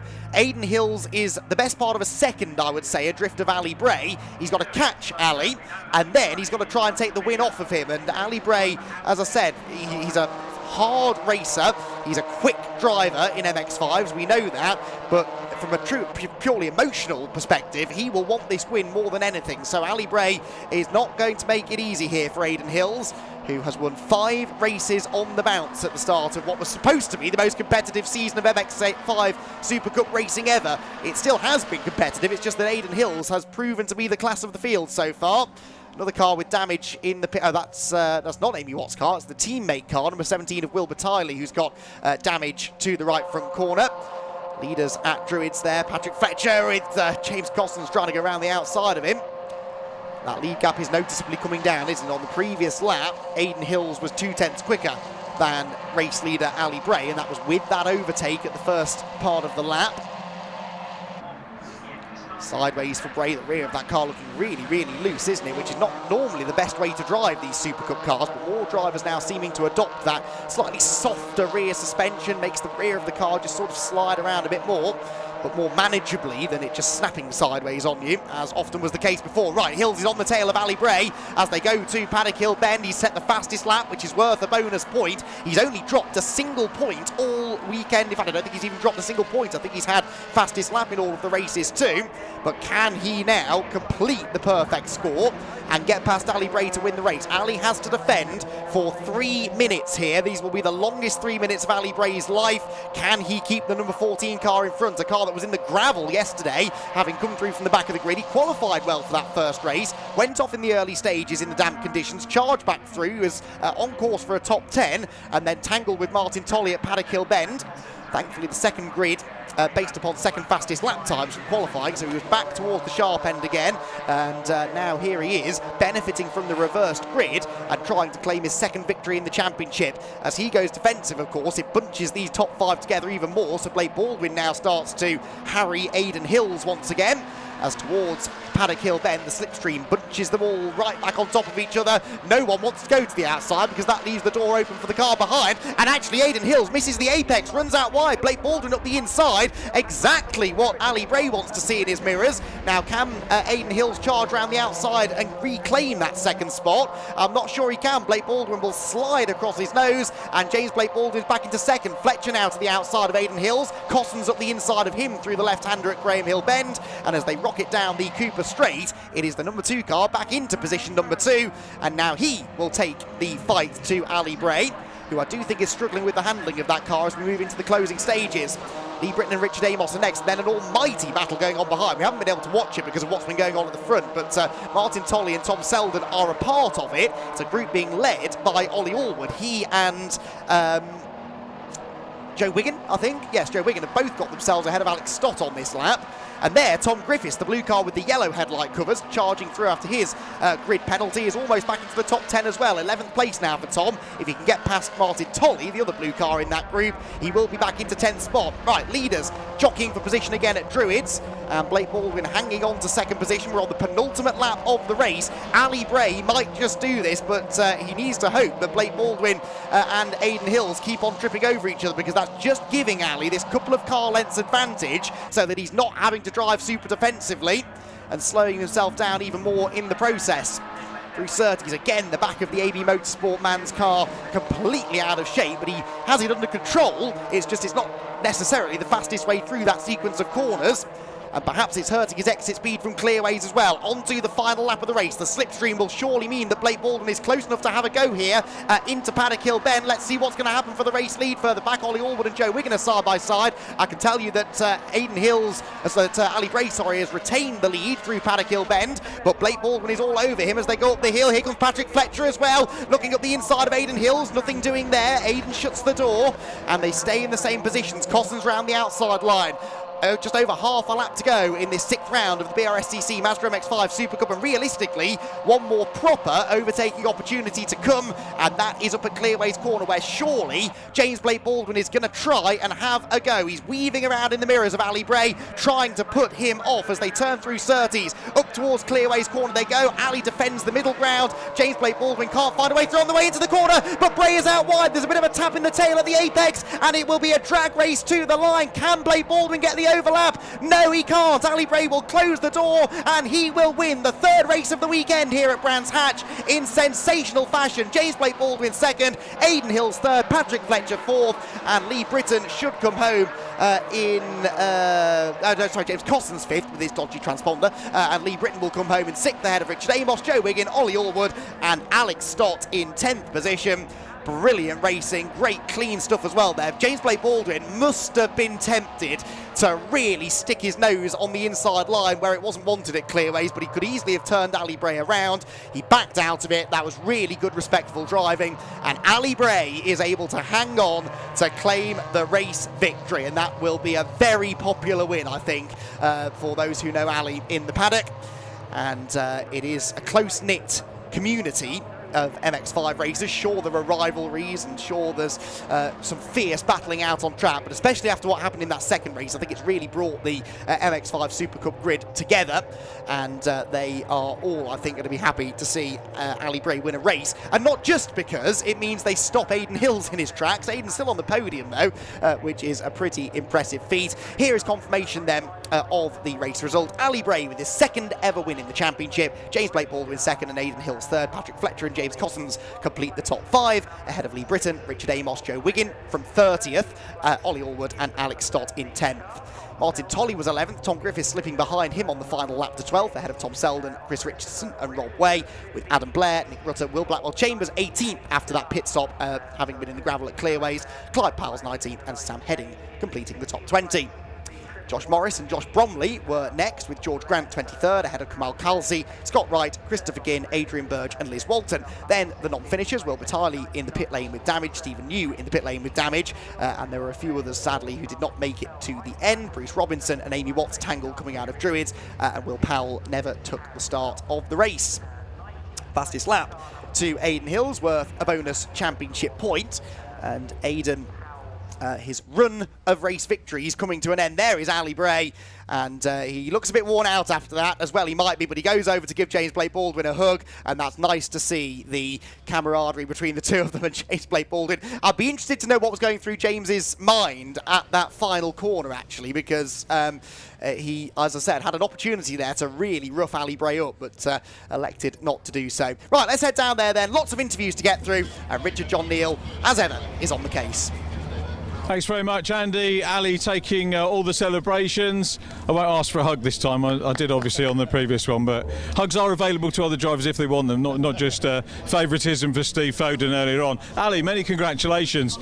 We'll get you, well, as best we can over here, and get a little bit of logos on the background. What a frenetic race. Obviously a good attacking race to get into the lead, which we'll come back to in a minute, and also in terms of defending at the end. But going back to when you took the lead on Patrick, I don't like the word send. It's one of these young people words, isn't it, about saying, but it looked like it was a little bit of opposite lot when you were going on the inside at Clearways of Patrick to get the lead. How was it from your point of view? Yeah, he just left the car wide, and I could see that Aidan was coming. James had great pace, and I knew that the safety car took up a lot of time, and I just thought I've got to go early, yeah, thankfully to Patrick, he left half a door wide. There was a little bit of door-to-door contact, but nothing too major. No, it was a great race. It was proper racing, as I say, a little bit of opposite. Like, it looked like you were fighting control of the car just to, not avoid him, but just to make that move stick. That's just my driving style. It's opposite like everywhere. And then pressure at the end, wasn't there, the last few corners? Yeah, a lot of pressure at the end. I mean, it's hard to lead round here. Just had to slow it down in the right places and keep momentum in the right places as well. But no, it's a huge team effort. Just want to say a massive thank you to Mike Comber Racing. He's done a fantastic job on the car, and I really let the team down yesterday with my performance. But to bring the win home in the end, just all of AB Motorsport, my wife, everyone, it's just a huge team effort, and just really grateful to be here. Great to see you on the top step, Ali. Well done, many congratulations. Fine race, well done. Thanks for entertaining us. And second position, James Blake Baldwin. Let's get James in, and what a fantastic race again from James. Mega effort, and particularly having a go on right the way through the race and ultimately onto the last corner, keeping us all entertained. Talk us through that last lap from your point of view. Yeah, it was a bit frustrating because, Ali's a really, really good driver, and he knows where to put his car, and it's not necessarily about how fast you're going. If you block the inside round the tight bends, no one's going to pass you on the outside, so, you back everybody up into each other and then accelerate away again. It's no different really to the safety car, sort of controlling everybody and then putting your foot down when you need to. But yeah, the car's come on amazingly well, we've worked really, really hard on it, so... It's gone okay today. It's gone. Passing Aidan as well. That must have been Good. Yeah, no, it felt to get one back on him and, you know, rewind sort of. I think we worked out the other day that we've been doing this 8 years now and racing Aidan for that long, so it was nice to just, you know, put him back in his place occasionally. Quite right. It's fantastic to watch. Thank you for a great drive. Well done. Good to see Aidan Hills in third position, so not used to seeing Aidan in third, but you did equal 5 on the bounce, which was as good as Verstappen got in Formula 1. Well done, Aidan. And nice to see you. Yeah, funny enough, you look happier. It was a great race. I know you were here for the racing, and that was a good one. Yeah, it was a good scrap. It was, you know, that's what we come racing for at the end of the day. It's just to have fun. And credit to Ali, to be fair. Once I got into second, I think he tightened up a little bit and was proper backing me into the pack, which I would have done exactly the same. So fair play to him. He drove really well. And it was nice to race against James again properly. You know, I've raced him for years, and he's a hard racer, and I really enjoyed just scrapping and you know, showing that I can race as well as lead. So it was good fun. Really enjoyed it. It was really good for us to watch as well. Well done, Aidan. Get ready for Crofts. Good luck. We look forward to seeing you there. Aidan Hills in third position. Great run. Still leading the championship, I think. You don't have to be a mathematician to work that out. Let's go on to club class though, and another win for Robert Way in club class. Robert, he's got a long walk again because they're the second tier of the podium lineup here, and becoming a good habit. Good to see you, Robert. We'll get you just standing in front of the Brscc. I'm all right, thank you. Yeah. Good one? Yeah, it was all right.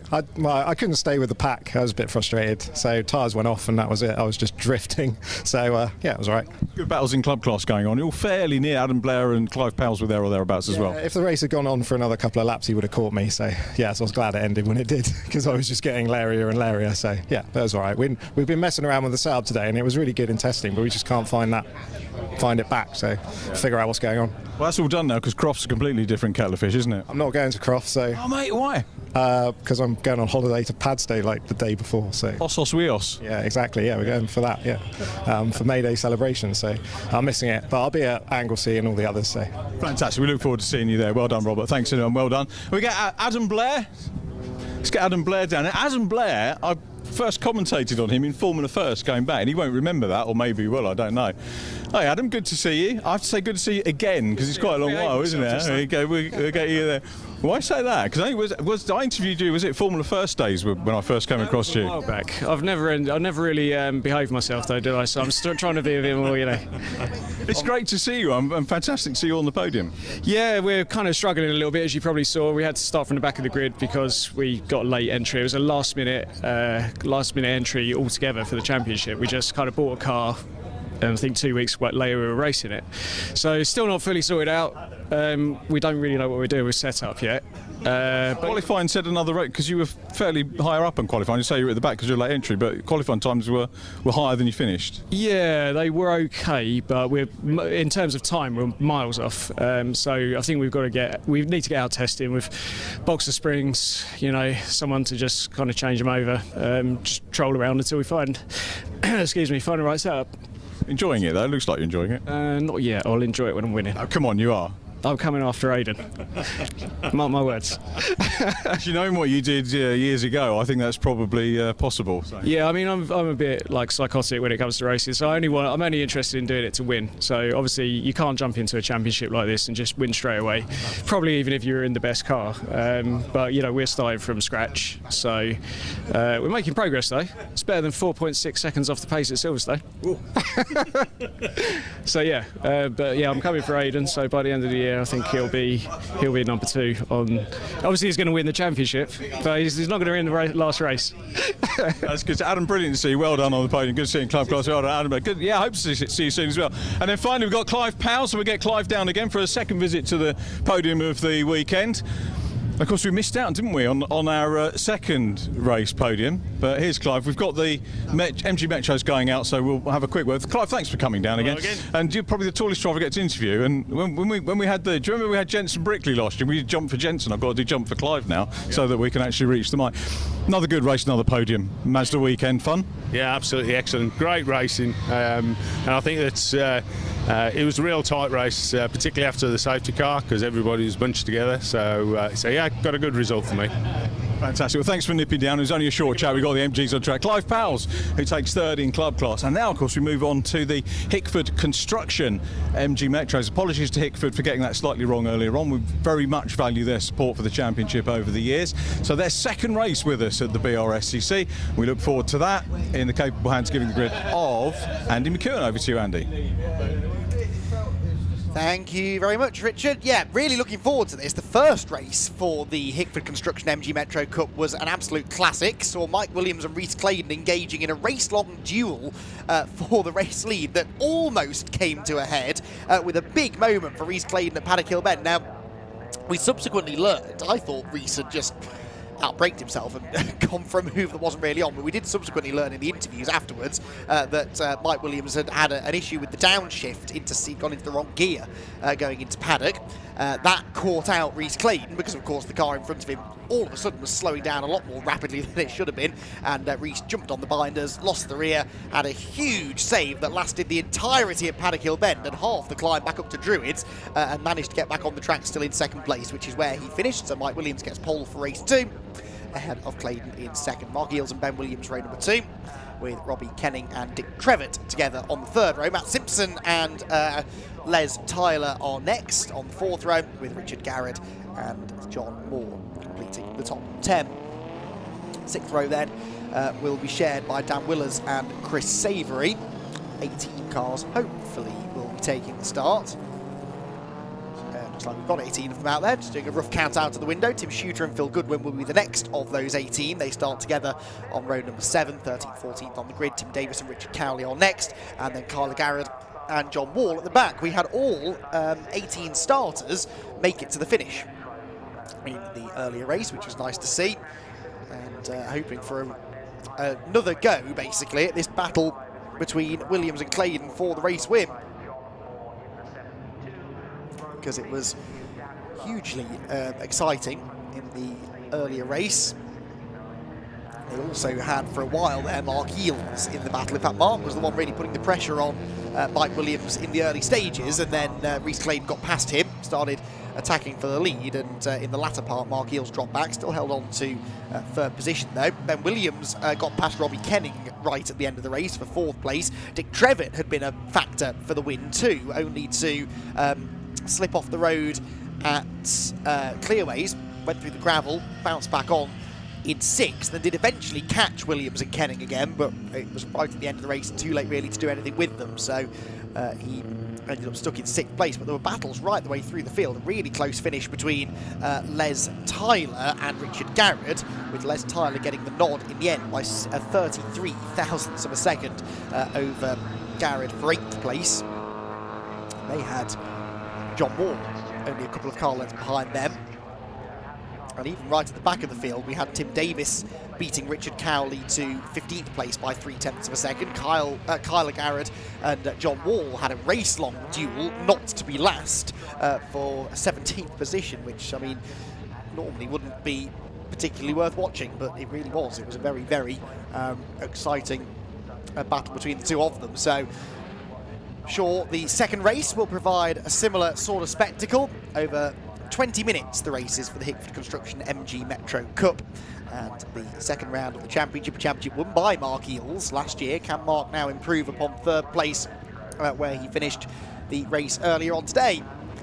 Lights then about to go on, the revs start to rise on the grid, and we'll get the second round of the Hickford Construction MG Metro Cup underway. Very even start for both the front row men there. The second phase of the start is better for Williams though, so he will hold the advantage. Here comes Ben Williams now around the outside from fourth on the grid to challenge for second at paddock, but Rhys Claydon will hang on to P2. I think Ben Williams will clear Mark Eales though, and so the reigning champ is down to fourth as they head for Druids for the first time. And as they hit the brakes under the bridge, that looks like number 21 Les Tyler on there as well. He's gained some ground. He's got ahead of the 89, certainly, of Robbie Kenning and Dick Trevitt, who has slipped down the order quite considerably. The orange and yellow car just peeking his nose at the inside of two others heading into Graham Hill Bend. There is Trevitt, number 96, just regaining a place at the expense of Richard Garrett. So Trevitt not with a great start, but it was a brilliant getaway from the pole sitter Mike Williams. Pole position, not always the best place to be starting here at Brands Hatch because of the camber of the circuit, but Mike Williams absolutely nailed it there, and really was that second phase at the start. Easy to bog down, I suppose. These cars don't have a huge amount of low-end power, and quite easy to just scrub a bit of speed going on the run towards Paddock Hill Bend. 72 there on the inside, John Moore, and he now also gets the better of Richard Garrett, so that puts Moore into 10th position now. But already the situation's starting to develop at the front, and we have got a new player, haven't we? Because Ben Williams in the Rover Metro, right in behind the similar machines, although slightly different bodywork, I think, on the front, or headlights on the front of Williams' car, more sort of standard production look to that car. Performance-wise, clearly exactly the same as those around him. We didn't really see him lead fight earlier on this morning, so what can he do now that he's right on the tail of Reece Clayton? Certainly seems to be distracting Reece a little bit, to the point that Mike Williams is pulling a few car lengths advantage over Reece, who's looked like that car is very, very oversteer. It might be the way he likes it, but it's perhaps just takes a few laps to come in, so to speak, and really get to its full potential. 58.9 for the leader, 59.0 for Clayton, and for Williams, and for Ian. So next to nothing in it, really, between the top four, who are covered by just a fraction under 2 seconds. And the top three by under 9/10 of a second. As Clayton really did close in, actually, didn't he, towards the end of that lap? That gap was noticeably bigger at the end of lap number 2 than it is now at the start of lap 3. So Reece Clayton starting now to warm to the task, and perhaps will be looking to make a move in the near future, but try as he might in the last race, just couldn't quite make a move stick, could he, on Mike Williams? Kept on trying it, but just couldn't really get himself ahead for good. So Mike Williams, a canny racer, runner-up in the championship last year, only 2 points adrift of Mark Eales at the end of the season. 12 races made up the campaign last year. Now into the pit lane, that is, I think, going to be Kenning, but it's side by side for the race lead, and Reece Clayton from the outside to the inside, but Williams gets the car through the right-hander at Paddock Hill Bend, still in front. It is Robbie Kenning, 5th place in the earlier race, who just pulled into the pit lane. So he is done for the day, it would seem.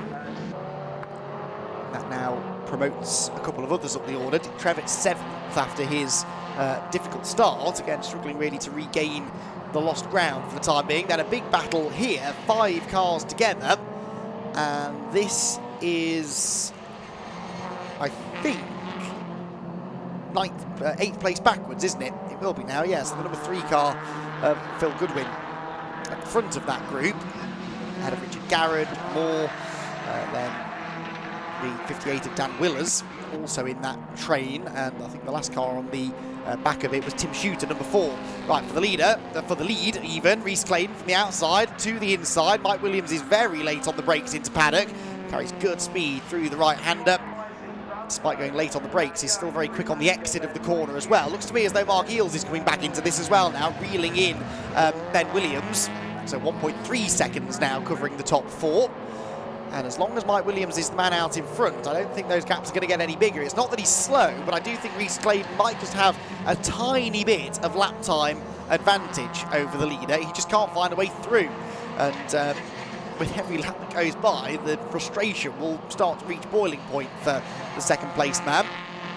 He really enjoyed that battle with Williams in the earlier race, and did so well to avoid putting them both in the gravel at Paddock Hill Bend.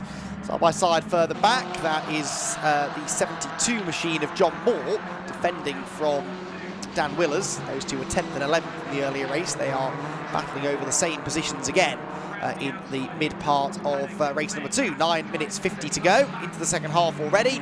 And it's side by side, is it for the race lead? Yes, it is. Reece Clayton's got the inside line heading up Halewood Hill, and this might now finally put him out in front of Mike Williams. Williams is going to try and get the late apex at Druids, carry some speed down the hill into Graham Hill Bend, and maybe get back alongside, which he does. He's on the outside into the left-hander, but again, a good exit from here could put him back up the inside into Surtees. No, it's not quite going to happen. So Reece Clayton does now hit the front of the field. I didn't see how that started, but I'm going to assume that Williams defended into paddock, and it was that classic Paddock Hill Bend switchback for Williams. He's now got Ben Williams behind him, number 75. Green car with the orange wheels, and the silver car with the yellow wheels. Mark Eales, last year's champion, carrying the number 1. But Reece Clayton now starting to eke out an advantage already. So Claydon leads the way. Black and white warning flag, by the way, for Rhys Claydon and for number 58 as well, which is Dan Willers, down in 11th position. So the race leader needs to be careful here, because any more track limits and he will be given a penalty, which would absolutely ruin his race. As close as these top four are, he would drop off the podium most likely. Good racing again continuing on here in this next group of cars, with the number 3 car, Phil Goodwin, now getting involved as well, and that's 8th place on back, isn't it? Goodwin ahead of Garrett, ahead of Moore, Willers and number 4 of Tim Shooter, still all in the same order then. Dick Trevitt, meanwhile, on the tail of the 6th placed runner, Matthew Simpson. So Trevitt slipping down a position from where he started. Not close enough to slip up the inside at Paddock Hill Bend. Lead gap is 9/10 of a second now. It's side by side with the 3rd, I can see. Ben Williams getting eased out wide by Mark Eales. And there they are, look, Eales has just gone through, so he managed to get the inside at Druids and completed the manoeuvre. Might he now be able to take the fight to his sparring partner from a year ago, Mike Williams? Mark Eales and Mike Williams were often to be found at the front, fighting for race victories last season. Did have other drivers hitting the top though. Dick Trevitt had a win at Mallory Park mid-season. I think maybe every other race was won by either Eales, no, there was another race at Alton, I think that, yes, Dan Willers claimed the victory in. And then the final round of the championship was won by Richard Garrett. So he did have about 4 or 5 different winners in 2022. And Williams wasn't one of them. A bit less likely to be able to change that here today as well, because he is still not able to get back ahead of Mark Eales, who likewise isn't really chasing down the cars ahead all that much, it must be said. Now this is all a bit more exciting. This is that 8th place squabble that's still going on. They're all still in the same order, I think, but they're threatening to give us some positional changes, as the number 3 of Phil Goodwin at the front of the group is really having to defend into some of the main overtaking areas of the Brands Hatch Indy circuit. 6 minutes left in which to defend. And as they turn up through Clearways Corner, we see a positional change down the pit straight now. Possibly. It did all seem to sort of bunch up there on the exit of the corner, didn't they? Let's see then, towards Paddock. And Richard Garrett is the man perhaps most likely to make a move, but no, can't find a way ahead of Goodwin into the first corner. Goodwin still feeling the need to defend though into Druids as the flames belch out of the exhaust pipes there. Big lock-up for Tim Shooter. So he tries to get past Dan Willers, winner at Alton last year. Into every corner though, the 3 machine of Phil Goodwin having to go defensive. Phil started this race 14th, so he's done a good job to get up into 8th place, and he doesn't want to undo any of that now. The fastest lap set by Rhys Claydon, meanwhile, 57.924. He did a 58.0 in the earlier race, so he's now going quicker than he's been all day. Williams 2nd, Eales 3rd on that lap, was 0.2 quicker than Williams. He is slowly inching towards him. Rhys Claydon has been given a 5-second penalty to be applied after the race. The race leader being given a 5-second penalty. So he's 2.3, call it 2.4 seconds up the road. But if he's going to win the race, he has to get 5 seconds up the road. And this is because of track limits. He was warned about it before. I said that if he did it again, he'd get a penalty. And he did it again. So he's got a penalty, 5 seconds. And it could be more if he now pushes hard to try and get this 5-second gap and slips beyond the white lines once more. So let's hope that doesn't happen. 10 seconds would be the next penalty given. So Rhys Claydon 2.9 seconds up the road. He's half a second quicker on that lap than Williams. So by that margin, if he can keep taking half a second out of Williams every lap, then he might just do it. But anything less than that, and it's not going to be enough. So there is Rhys Claydon out of Druids down to Graham Hill Bend.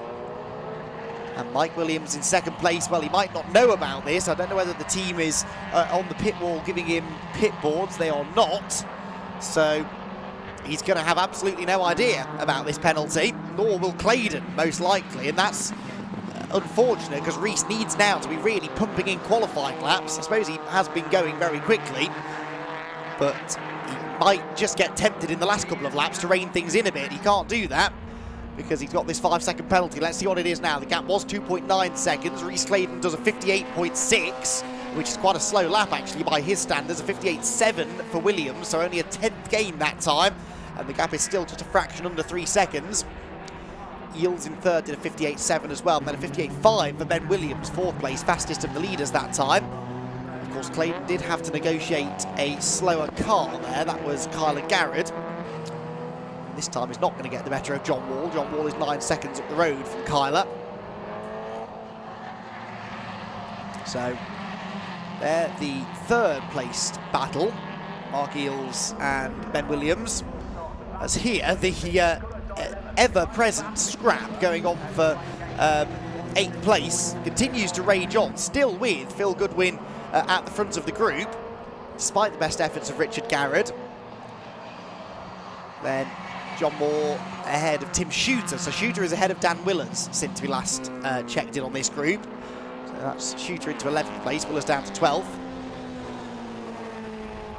Leaders then towards Paddock Hill Bend. The gap 3.9, went out by 9/10 that time.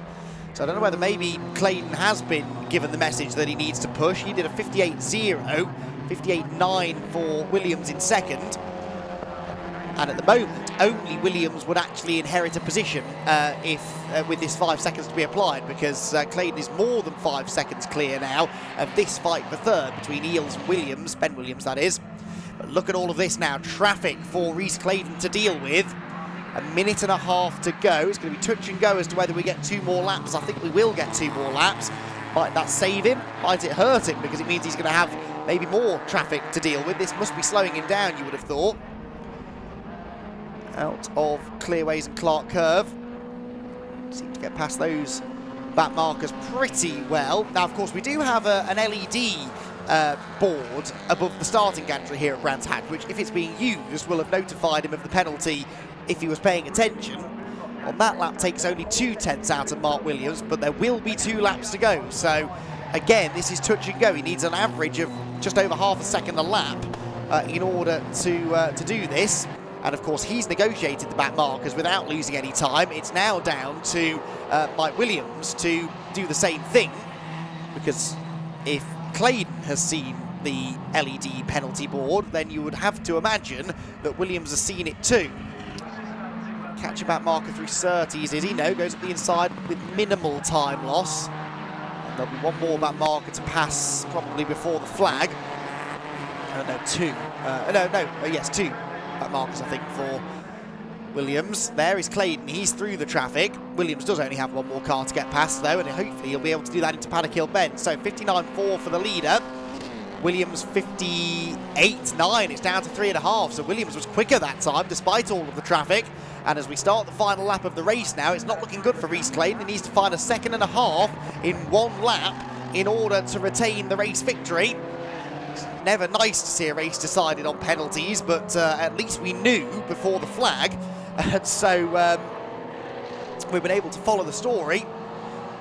Rhys Claydon might have to come up short again, having this time made a brilliant pass on Williams earlier on. It might still not be enough for him to get the race victory. Is that 5 seconds? I don't think it's quite 5 seconds, but it's certainly a few seconds, isn't it, as they go to the end of the final lap. Checkered flag is waiting. We're going to have a real fight for third as well, right to the checkered flag, as Mark Eels tries to keep Ben Williams at bay. Rhys Claydon then takes the checkered flag. We wait with bated breath, and the winning margin is going to be 1 second. to Mike Williams, because it was a 4-second gap at the flag, 5 seconds added on to Rhys Clayton's race time, and that means that Williams will inherit the race victory. So Mike Williams wins, Rhys Clayton second, Mark Eales hangs on to third from Ben Williams fourth, fifth position then for Les Tyler, didn't see much of him, nor Matthew Simpson in sixth. Seventh should be Dick Trevitt, although he's slowing towards the flag. He will just hang on from Richard Garrett, who has got himself ahead of John Goodwin there towards the end. Goodwin ends up ninth, and John Moore completes the top 10. Phil Goodwin, I meant to say, sorry, in ninth. John Moore completing the top 10 runners. So, drama then for Rhys Clayton, who sadly will not come away from Brands Hatch with a race victory, despite having been arguably the fastest driver here. And it will be Mike Williams who gets the win, with the penalty for track limits going the way of the on-the-track race winner, Rhys Clayton. So they will come to the pit lane. Here is confirmation of that provisional result. Mike Williams the winner, and the 5-second penalty demoting Rhys Clayton down to second place. Mark Eales third, Ben Williams fourth, Les Tyler fifth, Matt Simpson sixth, ahead of Dick Trevitt, Richard Garrett, Phil Goodwin and John Moore, who kept us entertained with their battling throughout. The 11th spot goes to Tim Shooter, Dan Willers in 12th, ahead of Chris Savory, who was a lap down, so too Tim Davis, Richard Cowley, John Wall and Carla Garrett, whilst Robbie Kenning was the only non-finisher.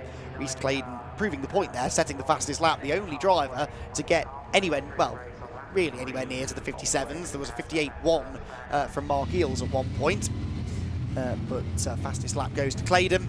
Worth, I think, a bonus point, that as well. And, well, that's some consolation, but Rhys Clayton, I think he knows, doesn't he? He's pulled into the second placed berth anyway, but we'll get his thoughts, along with our race winner Mike Williams in a moment or two, from Richard John Neal. So, Mike Williams just derobing after coming in second on the road, but it's I think it's the first time penalty we've had, and we can see the reaction of the drivers over there. Rhys and Mike, they're okay about it. Rhys didn't look too angry when he got out of the car. He knows that it's part and parcel of racing. It seems to be, you know, quite heavily done here as well. And Mark Eales congratulates him as well. Let's get the guys over, because they're having a little bit of a natter. Mike, can we get you down, Mike? Sorry to interrupt. It's great to see you guys having a chat, but we'll have a chin wag. Mike, well done, congratulations, and I know you want to take it first on the road, but yeah. So was the gantry in operation, and did you know that there was a penalty? Well, I got the TSL on my screen, so yeah, I could see there's a penalty, so I kind of just hung on to the back, to be honest. I buzzed the engine in race one. When I mentioned I dropped in, it's down on power a little bit, so I think I've probably bent a few valves in there, but it lasted this race, so that's all that matters. So like I said, I got the checkered flag last year on both races, but didn't get both first, so I'll take both first and not take both checkered flags instead. It tends to even out. The difficulty is convincing youngsters about that. I mean, when you've been around the tracks as long as perhaps you or me, but when you get a 17-year-old out of Fiesta Juniors and they have a bad year, their head's on the floor, but these things come around. Yeah, you know, it's going to be a great year. I can see it already. We're having some good battles, and Rhys is, you know, he's obviously pedaling in that car. We know it's a fast car anyway, but you know, it doesn't mean that it goes around the track fast. You've got to have someone behind it that's doing well, and he's going to do well this year, so I'm looking forward to these battles. It's brilliant for the championship and a great start for you. 2 wins. Well done, Mike Williams. Good to see you again. Congratulations. Well done. Let's get Rhys over as well. Rhys Clayton, who takes the second. We'll get a trophy for him as well, of course, a little bit later on in the Hickford construction. What's Mike just pointing out there? Dripping oil out the bottom of his car. Said it was gone. How frustrating is that for you, though? It's racing. It is what it is. I didn't see the track limit warning sign before. Right. If I had, I would have been a bit more careful. But yeah, what have you got in the car? Mike said he's got TSL in the car, so you knew you'd got a penalty. Do you have anything like that? No, nothing. Just no rev counter. Right. So just bog standard, basic as it comes. But a decent first weekend though, and you know it's great to have the MG Metro Cup in with Brscc. Yeah. Oh, it's really good. Yeah, that's it. So the way it's organised and everything, it's brilliant. I'm glad you've enjoyed it, and you've shown the pace, and it's, you know, added another dimension to the championship. That's it. Yeah. So on to Snet next. We look forward to that, Rhys. Well done. Thank you very much. Congratulations, and we'll have a quick word with Mark Eales as well. Mark, we'll grab you down. The double champion, defending champion. try and get you in a nice shot with the logo in the background. Well done. 2 podia, not too bad for an opening weekend. Yeah, as I said earlier, I come here thinking if I could be top 3, then that would be a good weekend, and obviously just in the top 3 both races. So yeah, I'm happy with that. It's a good start. So. And you had to work for that, wasn't it? Because you, I think, were down in 4th at one point and then came back past Ben. Yeah, I had a good battle with Ben. We did have a little coming together, so sorry to him. We, it's, again, nice close racing and things. I missed second gear off the line, and it's sort of everyone just, they just took that leap forward, and then that was it. Otherwise, I thought I got quite a good start, apart from just missing that gear. So it's a bit of a shame, but yeah, it's good. Excellent. Well done on third place. Good to see you on the podium, and good luck with the rest of the defence of the championship. Mark Eels, thank you very much, Mark Eels. And now we're going to go Nankang Tyres BMW Compact Cup Racing. So to give you the grid, a little recap on what happened in race 1, and I look forward to this. Another great battle, hopefully, between Ollie Fowler and Guy Davis. It was a mega race 1. The rest of the field were doing their share of overtaking too. But enough from me. Let's go back to Andy in the commentary box. Yeah, thanks, Richard. It was another one of those sort of typical Compact Cup races that just sort of exploded into life in the final 5 minutes or so. Guy Davis and Ollie Fowler had been nose to tail for the duration of the race, really, but it didn't look as though Guy Davis was going to be able to find a way through, and Ollie Fowler was sort of able to stay in front. Every time it looked like the positions would change, it didn't, and then eventually the move stuck, and Guy Davis was able to come out on top with a race victory. Behind, though, everything was kicking off. I mean, the battles we had for third place on back on the final lap had to be seen to be believed, and it really was top quality racing, really fair, and we had, I think, in the end, from 5th back to about 11th, covered by a second and a bit. It was ridiculously tight, and let's hope we see the same again now in race number 2, which is not that far away. Green flag lap getting underway. 15-minute race this will be for round number 2 of the 2023 Nankang Tyre BMW Compact Cup. The grid is based upon the race 1 result, so it's Guy Davis, the race winner, who starts on pole alongside Ollie Fowler, Reedy McMillan and Ross Stoner, making up row number 2. Jim Barrett and Dale Wurton together on the 3rd row of the grid, and 4th row for Sam Strong and Joe Doble. Joe Doble started reasonably well. He was 5th on the grid for race 1, was running in about 5th or 6th for a while, and then dropped a few spots at the end. His father Mike starts 9th, with Matt Flowers completing the top 10. Then 11th for Matt Milson. Jonathan Williams will be there on the 6th row with him, and just outside the top dozen should be Russ Cager and lead Andy Sadler in the number 2 car, Lee, the former Ford Fiesta racer who turned to compacts a number of years ago. Max Noble and Henry Cook are next on row number 8. Row 9 will see Gregor Pryor and Matt Kendall lining up next to each other. And then the 10th row of the grid, the last 2 finishers from race number 1, Craig Arkell and Tim Seaford. And 2 non-finishers, Gareth Claydon and Tom Middleton, both sadly failing to get to the end. In fact, Tom Middleton pulled into the pit lane at the end of the opening lap, didn't even get a lap in that race. He is the, Gareth Claydon, I think, is the unknown competitor. It should be Gareth. It's certainly not Reece Claydon, is it? Because we've just seen him out in the MG Metro Cup, winning on the road, but sadly losing the victory as a result of a track limits penalty. So Guy Davis really weaving around there and spinning the rear tyres up as he tries to get some heat into the rubber. Lines himself up on pole position, which is not always the best place to start at Brands Hatch, though we've seen a real mix this weekend of whether the pole sitter has held the lead or not into the first turn. Guy Davis and Ollie Fowler are going to be giving us a good show again now, I'm sure, in race 2. Similar livery then to Ollie Fowler's car. The grey and yellow of Reedy McMillan lines up the inside of row number 2 alongside the first orange car of Ross Stoner. Stoner had a good start in the earlier race and came through from the 3rd row to finish 4th by the flag. Then Jim Barrett in the number 15 car. He has got Dale Wirt in the orange and black number 14 for company. So, interesting angles being used by some of the drivers. You can see Ollie Fowler's nowhere near the edge of his pit box, whereas Ross Stoner behind is using every available inch of it, isn't he? And pointing down the hill to try and get gravity to work in his favour as round number 2 of the Nankang Tyre BMW Compact Cup gets underway now. Ooh, a bit of creeping maybe there from one or two drivers. A good initial start from Fowler, but the second phase of it is not that strong, so it will be Stoner who comes around the outside to challenge for second place, but gets lent on. Out wide will go Ross Stoner. Rudy McMillan that was, who was getting into the side of him, and Rudy will hold second as they head up the hill for the first time. So Davis leads them. 3 wide further back, and that is a fired up Ross Stoner, trying to regain all of the lost ground in one go and ending up costing himself more places in the process. Rejoins 3 wide there with Matt Flowers and one of the Dobles. I think that's Mike to who pull, and Stoner forces his way back across onto the racing line.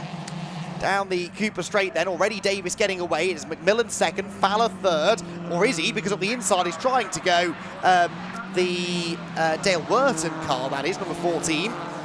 The outside turning into clearways though, and so it will be Fowler who stays ahead.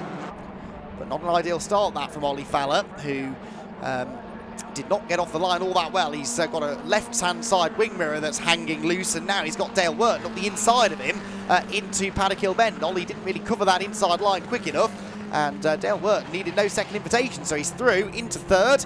Can Fowler get the switch back on the exit though? This is what he was doing with Guy Davis all race long earlier on today, and he knows a thing or two about that switch back pass. He's got the inside at Druids and will reclaim third position. Sam Strong there, the red, green and white car, just getting up the inside of Joe Doble. That's for 6th position. So he's had a really good start as Sam Strong. I suppose I started 7th actually, gained some ground towards the end of race 1, which I think I was forgetting. Top 2 checking out though, aren't they? And they're pretty well separated from each other now. Guy Davis and Rudy McMillan. Ollie Fowler getting roughed up at the start, or getting a poor start to the race, has kind of handed this on a plate, you could say, to Guy Davis, but we'll see. Rudy McMillan might have some pace to go and challenge him. As through Clark Curve they go. Guy Davis the leader. McMillan 4/10 slower, nearly 5/10 slower that time.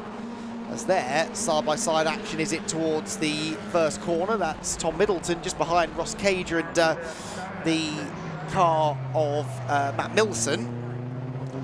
They all stay in the same order, heading up the hill past the Halewoods restaurant into Druids corner, where Gregor Pryor now gets levered aside, and that is that's Milson actually going up the inside. I think it was Pryor that I'd spotted in that group, losing a spot now to Matt Milson at the top of the hill. So 1.7 seconds the lead gap. Guy Davis trying to have a slightly easier time of it in this race to claim a double victory to start the season. Very much something that we've seen him do before, of course. Guy Davis, who won a handful of races last year, didn't actually win here at Brands, had a best finish of second, I think, in race number 1, then didn't finish race 2, but then he missed Snetterton, returned at Anglesey, where he won all 3 races. So when he wins, Guy, he tends to do a lot of winning in a short space of time. Jim Barrett now defending from Sam Strong, who's having a really strong showing in this second race of the weekend. Couldn't quite go right round the outside of the 15 car there, though. It's the Matt Parks car, Matt, long-time front-runner in the Compact Cup a number of years ago. It's a car we know is capable of going well, but Jim Barrett driving it better than ever. That is Brscc off, a long way off of Graham Hill Bend.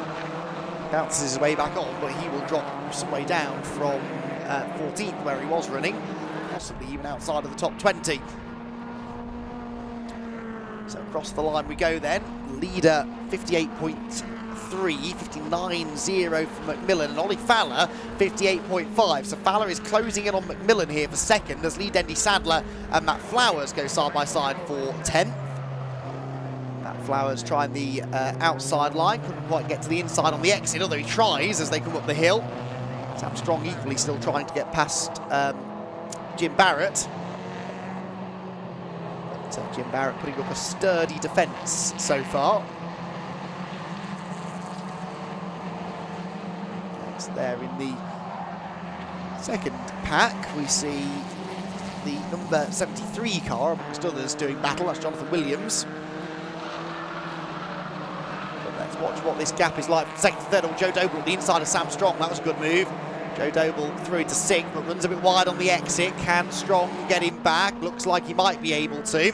there is that gap for second. It's visibly coming down. It was 0.8 of a second. It's now just under 6. So Ollie Fowler going well, and there's a spin. 2 cars off. Craig Arkell is one of them. He's skittering across the grass. And who was Arkell battling with? He was battling with Tim Seaford, and that was the fight for 20th place of 21 runners. Getting a bit too intense there for such a lowly position. Now hopefully Seaford can get going, and he's just got the car fired back up, I can see. So no need for the yellows to stay out for too long. So Seaford stays in last place. In fact, Arkell had passed him on the previous lap, and now they've tangled go through Surtees. So down the Cooper Straight goes the midfield battle, back towards the pointy end though. Dale Work, the orange car in 4th, Jim Barrett 5th, Joe Doble there 6th in the blue and white car. Presumably that is Mikey's championship winning car from last year, unless Mike Doble has pulled rank as the father of the Doble clan and said that he wants to race the car that beat everybody last year. Strong in that group as well, just behind Joe Doble. And then Ross Stoner, Mike Doble himself in 9th, lead Andy Sadler completing the top 10. Ollie Fowler then has caught Rudy McMillan now. Question is, where does he find a way past? Can he find a way past? He's got the pace, but as we've seen time and again this weekend, not easy to pass around here. Joe Doble, though, is proving me wrong and making it look very easy. That's another great move up the inside at Graham Hill Bend. He perhaps had been around the outside at Druids to get that inside line, but he has gone into now 5th position.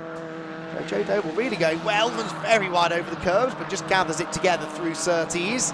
And now will set off after Dale Worton.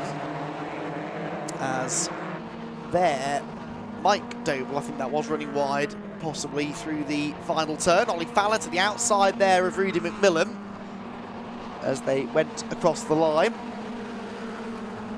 As we approach half race distance though, that second place battle is starting now to really, really heat up. It's still the same order, is it? No, Fowler's gone through. So Fowler did get into second. Snatches a break going into Druid's corner. Now Fowler's most recent lap times have still been a bit slower than the leader, so I don't think he's going to be able to close in on Guy Davis, especially since Guy is 4 seconds ahead. We'll see. There. The charging Joe Doble. On the tail now of Dale Worton. Now can Joe get on the podium? If he gets past Worton quickly, he might have a chance. He's going for it. On the inside, oh, there's contact, and Doble goes around and is collected, I'm afraid, by Sam Strong. And that also collected Jim Barrett. I think Jim Barrett got tapped into a spin in all of that as well. Oh, what a shame for Joe Doble. That was a fantastic drive that he had going. Went up the inside line. The door was closed by Dale Worton. And unfortunately for Joe, it's him who went around, and now with 3 cars in the road, not just at the side of the road, in the road, and clearly going no further, it's going to at the very least need a safety car, this. Maybe a red flag, we'll wait and see. 6.5 minutes to go. Let's hope we can get some more racing in here. Ollie Fowler's praying for a safety car, of course, because as long as we get a restart, he might have a chance to go on and challenge Guy Davis for the victory. Joe Doble sort of sat there waiting for the marshals to get to him, which now they'll be able to because the safety car is scrambled. And there is the safety car board with the yellow flag waving. So the safety car out for the first time, I think, in Compact Cup action this weekend. Did Jim Barrett get going from that at Clearways? I don't think he did he? No, he might have. No, I think he did actually. Yes, it's just the 2 cars. It's just Joe Doble and Sam Strong stuck in the road. Of course, Sam was well, very much the innocent victim there. Just arrived on the scene to find Joe Doble's car parked across the middle of the road in front of him, nowhere that he could go. Hopefully they're both okay. I'm sure they're just both waiting for the marshals to come and get them out of the car, because they won't be able to really see what's coming from that position. Now they're both out. Joe Doble and Sam Strong will assess the damage, and we'll go off and discuss exactly what it was that that led to that situation there. But real shame. Joe Doble had been making some brilliant moves, tried another one up the inside at Clearways, and sadly didn't quite come off. So the safety car leading them round. We avoid a red flag, it seems. Hopefully they'll get the cars out of the way in the next few minutes and we'll get a restart. Compact Cup hold something like the unofficial record for the fastest ever red flag in a qualifying session from an event here at Brands Hatch a few years ago. And one of the real favourite members of the paddock was in some way responsible for that, I seem to remember. Not racing with us this weekend, but Phil Adcock, who I know is watching at home. I can't resist. We're at Brands Hatch, it's a Compact Cup race, we've got a safety car. I've got to bring up the time that Phil Adcock rolled in the Paddock Hill Bend gravel trap, having just come out of the pit lane at the start of a qualifying session. But Phil and his son Matt these days racing in the Club Sport Trophy quite a lot. They've had a reasonable amount of success within their class, racing the distinctive yellow BMW. And a shame not to see them out this weekend in Compact Cup, but they were a huge part of the paddock, and Phil, always good for a laugh, which is just as well, because I do take the mickey out of him a fair bit, but all in good spirit, as I'm sure he knows. And that's one of the great things about the compact paddock, and it's another reason why it's always been one of my personal favourite championships. The racing is good, sure, that's great, but there are lots of championships that have good racing. It's the camaraderie within the paddock that makes it that little bit extra special. Everyone gets on, everyone helps each other. If someone needs a part or a bit of a helping hand fixing a car, they will get it from their competitors. And there aren't many championships out there that can say that. We are getting a red flag now, unfortunately. I think it's been noted that this is going to take a bit too long, probably, to get the cars moved out of the way. By the time that was done, the checkered flag would be out. There's no point wasting everyone's time driving around behind the safety car. So the red flag's thrown, and the race will be coming to a premature conclusion with Guy Davis, the race winner. So Guy Davis claiming a double race win here at Brands Hatch. And Ollie Fowler on the podium with him, with Reedy McMillan in third place. So shame that it ended the way it did. There's been some good battling as always from the Compact Cup. And the fact that we've ended up with a few cars a bit bent and broken after that is a real shame, especially two drivers that were both impressing in that race. Sam Strong had a really good opening part of the race. Joe Doble was coming on strong in the second half. Sadly, when they met in the middle, it all went wrong. Guy Davis, though, the race winner.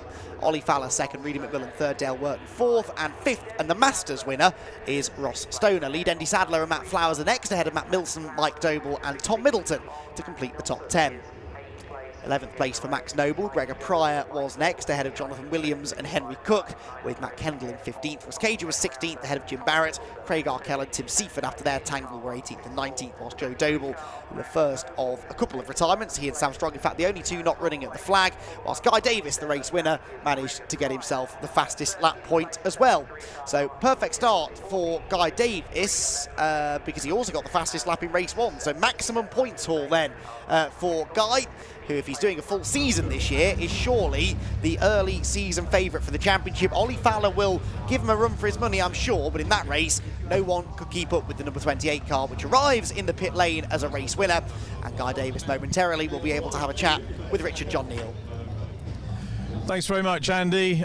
We've seen a lot of hugging in previous races, with polite handshakes for this one, which was good. Guy, we'll get you over here, and just a little bit to the left. A little bit to the right. I'm joking, sorry.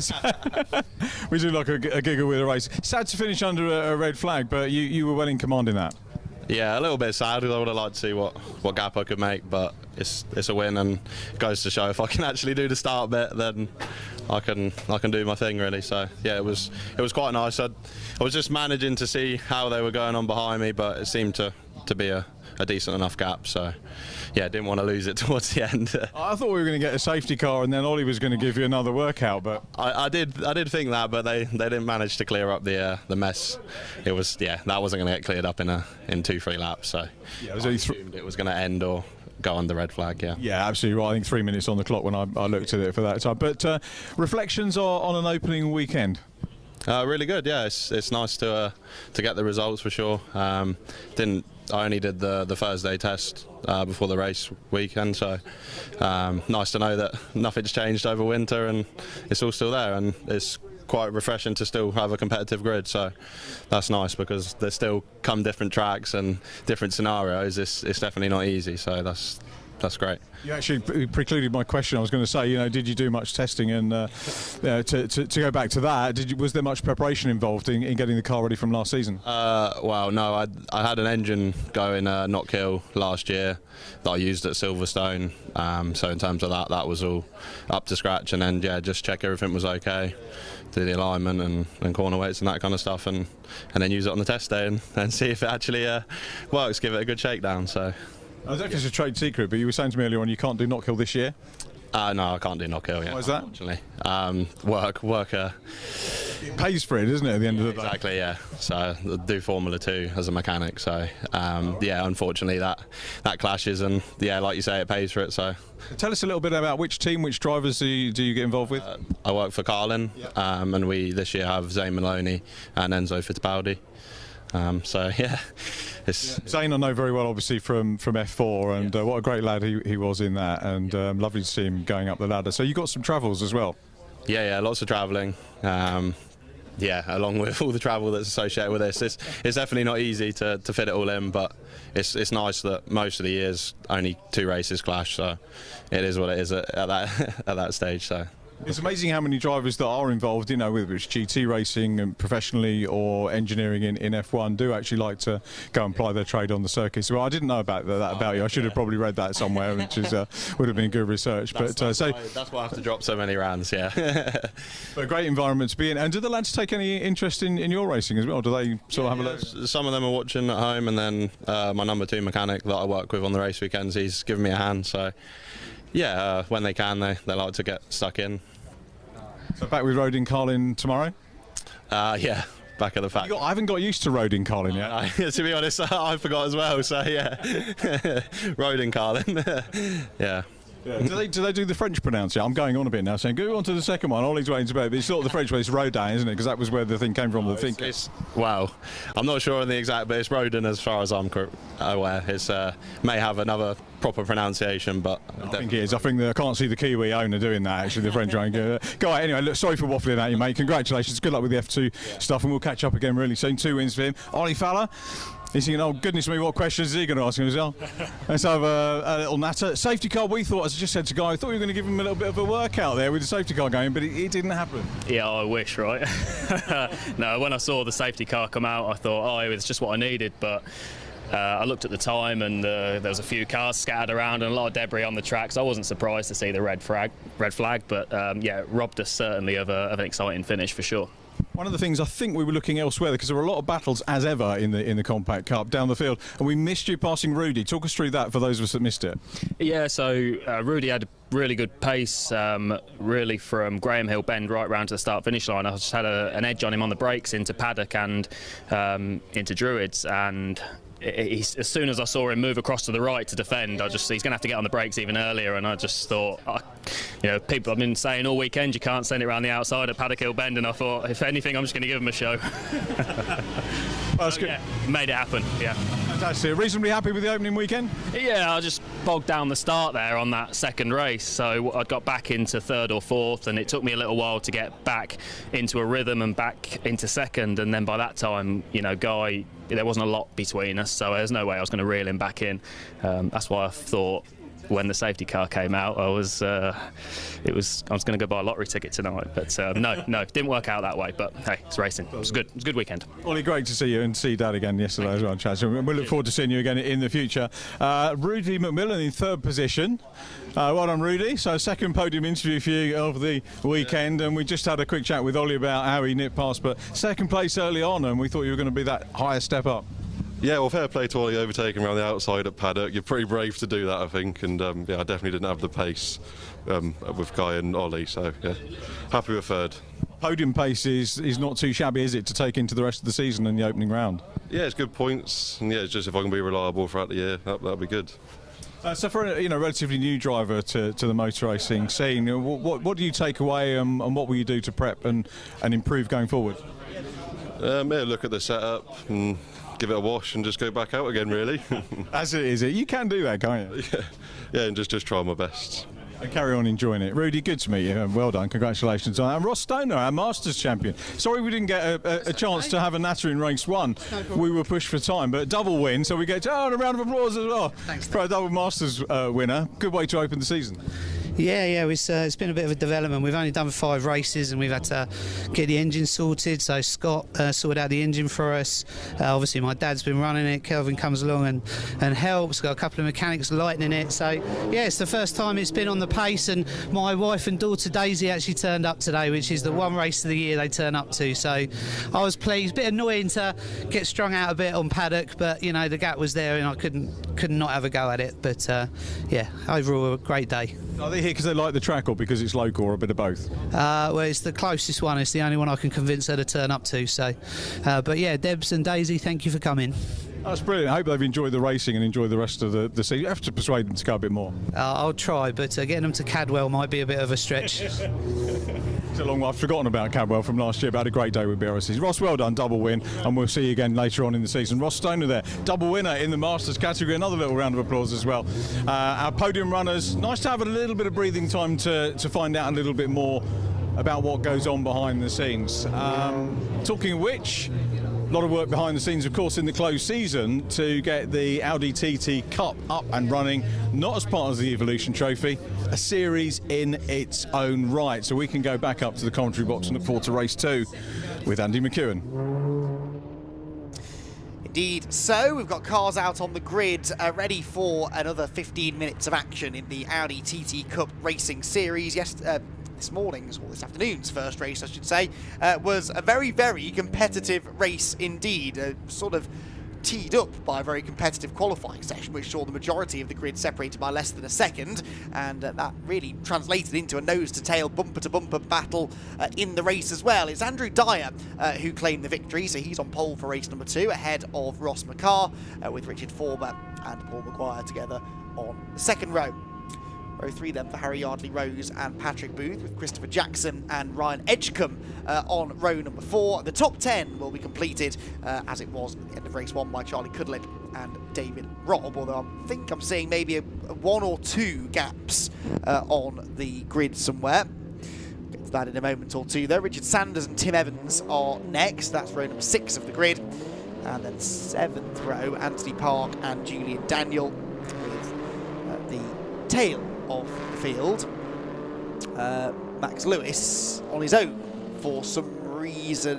I'm not sure if that's just a timing glitch or whether he's been given a penalty or something, but anyway, Max Lewis, who retired from the race after some sort of a moment that may or may not have involved Patrick Booth at Paddock Hill Bend. Booth went through the gravel, and then next thing you knew, up here in Druids, Max Lewis's car was going straight on with apparently some left front corner damage. Max's car is back out at the tail of the field though.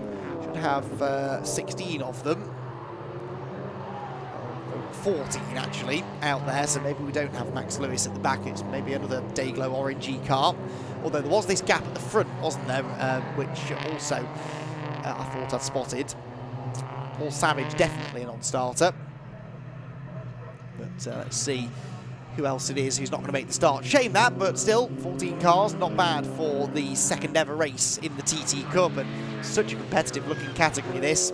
Cars all identical. Get hold of a donor car for really not all that much money these days as well, and then you buy yourself a kit. You go to the Brscc and you get yourself the TTCR controlled parts kit for just a fraction under £8,000, including VAT, which also includes free fitting on the roll cage at SW Motorsports as well. Sean Woods, who has created the kit, which includes all of the technical bits inside, plus all of the aero, the front splitter, the rear wing, all of that stuff.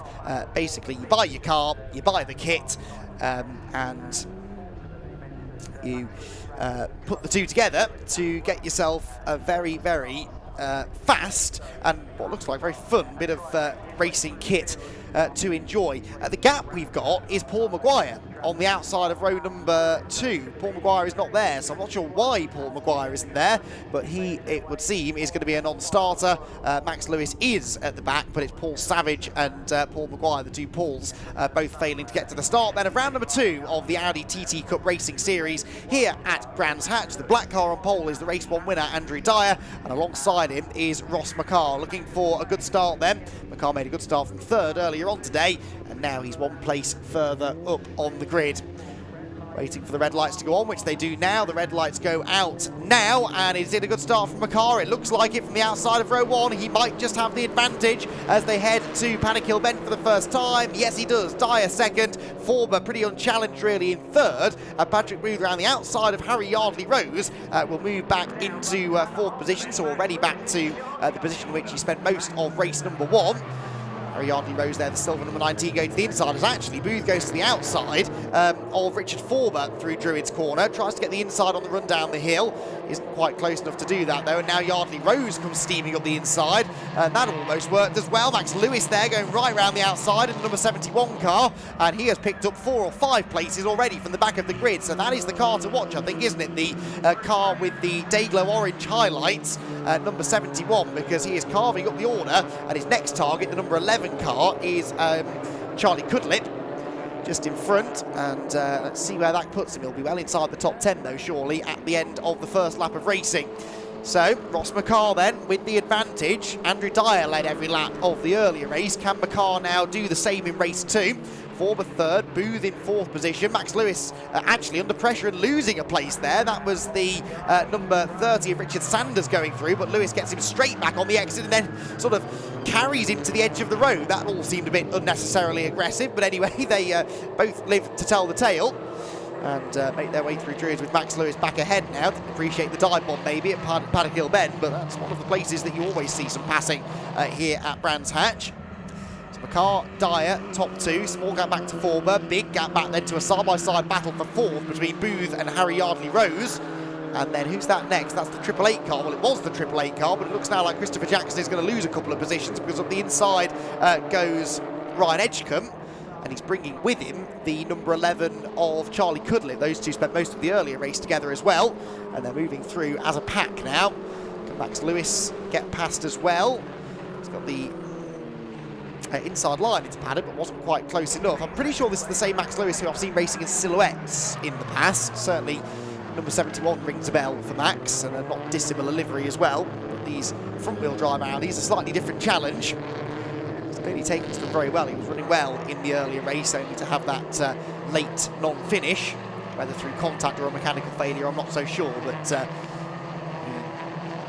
he's charging through the order nicely now in the early stages of race 2. Close moment there out of Graham Hill Bend. Now, fastest lap belongs to Ross McCarr, but that was the first full flying lap of the race. I think Andrew Dyer has gained on him a little bit on this second lap. The fastest lap earlier on, for what it's worth, set by Andrew Dyer, 55.556. So let's see how close to that we can get now. Ross McCarr comes through, 55.7 for Dyer, was 2/10 quicker. He's gaining slightly on the race leader, 3/10 in it now as they head through Paddock Hill Bend for the 4th time. As further back, Harry Yardley Rose has got Booth behind him. Patrick Booth trying to reclaim that 4th place. Peeks to the inside into Druids, but not really close enough to do that. So as they head around the right-hander at the top of the hill, 4th place battle looking like maybe where most of the action's going to be outside of the lead fight. As along the Cooper Straight will go the Patrick Booth, Ryan Edgecombe and Charlie Cudlip trio, fighting as they are over 5th place. Harry Yardley Rose just ahead of them. A couple of car lengths the gap that he's managed to pull out at the start of this lap, as there Cudlip goes up the inside of Edgecombe. That was a late decision to go for the move, gives him a bit of a hip check on the exit, but he does get the place. Good move that. Proper tin top overtake that, wasn't it? Max Lewis now on the tail of Christopher Jackson in the 888 car. Is he going to lunge to the inside of Paddock? No, he's not. Leaders down through the dip, up into Druid's Corner for the 5th time. And a fastest lap there by Ross McCarr, but they're trading lap times really, never more than half a tenth or so between them at any given moment in lap times. And on the first half of this lap, no doubt about it, Andrew Dyer is closing in As we saw in the earlier race, though, overtaking at a bit of a premium around here in these cars. Now, whether that was just people trying to look after their shiny new race cars, or whether it is just that they're so evenly matched that finding an overtake is very difficult to do. But Andrew Dyer and Ross McCall, they'll both be sussing each other out now, and they'll be sussing this car out too. It sounds a strange thing to say maybe, but every racing car will race slightly differently. You'll do your overtaking in slightly different ways depending on what car it is that you're in. So these TTs, front-wheel drive sports cars, which isn't really something that, I can't think of a single other category of racing, certainly in this country, which is a sports car but front-wheel drive, and so that immediately makes these very different to anything else that these drivers will have raced. And might that change the way that you have to go about your overtaking? Maybe it is more of a touring car style racing where you've got to really lunge at people under braking, or get the nose in the gap and prise the door open. Not by using contact, of course, but you can nibble away at someone's rear bumper and try and force them into just leaving the door open for you. That's what Andrew Dyer's got to try and do now, as he sets himself up for a really good run through the middle of clearways there, but that mid-corner speed has then translated to a slightly slower exit, and so Andrew Dyer drops back a car length by the time they get to the timing line. And Ross McCall will likely hang on to the lead. Right, let's check back in with the battle behind as Richard Forber in third now does the fastest lap, 2/10 quicker than the cars ahead, and closes in now to within a second and a half of the lead. This is Charlie Cudlip, though, ahead of Patrick Booth now, after that move that he made no, that wasn't Cudlip, was it? That was Edgecombe he went past at Clearway, so he's got past Booth since then. So Cudlip, who finished the first race only 9th, is now going great guns in race 2, but Patrick Booth tried to get back up the inside of him there out of Druids, and that did not work. He's going to lose a place now to Edgecombe. So Patrick Booth's race unravelling a tad after a solid start to the day in race 1, minus the gravelly moment. Ended up 6th place, having run 4th for much of the race. Max Lewis now at the inside as well. That was, again, a good touring car move, wasn't it? Just get the weight on the nose. These front-wheel drive cars, well, with any car really, you need to get the weight on the nose of the car in order to be able to get turned into those low-speed corners. And these cars really seem to pitch nicely on the front end, don't they, under braking? So Max Lewis able to use that to his advantage, got the car rotated, and moves up into 8th place now from the back of the grid. As towards Druids they go. Car leading the way, 6/10. The advantage, he's just done another fastest lap now, 55.27, compared to a 55.55 that he did in the earlier race. That is now a new lap record, of course, because it's the first time these cars have raced here at Brands Hatch. First time they've raced anywhere, for that matter. See a bit of, I'm not going to call it damage, because I don't know if he's had contact or if something just come loose, but there is a bit of trim flapping in the wind on the left front corner of Ross McCall's car. Now, I don't think that is going to cause him any trouble. It's certainly not going to hurt him aerodynamically, and I'd be very surprised if race control will call him in with a mechanical warning flag for that. It's not a big bit of trim, and it doesn't look particularly loose. It's just come slightly loose. I don't think it's likely to fall off altogether. Oh, no, no, it's got worse now. Since I started that sentence, it's got worse. The front splitter, it seems, is coming adrift on the front of the car. Now, they don't want that falling off, because if it falls off, it could get trapped underneath the front wheels, and he would lose all steering and most braking as well. So race control might now have their eye on that. So whether that's been done by a curb strike or through a little bit of contact somewhere, I don't know, but that might now start to, well, this will affect a little bit the front downforce of the car. And it could maybe create a drama for him if he has to go in the pit lane. I think you can hear it there, can't you, as he goes through the shot on the start-finish line. You can hear him rattling and scraping against the tarmac. It's an awful sound. If you've ever stood trackside here at Brands Hatch, and it's the same across many tracks in the country, but particularly at Paddock Hill Bend, the cars compress so much in the dip at the bottom of the hill that they do slam into the ground. They scrape along the tarmac for a few metres. It looks and sounds horrible, and you can't really imagine that the cars can withstand it. But of course, they're designed to do so. But sometimes if something hasn't been quite tightened up or fitted correctly, it can start to come loose if you keep dragging it on the ground. But as long as it doesn't get any worse, he might be all right. He's certainly not slowing down, is he? Compared to Andrew Dyer, at least. There's Max Lewis. You can continuing to pick his way up the order. He's found a way now up ahead of Patrick Booth, and is now trying to get ahead of Ryan Edgecombe. This is for 6th place now. And as they head to Paddock Hill Bend, I don't think Max Lewis is going to be able to do it just yet. His go-to passing spot has been at Clearways, of course, at the final corner. The hill, onto the brakes at Druids, outside line for Lewis, inside for Edgecombe, and Patrick Booth trying to get involved in this too. Teammate to Ross McCarr with the Martini livery on the Audis. Also got the Triple Eight car part of this battle as well, Christopher Jackson, the black machine at the tail end of that quartet. Towards Clearways, this is where Lewis tries the move. Well, Edgecombe is wise to it. He knew that the attack was likely to come there, and so covered the inside line. It's a relatively easy corner to defend on, as long as you don't pick up too much understeer through the mid part of the corner. Over the crest there, the front of the car goes light, especially in a front-wheel drive car. So easy to pick up that understeer, be a bit too over-eager on the right foot, and scrub out wide, lose loads of speed onto the pit straight, but that didn't happen for Edgecombe. He is a bit slow off Paddock Hill Bend though. Lewis ducks from the inside to the outside again, then back to the inside to try and cover off Patrick Booth. This is always the trouble. You're attacking, but you're defending as well. To attack, you have to go offline. Very often, the only way you can go is to the outside, because the car ahead of you is defending the inside line. And so the only way to try and pass is to open the door invitingly for the car behind you to come steaming through. That's why if you're going to go for an overtake, you've got to commit to it fully, because otherwise it could end up costing you a place. Lewis, again, wide line into Clearways, tries to hook up the good exit speed, but Edgecombe really holds a tight line there. And although Lewis has a slight overlap, I think, coming to the timing line, he's not going to be able to go right round the outside of Paddock. Can he jink back to the inside line? No, Edgecombe has that covered as well. High, wide and handsome line, maybe right round the outside of Paddock. This might just work. Max Lewis is going to have the momentum on the exit of the corner. And as they head towards Druids, he has his nose in front, but it's the outside line again. Behind them, Patrick Booth has got Jackson going up the inside too, so he fended him off. Max Lewis, though, might not be able to get ahead of Edgecombe either. I think Edgecombe's going to come back at him. Lewis up the inside into Graham Hill Bend. Does he leave him space on the exit? Well, sort of. Over the grass goes Edgecombe. He's still there. This is brilliant racing.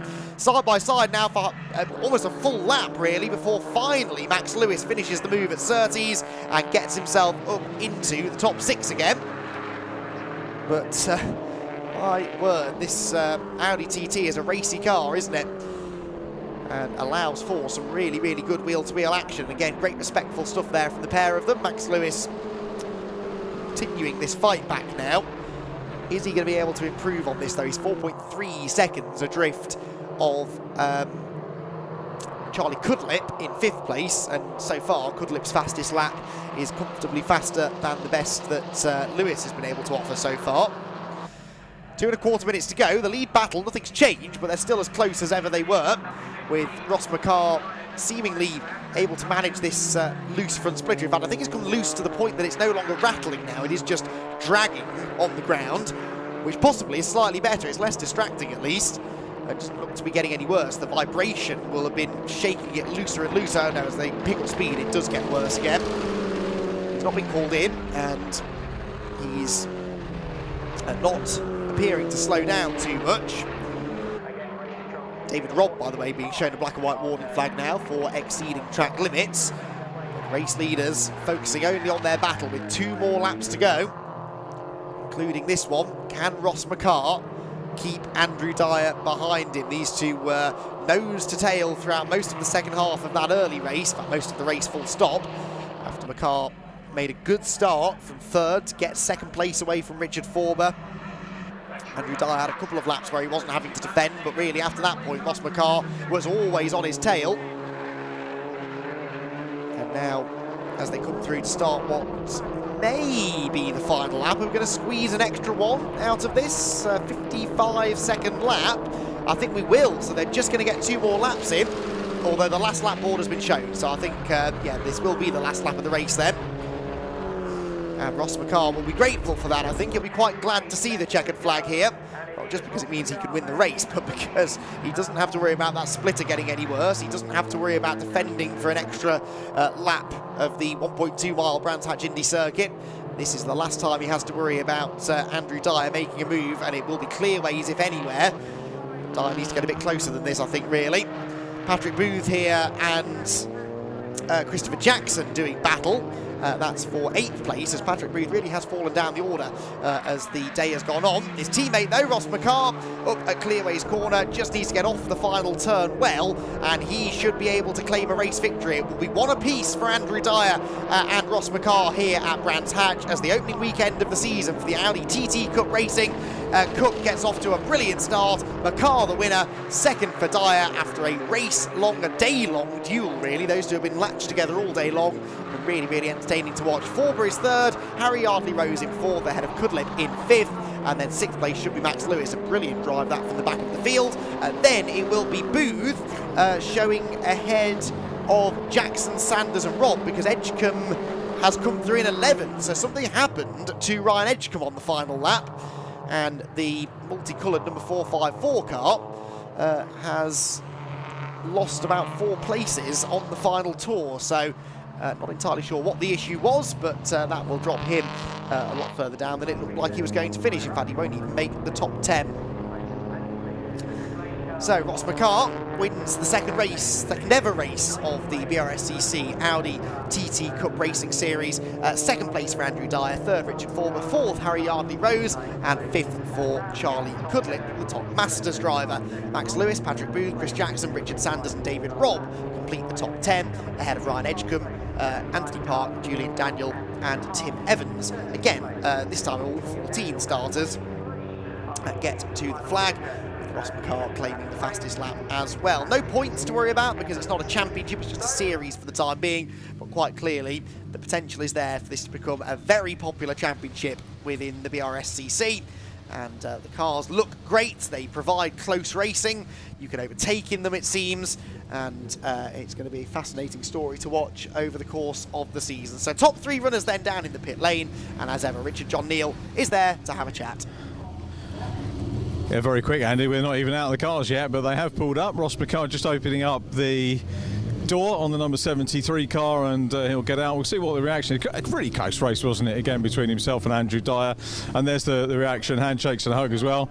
Remember, the BMWs was just handshakes. This was a little hug as well. Always worth gauging in these championships. And third position, Richard Forber. Richard having the fastest lap around about a third of the way into the race, but ultimately that going to Ross McCarr. The two guys just having a little chat and chewing over the vagaries of the new cars, which I've got to say really do look the business. And everybody has said that from the moment that the championship was first muted, or the competition was first muted, that it was going to be a very welcome addition to the grids and the Brscc roster. Let's get Ross over. Ross will come and join us. Many congratulations. Thank you very much. A win will get you around about sort of halfway point of our barrier. I'll stand over here, so we got you nicely framed. Congratulations on that. Another tough race, this time of course in front as opposed to chasing. Yeah, surprisingly, that was the game plan going into it, was have a good start, hold it from there, easy. But it was not easy. It was Andrew just kept poking his nose in everywhere, and I thought at one point I was driving the car too hard, it was all over the place, but fortunately where he was quicker than me I could sort of hold it up in the corners and just give myself a little bit of relaxation, but man, he put me under so much pressure. Got a little bit of splitter damage on the front. Was that something you were aware of, or? No. I was really concerned. I think about halfway through the race, just going along the straight, there was a really sudden sort of juddering vibration, and I started to freak out, and then I could smell burning, but then it was wood, and I thought, that's fine then. I don't know what it is, but it's wood. So I just chose to keep going, played it by ear, and I'm glad it didn't go off or go under the car or anything. So a great job to the marshals assessing the situation and saying it was okay to continue, because it would have been a shame to be pulled off. So really chuffed. Good weekend, obviously the first weekend of this new series. Were you expecting a win? Obviously hoping for a win, but you can't know where you're going to be because no one else has been out. No, everyone's been testing sort of in isolation, so you never really know how people are going. So on the day, I thought, I know I won't be a million miles off, but no, I can't believe how close it is. It's really, really tight. It looks good for making it a championship next year, how close it is. So I think some of us will probably work out some unofficial championship points anyway. I know Andy probably will because he's worse on stats than me. But so when's the next round? The next round is, I think, 24th, 5th of May, and it's at Snetterton. That's going to be another game plan, isn't it? Because lots of long straights, lots of thinking to do in the middle of that lot as well. Yeah, it's a long circuit and there's lots of tricky corners, and as you can see, the brakes are smoking at the minute. So I don't know how they're going to keep up with Snetterton, because this track's not so bad on the brakes. So we'll see. Yeah. Ross, all part of the development, isn't it, in this series? Yeah, it is. But it's so far, I'm really, really impressed with the series and the driving standard quality. So long may it continue. Indeed. Many congratulations. Look forward to seeing you on the podium again later on in the year. And Andrew Dyer, who won the opening race of the campaign. Again, another little fist bump there. Well done. Congratulations, Andrew. You two had two really good races, and thank you for that, entertaining us. Obviously, maybe a little bit disappointed with second, but a great race. No, to be honest, I'll take a second. If you told me I was going to have a first and a second at the beginning of yesterday, even though I've just been, I'd have taken that. Just Ross, he don't make a mistake. He's like in a city car as well. He just doesn't falter, so just trying to keep the pressure on, just keep pushing him, but he held on. So I thought, well, we weren't going to try any stupid dive moves or anything, so to be fair, he's the faster man on the day. So obviously it's a new experience for everybody, but for you moving up as well from the City Car Cup, what have you taken away from this weekend? To be honest, just all positivity really. Like I said earlier, I didn't know what to expect coming into it, where we're going to be. Like I've tried a few other different, formulas in between and been nowhere near the front, so it's nice just to be come into this and be at the front straight away. Just hopefully we can keep at it really. City Car Cup is a great train. I mean, we've had some good champions. You look at Nick Grindrod, who won the pickup truck championship years ago. A lot of very good pedigree in that, and I would say there's no easy championship on the Brscc roster. No, none of them. Like when we done Snetterton last week, like Elliot was on fire all weekend, and Stewart as well, and Rich Jepp, and just that was really hard as well. So yeah, they're all good, and I think City Car, I'd never done any racing before, so the City Car was a really good package to build from as well. So I think that's the ideal place to start as well. We get more Andrew Dyers coming through City Car Cup up into the likes of Audi TT or Evolution Trophy, whatever. It's a really good advert. Yeah, it'd be good. Like more people get involved, the better. Like these are just mega. I can't believe how much fun they are, and I wouldn't expect it to be like this. So just really pleased with it. So yeah, happy. Well done. First and second. Andrew Dyer, many congratulations. Goes into the history books. Andrew's the first winner. So Richard Forber we need to get for third position. Richard, your moment on the podium again. Here he comes. And everybody having a chat and swapping notes about this new class. Well done. We'll get you round about in the middle of the banner, and congratulations, another podium. Well done. About a third of the way through the race, I was saying, when you guys came into Parc Ferme here. Actually, not Parc Ferme, Victory Lane we'll call it. You had fastest lap about a third of the way through, and then Ross managed to nick that off of you. But great progress. Did he? Oh, that's a shame. That's a shame. No, these two lads, they were cracking on, and there was nothing between it. Literally, the gap from when I took off from the start line, that gap stayed all the way. So it was, I was watching, thinking, I'm gonna creep. You know what I mean? But I couldn't creep on them. I thought, are they gonna start dicing here? Because if they started dicing, I would have been. I think I'd have, on them. So it's. I've made up. Starting positions at Brands Hatch can change depending on the conditions. We've had a lot of people doing well from P2. Traditionally over the years that's been the case, and you started P3 in that one, so it might have been a slight. I'm not making excuses for you, but it might have been not been the most favourable start. Yeah, it was better than the first start, that's for sure. Yeah, I tried to get it into third gear twice, and it blocked twice. So yeah, it was, and then double took the clutch and managed to get it in third time. And by that point, I was looking in my mirrors and cars coming from everywhere. So yeah, it was interesting. So from a track that's a mile and a bit, quite short, Snetterton next up, which I assume you're doing, and that's 3 miles, isn't it? So completely different animal really to Brands. I won't get dizzy there, you know what I mean? You get a bit dizzy here, don't you? Yeah. Race at much. I think you would have done in the Porsches. Yeah, we did a year. We did a year in the Porsches, in the Brscc Cup, and we went there twice. So yeah, no, we know around there. Yeah. We do know around there. It's another 4 or 5 hour drive. Well, unlike it took us 7 hours to get here, but it's one of them. Yeah, it's all worth it. Good trip home though, isn't it? 2 podiums on, and for you, a newcomer when I first met you in racing. Yeah, I'm made up to be able to put it on the podium for Dorenza as well. So, yeah. Thank you. Richard, many congratulations. Great weekend. Really good to see you again. Very much. And a double podium, man, on our first weekend of Audi TT Cup Racing. Absolutely superb stuff. We are now looking forward to the final Mazda race of the weekend, which is the Gaz Shocks Mark 1 Championship. And to talk you through the runners and riders for that one, back to Andy McEwen. Yeah, thank you, Richard. Just a small delay getting the cars out onto the track for reasons I'm not entirely sure on, but we will hopefully get them out very soon for their third and final 20-minute race of the weekend. It's a weekend that's seen a double race victory for Steve Foden. He's now won 3 of the first 5 races this year. But, as often seems to be the case with Steve, there was a but. He had a suspected gearbox issue, I think they were saying, in the end of the earlier race. So Steve Foden held on. A late safety car sort of saved his bacon a little bit, though, he was saying, because he had the likes of Ted Bradbury and Adam Sparrow and Adam Craig all queuing up behind him. It was another really good race. Not a huge amount of overtaking in the first part, but they made up for that in the final 5 minutes or so. So race number 3 now. Gloves, I'm sure, will come off properly. And we'll have another really, really good battle out there. Ted Bradbury hunting for his first victory in the championship. It's only his second ever event behind the wheel of a racing car, but the teenager is already sort of establishing himself as one of the fastest drivers out there. And then Adam Sparrow, one of the revelations of the season, really, who's already managed to pick up a race win at Silverstone. He's been on the podium in both of the races this weekend, and Adam Sparrow is 100% establishing himself as a title contender too. Adam Craig went really well in the earlier race as well. He will start 4th for this one, ahead of Jason Greytrax and Tom Langford. Now, Langford was the championship leader after the Silverstone season opener.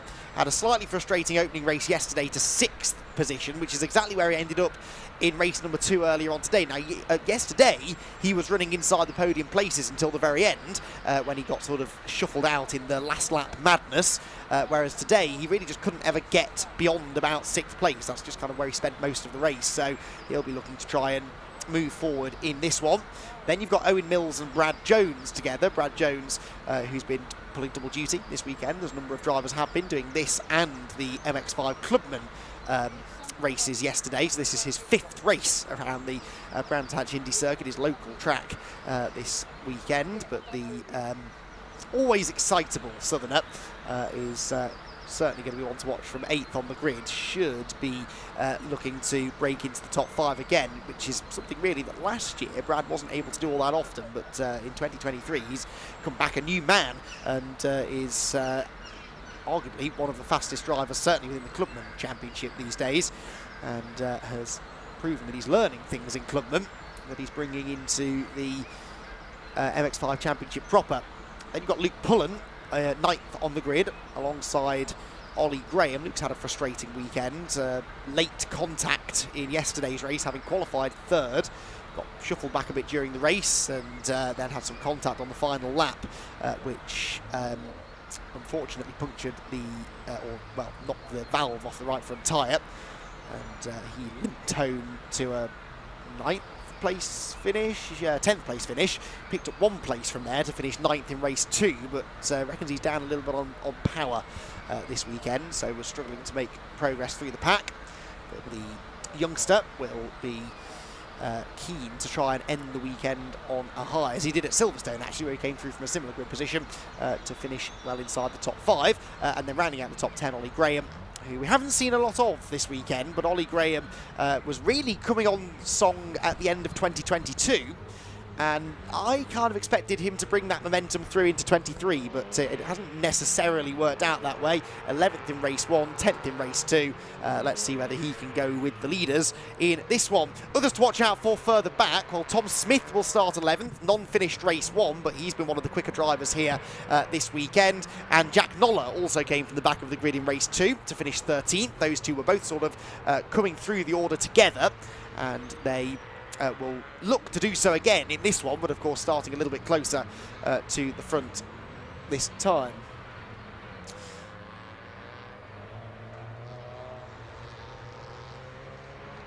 So those two, I think, will be pretty rapid. We got all 31 starters to the end as well. Well, actually, that's not strictly true. Simon Privet was 4 laps down because he went into the gravel trap at Paddock Hill Bend, but it has interestingly not been listed as a non-finisher. It's always my understanding that if you had outside assistance to get back into the race, which he did, that you're not allowed to complete the race itself, but anyway, I'm not entirely sure about that.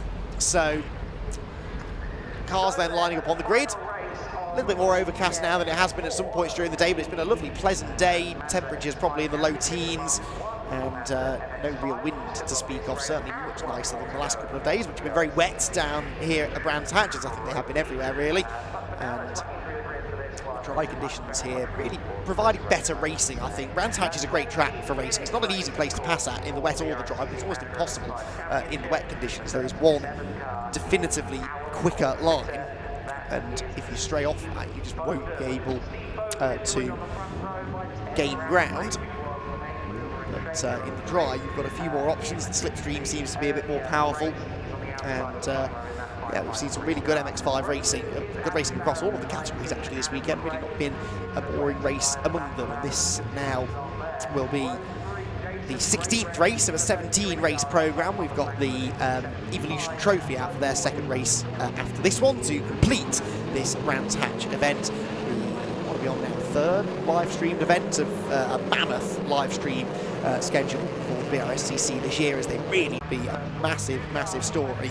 Youngest driver on the grid by a long way, and not experienced at all. He has struggled with his starts a little though, so let's see how that car on the outside of row 1 gets underway as the third and final race of the weekend for the Gazshocks Brscc Mazda MX-5 Championship starts now at Brands Hatch, and again, not a great start for Ted. He gets swamped by Adam Sparrow and Adam Craig. Ollie Graham coming forward, so too Tom Smith, who almost runs into the back of him, heading to Paddock Hill Bend. Round the right-hander they will go, plunging downhill. A little bit of touchy-feely stuff going on in the midfield, but they're all going to come out the other side, and Tom Smith has picked up a load of places already. That's an absolutely mega start from the white number 44 car, who is possibly just outside the top half dozen, and we're only 2 corners in. Lots of cars drifting out wide. One gets spat out towards the barriers and bang into the wall, and that is the number 21 car that has gone off, and lots of damage done to the front of Chris Malloy's car, and that might now require an early appearance of the safety car. It's Foden who leads the way, Sparrow second, third for Adam Craig, Langford fourth, fifth for Bradbury, sixth Brad Jones, and seventh for Tom Smith, having started well down the order. What? Surely Chris Malloy is not going to drive that car out of the way. That is unbelievable. I mean, it's clearly damaged. He's not going to finish the race, but the fact that thing even moves after headbutting the tyre wall at that sort of speed is honestly unbelievable. Right, Sparrow to the outside of Foden into Paddock Hill Bend. These two, at the start of both of our earlier races this weekend, have worked together to try and gap the field. Are they going to do the same again now, or is Sparrow going to try and get past? He's not looking to the inside into Druids there, is he? Which suggests to me that he's happy to sit behind Foden for now. I would have argued, though, that he wants to get past Foden, really, because Steve, in the second half of the races, has shown a bit more pace than Adam. So if Adam wants to win a race, which surely he does, he might feel the need to go for a move a little bit earlier. So up towards the left-hander at Surtees they go again. And with Chris Malloy having got his car out of the way, there is no need for a safety car, which is good news. Foden the leader then as they come towards the end of lap 2. A sideways Sparrow is second, Adam Craig third, Langford fourth, Bradbury fifth, Jones up to 6th place. He gained a couple of places on that first lap. Tom Smith gained 4, and then Greatrex is next, ahead of Ollie Graham, Owen Mills and Luke Pullen, with Jack Noller right behind him now.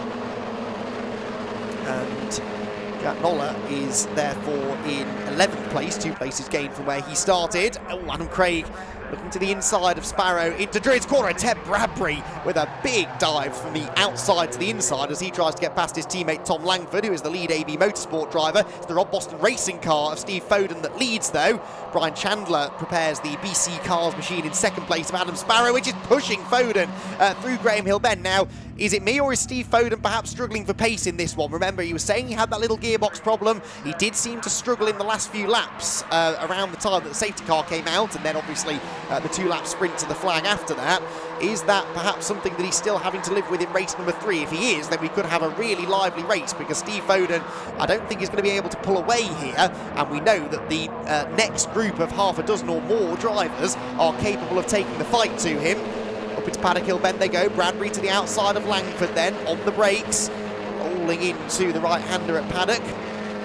Drop downhill and up towards Druids once again. Oh, Owen Mills out wide in the background. Luke Pullen has got past him, and now Jack Noller going for a move too. So too is Bradbury, who last lap tried the inside on Tom Langford at Druids, now tries to go the long way round, but with no more success. Down the hill then, through Graham Hill Bend. There goes Owen Mills in the orange car. Behind him, Michael Green and the number 17, which is Harry Storer. This is one of the best showings we've had from Harry so far in his debut season in the MX-5 Championship, as Langford and Bradbury both get a bit out of shape there in the transition from the left to the right at Surtees and McLaren. Adam Craig in third, not really able to quite go with the leaders, is he? And this is why Adam Sparrow is kind of happy to work with Steve Foden. I do get that, but kind of wonder whether he might like to be in the race lead, really. Jack Noller sets the fastest lap. He's been telling me all weekend that he's got one of the fastest cars and has been driving faster than anyone else all weekend. He's sort of proving his point here. He's up against Luke Pullen now, though. That could be an entertaining scrap for 10th place. A bonus point right now going to the Williams eSports driver. There's a lot of race strategy now as well with Williams eSports. There's some of their really top-end sim racing competitions that they compete in. And he's up behind Luke Pullen now, who moves to the left of the road. I thought for a moment Luke was pulling out of the way, but that would have been very out of character. And indeed he wasn't. He was just defending into Surtees. A corner where you don't really need to do that much defending. It's a very, very difficult place to go up the inside of somebody. Leaders then back through Clark Curve. Foden and Sparrow. Few car lengths back to Adam Craig, Tom Langford and Ted Bradbury. Then a similar gap back to Brad Jones in 6th position. And we saw this in the earlier race. We kind of had this stalemate through the middle of the race. Bit of shuffling early on, stalemate through the middle, and then it all kicked off just before the safety car came out. And unfortunately, that safety car probably calmed things down a little bit. Unfortunately for us, I'm sure some of the drivers were grateful for the race calming down. Battles going on further down. Tim Dorr there, the Kermit the Frog car. He's got one of the Go For It racing cars behind him. That's number 13, Levi Aisbit. And then the red car is Kevin Dengate, number 178. Out of clearways comes the leading pack again. Steve Foden then, your race leader. Adam Sparrow second, and actually this time Adam Craig, I would say, is lapped slightly quicker than the 2 cars ahead. Let's see what the lap times say. Well, fraction slower than the leader, but a 10th and a half quicker than Sparrow in 2nd position. As they plunge downhill, those leading 5 really now pretty much together, aren't they?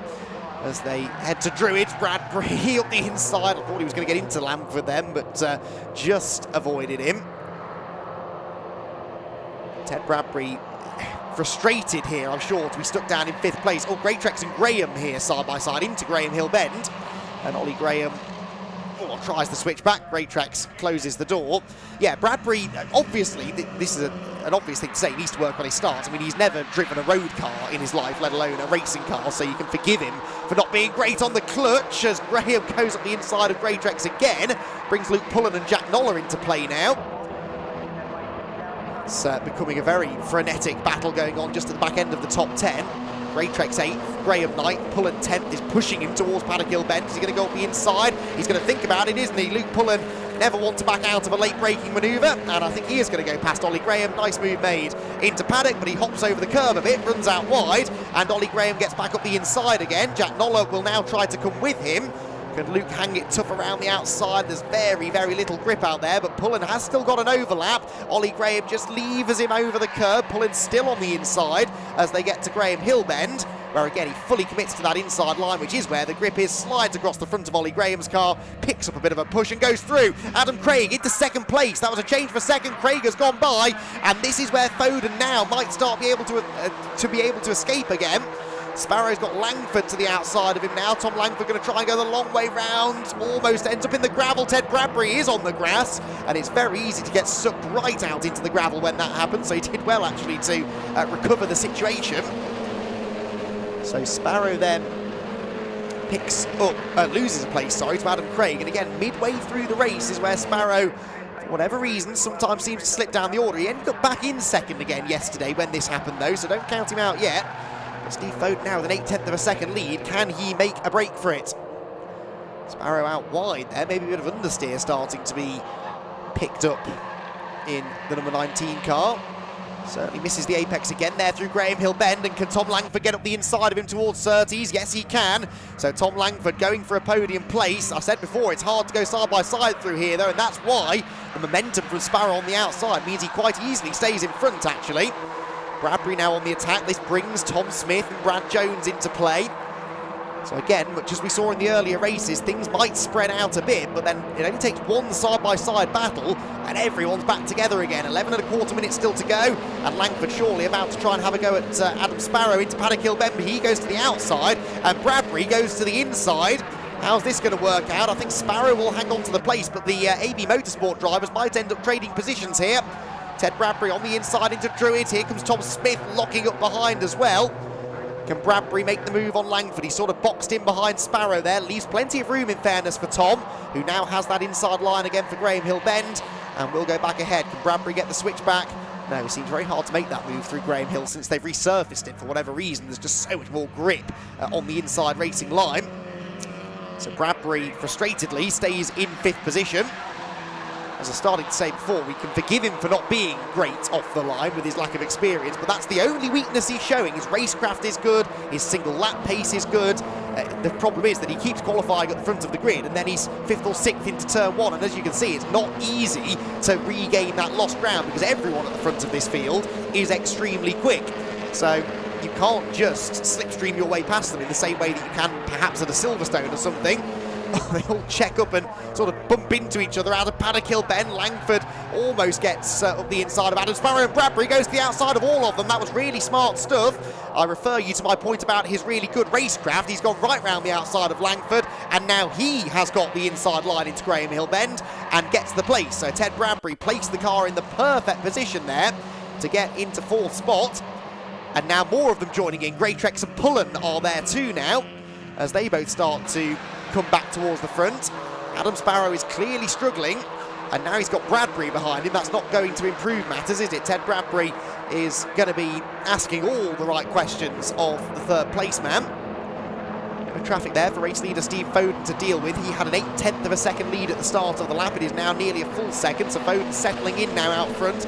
Adam Craig second. This is the fight for 3rd. They fan out into Paddock Hill Bend with Bradbury on the outside line, carrying a bit too much speed maybe though. He's not going to get past Adam Sparrow, and he's going to possibly lose that 4th place he worked so hard to get before. Brad Jones on the inside of Tom Smith, who was locked up into Druitt's corner. Those two tangled yesterday, and Brad Jones is back up the inside of him again. Leans on Smith, slides out wide. Greatrex tries to join in as well. Luke Pullen is there, Ollie Graham, Jack Noller. This is good racing again. Greatrex sideways, Pullen with a slight overlap now as they head towards Surtees.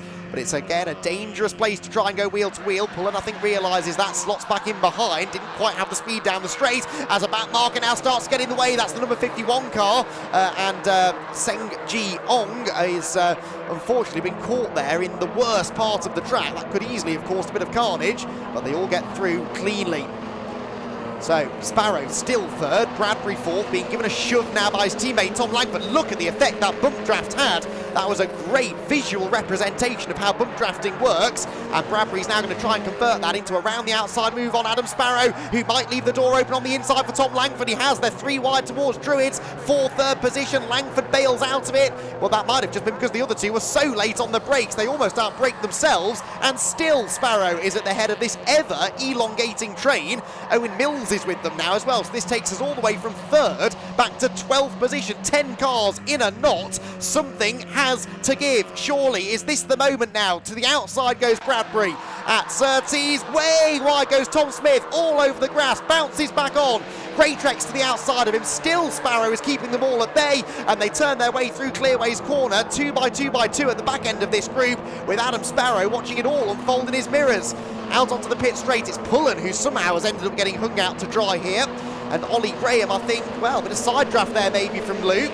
And maybe Luke's been watching some NASCAR in the off-season, learning all about how to use the draft to his advantage. I don't think it's going to keep him a position, or is it? Goes right round the outside of Ollie Graham, and he might just be able to get him back into Druid's corner. Bradbury to the outside of Sparrow. Langford's there. Jones, Smith, Greytrex. This is fantastic racing. You don't know where to look, do you? Down the hill, Pullen's in the dirt, and still Sparrow is ahead. I don't know how he's doing this. He astounded me yesterday as well with his defensive driving in race number 2. He just seems able to place the car in all the right positions to keep the baying pack behind him, and somehow he is doing it again here with Ted Bradbury right on his rear bumper. The slightest slip up here, and Sparrow is not just going to lose 1 place, he'll lose 4 or 5, I think. So through they come again. Brad Jones has got past still ahead of Tom Smith. Tom Smith, I think, was briefly alongside him. Ollie Graham has gone past Luke Pullen, who's now got Jack Noller looking to the inside of him. And the Go For It racing driver is going to go for it, I think, into paddock, as they all take a variety of lines through the first corner. Someone's been off at paddock, by the way, and thrown up the dirt, but they've got back out of the gravel trap, so green flag's flying again, which means they can do this, go side by side up the hill, and still Sparrow keeping Bradbury behind him. Langford now pulling to the outside line as well, but it's not where you want to be at the bottom of the hill. Noller got past Pullen, so Pullen now starting to slip to the back of this train again, which is a shame. Owen Mills now moving up to challenge him. Those two had a ding-dong battle in the race yesterday. Bradbury, was there a gap on the inside? He's locked up the brakes. Did he go for it? Meanwhile, Tom Smith has given one straight back to Brad Jones at the corner at which they clashed yesterday. There's a bit of a rivalry, I think, developing between those two at the moment, and neither one of them wanting to give an inch. Jones slips back behind then Tom Smith, so that's Smith back into 6th position. At Paddock Hill Bend, Bradbury to the outside. That's the only line that Adam Sparrow is giving him. But Ted just can't get that momentum right. Can he down the hill? Tom Smith is off. Okay, I won't speculate on how he got there, but he was battling with Brad Jones, and those two have history. Anyway, Tom Smith gets back out of the gravel trap, and that means that everyone gains a position now that was in that group. So there is Jones, ahead of Greytrex, ahead of Graham, ahead of Pullen, Noller and Mills.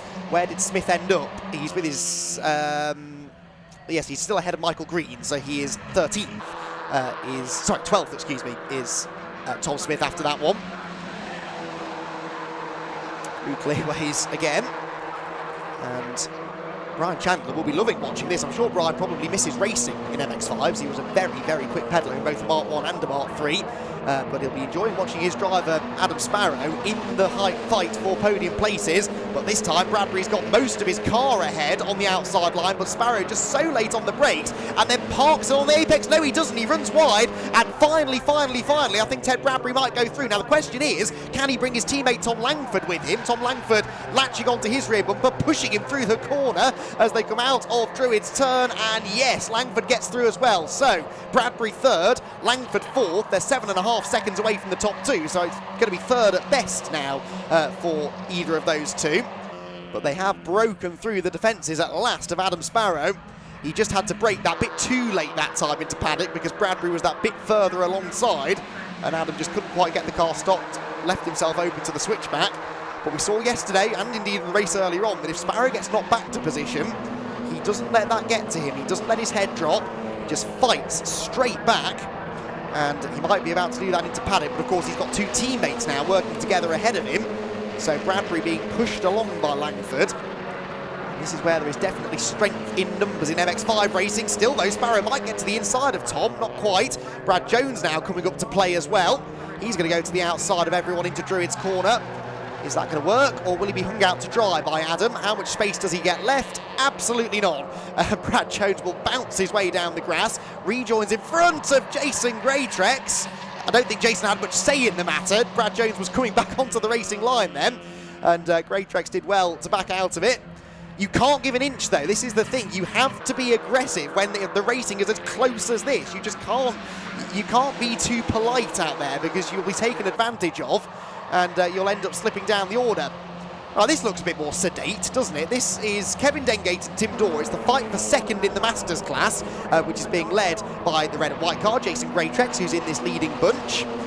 Okay, right, we've calmed ourselves down now. We had at least 5 seconds of two drivers who weren't trying to knock each other around. And now we go back to this almighty battle for third place. Ted Bradbury, now the sitting duck, really. He's the man punching the hole in the air for everybody else. Luke Pullen there, ducking out a line further back. Greatrex to the outside of Brad Jones. That was a bold move. Pullen was trying to get to the inside of Ollie Graham. Greatrex's move works. I'm not convinced Luke's will, though. He's on the wrong side down into the braking zone at Graham Hill Bend. How much space will Graham leave him if Luke tries to go right round the outside again? Great respectful driving from Ollie Graham there. He left the space. Nola comes up to push Pullen through, and that will be a place gain, will it, for both of them? Graham trying to fight back through Surtees. Pullen goes through, and Nola doesn't. That's what you get for helping Luke Pullen, I suppose, on that occasion. Luke gets the place, and Nola has to now find a way past Ollie Graham all by himself. Now Brad Jones on the tail of Jason Greatrex. There's only a minute and a half left. Can someone hide the checkered flag, please? This has been one of the best races of the weekend. It's not for the win, I appreciate that. At the front of the field, not a lot is happening. Steve Foden is 2.1 seconds clear of Adam Craig in second, but who is going to join them on the podium? That is anyone's guess. Dengate has got ahead of Tim Dorr there. That's for second in the Masters, as I said a moment ago. As the third place battle arrives at Druids for the penultimate time. So Bradbury looking for another podium. Consistency is going to be his friend here, as Steve Foden was making the point after race 2 to Richard. That non-finish at Silverstone, yes, he can use it as a dropped score, but you only get a couple of drop scores that you can use through the season. Another non-finish could really put him on the back foot, and another one after that would ruin your whole championship. So the others need to keep on scoring consistently. Even though Steve Foden keeps on racking up the race wins, this could be 4 in a row now, it doesn't really matter if he has another non-finish or 2. So they've got to keep scoring, they've got to keep trying to limit the damage that he's doing on the good days, in the hope that Steve has bad days a little bit later on, which I know sounds awful, but you know, they're all out there to win.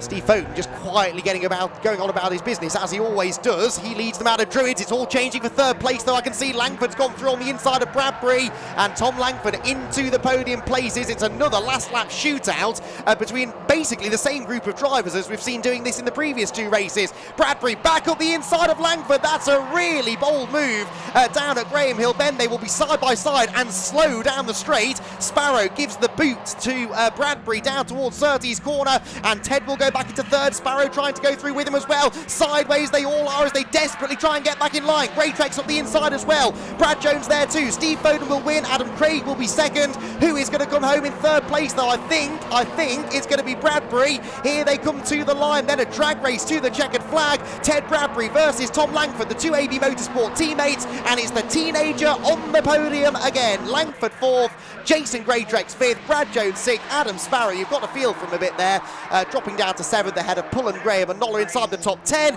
Tim Dorr and Kevin Dengate, meanwhile, another 2 AB Motorsport teammates, fighting for second in the Masters class. Jason Greatrex has already wrapped up the class victory, but Kevin Dengate even has time to put the thumb up out of the window to celebrate long before he gets to the line. He finishes second in the class, Tim Dorr third, and Graham Rumsey, the third car in that shot, was also a Masters contender and will have to settle for 4th place. And breathe, everyone. That is why we love Mazda MX-5 racing. It is simply one of, if not the most exciting form of racing out there, and they have really put on a great show this weekend at Brands Hatch. And they will next be out at Croft at the beginning of May for the TCR UK event, and that's definitely going to be one worth tuning into. Christopher Abbott there, by the way, a 5-second penalty, presumably for track limits. But here, confirmation of the result. Steve Foden wins the race. He gets the hat-trick here at Brands Hatch. Adam Craig second, Ted Bradbury third, Tom Langford fourth, ahead of Jason Greatrex and Brad Jones. Greatrex, the Masters winner. Adam Sparrow seventh, ahead of Luke Pullen, Ollie Graham and Chat Noller. They enjoyed a great scrap as well at the back of the top 10. Owen Mills 11th, ahead of Tom Smith and Michael Green, with Harry Storer and Neil Chisnell completing the top 15. Then it was Levi Aisbett, Kevin Dengate and Tim Dorr second and third respectively in the Masters category, ahead of Graham Rumsey and Tom Mallet to complete the top 20. Then Clive Chisnell, Ossie McLean was next, then Chris Abbott, Tim Storer and Seng Ji Ong. Chris Malloy and Ben Stewart both failing to make the start of a race that saw Tom Langford take the fastest lap. Another valuable point for another of our championship contenders. So we have got drivers heading down into the pit lane, and there Steve Foden gets the winner's cap, gets the congratulations, and very shortly, well, maybe he'll get another hug from Richard John Neal. Let's find out. Yeah, I don't think I'm going to get into the hugs this time, and two with Steve will probably be. He's enjoying his missus, let's be honest. There we go. So there is Steve. Rob Boston gets a hug. I tell you what, it's been a lot of camaraderie here. All of the drivers shook hands with each other after coming into Victory Lane, and particularly there, of course, for Adam Craig. This is Adam's first podium. Absolutely delighted with. I think he's had a B race podium before, but absolutely mega for him. So nice to see a little bit of emotion, and look at, there we go. Adam and Steve together for some pictures, and we've got a little bit of time for some pictures, and I'm sure our viewers will forgive us just the wait of a couple of seconds to get that. Do you know what I'm going to do? I'm going to talk to Adam first, actually. I'm going to totally break it away. Well done. All right, thank you. A podium. The funny thing was, I got me Adams muddled up on the last race, and I said Adam Sparrow. Sorry, I said Adam Craig. He said no, Adam Sparrow. But you've righted it for me, so well done. And fantastic. How does that feel? I mean, this is 10 years of trying. To finally get there is amazing. And thank you to this guy over here who's been running me as I've smashed the car up, as I've busted the gearbox, whatever. So, yeah, wonderful. Feels good. The chat was, and I was asking, and thankfully everyone keeps stats better than I do, but in the days years ago, I think when you started, I was maybe doing the races for motors, when you had a podium in the B class, in the B race, because you used to have to get relegated and promoted, but that's good to bring people on, wasn't it, when the entries were that big? Yes, it was, and it was always good if you'd had a poor qualifying or a poor race to drop back, and there was a little bit of pot hunting going on, but yeah, I'm just so relieved to have finally done it. And it's nice to come home with Steve as well. I know you can do it. You can do it again, because that was actually race-winning pace from where I was looking. Well, once you prove you can do it once, maybe it gives you the confidence to do it again. I don't know. Adam, enjoy whatever celebrations you have this evening. Many congratulations. Adam Craig, our P2, good round of applause. We'll go to first and then we'll do third. So Steve, we'll get you, try and get you on the spot if we can, just so we can get our branding out. Thanks, guys, for that. Sorry for doing Adam, you didn't mind that, but a hat-trick weekend, perfect weekend. Doesn't get much better, does it? It really doesn't get much better than that, really, does it? I just want to say great big thanks to Rob Boston Racing, UDC design on the car, Rock Oil and Cheshire Riding School for the sponsors for getting me on the grid this year again. Rob's given me a car this weekend that is just phenomenal to drive. I've just been able to get into qualifying mode in first position in every race and just kind of control the race from there. So yeah, to come away with a hat-trick, and I think one fastest lap. I don't know if I got fastest lap in that one or not, but yeah, I'm thrilled. Really good points in the bag given how we started at Silverstone. Flicking back to race 2, there were issues, and I think sparks people were talking about. What was it? What did it get? Obviously got fixed. Yeah, so it's just a loose bolt underneath the PTF frame that joins the gearbox to the powertrain, and we've just bolted it back up basically, and yeah, just happy to actually finish that second race as well. Absolutely brilliant. From my point of view, watching Mazdas over the years as I have, you start to wonder, is a driver going to stay with it? I'm not going to ask you whether you're going to stay with it over the years, or how far can they go up the GT or sports car racing ladder, and that's the excitement for me of watching Mazdas drivers developing, but also those that stay with it. And it's just such a class field, isn't it? It really is, and I think it's a credit to the bigger teams in the paddock. There's there's AB, there's Brian Chandler, there's Paul in NHA Motorsport, there's Fiona and Rob Boston obviously, and they're always bringing new drivers to the grid every year, and drivers come and go out of the championship, and some say that it makes it less competitive, but actually we think that it really does make it's a different field every year. There's different people to race against every year. There's new people, and obviously we've got Ted this year who's obviously showing his pace. He's absolute class act, to be fair to him. Just needs to get those starts nailed, and then I think he'll be there for the rest of the season. So it's a credit to everybody involved in the BRCC, obviously for running the weekends really. So it's we're just really happy to be a part of it as well. Yeah, me too. Well done, Steve Foden. Congratulations, 3 out of 3, perfect weekend. Quick word with Ted. I know we got the cars out on the track, but it wouldn't be right not to have a word with Ted. Well done, another podium. And what you're supposed to do as youngster is get a line ready for us on the camera, so you're getting a bit of media training here as well.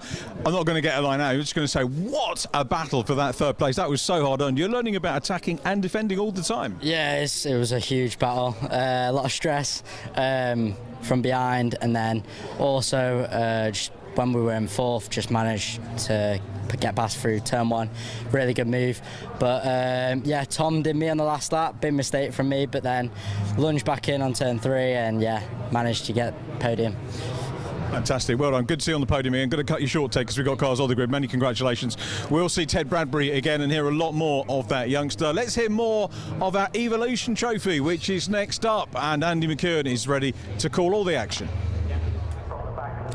Indeed so. Thank you very much, Richard. Well, we've finally arrived at the final race of the weekend. The Evolution Trophy cars lining up on the grid now. If you weren't with us earlier on today, this is a new initiative for 2023 that puts cars from 3 sort of fledgling series together and they race for victories within their respective classes, whilst also doing battle on track together. So the 3 classes of car, the Classic VW Cup, the Brscc Mazda MX-5 Mark IV Trophy, and the Cook Sport Renault Cup. Sorry, it's not just for Renault Clios, but they are exclusively Renault Clios that are entered this weekend. Matthew Hollier won the Renaults in the earlier race. Adam Marshall the VWs. They were first and second overall, and in the MX-5s it was Ben Taylor none of that is true.